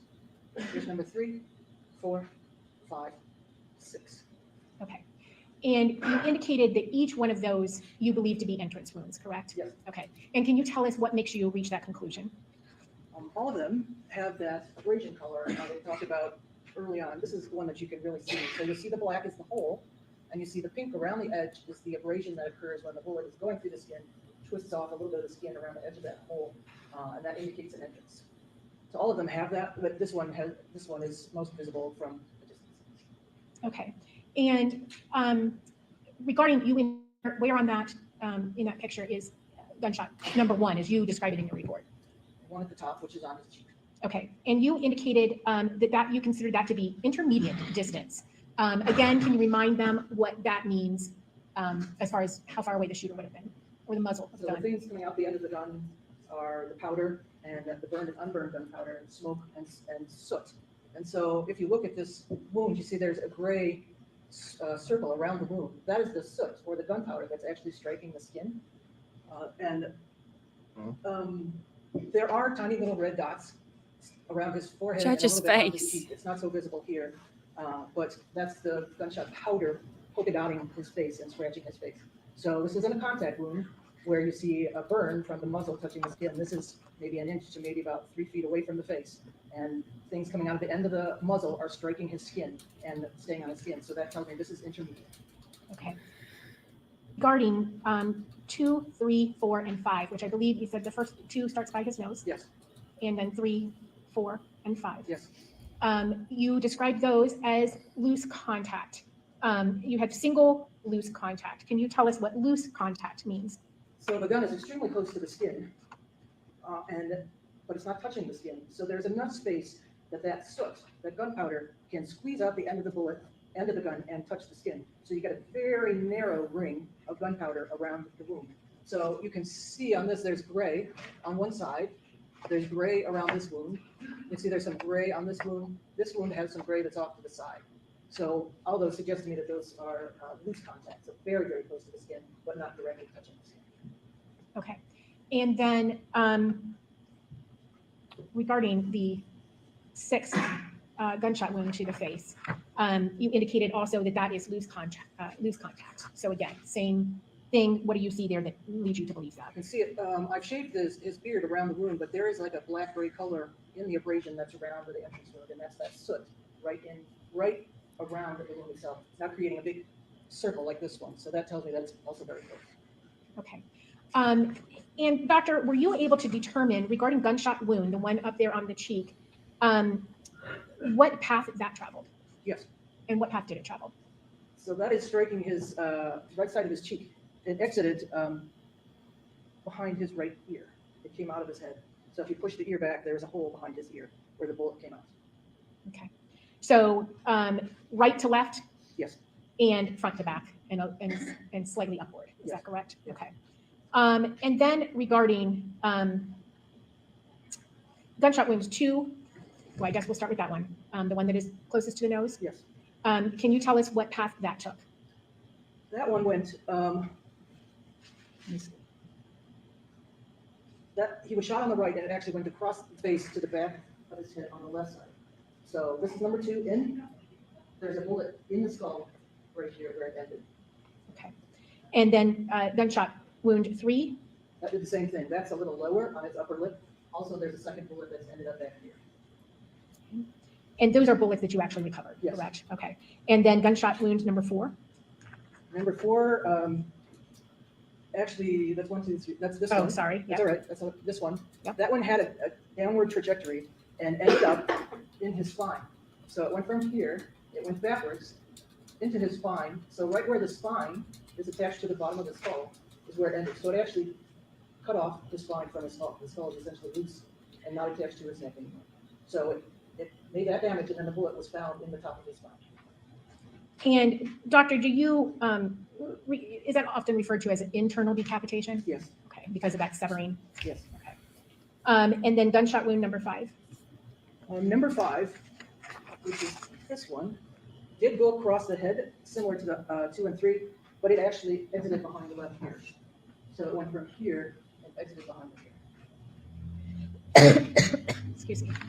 And then gunshot wound number 6. Can you tell us? She coughed right in that microphone. That bullet went downward. So if you imagine his chin is up like this, it actually went under the skin, across his neck, and was found in his back. So it was all under the skin, across his neck, across the top, front of the shoulder, and ended up in his back. And we recovered that bullet. Okay. And that was the bullet that we saw on the x-ray, Yes. correct? That you said you couldn't tell from the x-ray, but that it was in fact in his back, Yes. In that shoulder area. Okay. And doctor, specifically regarding the 2, 3, 4, and 5 gunshot injuries that you see there, basically starting in his nose and ending below his mouth on his face. Would you agree with me that that's kind of a linear pattern? Yes. Okay. And in your opinion, would that be consistent with somebody standing over Chris while he's laying on the floor and firing successive shots? That's possible, yes. Okay. And why do you say that it's possible? If the victim was moving, you wouldn't have wounds so close together and in a line.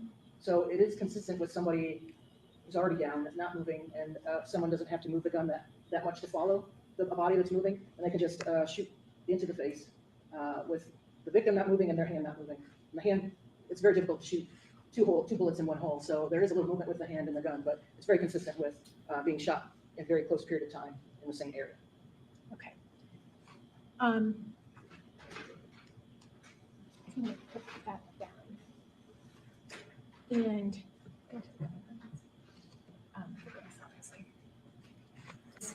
senior, and again, this is something you're doing kind of contemporaneously with at the same time as your Yes. autopsy, Yes. and you're making the notes that you then use later to go back. Yes. And have you indicated those? Okay, I'm having all kinds of problems with StreamYard, so we're going to call it a day because it keeps popping up telling me that StreamYard is whatever the heck it's doing. I don't even know what it's doing.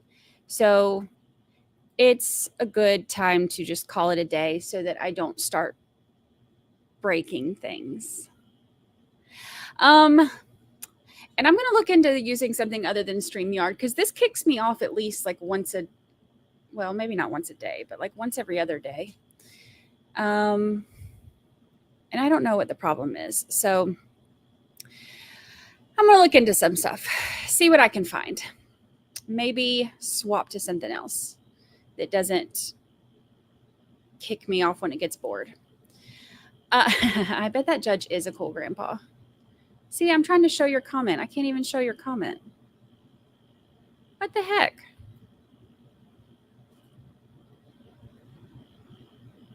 Now nothing on StreamYard is working.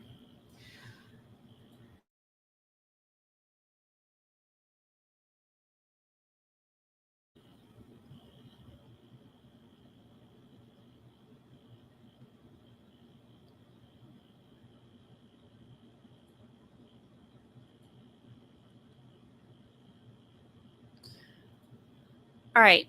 My stuff is coming in and out. So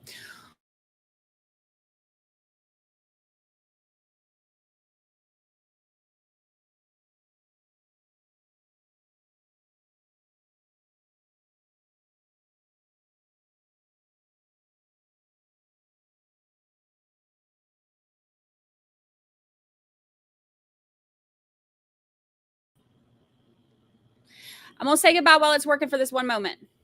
I'm going to go get my box of wine. I appreciate y'all. I don't know how long it's going to last before it kicks me off again. So I will see y'all in the morning. We'll do the same time and we will pick up where we left off. I appreciate y'all reporting for jury duty.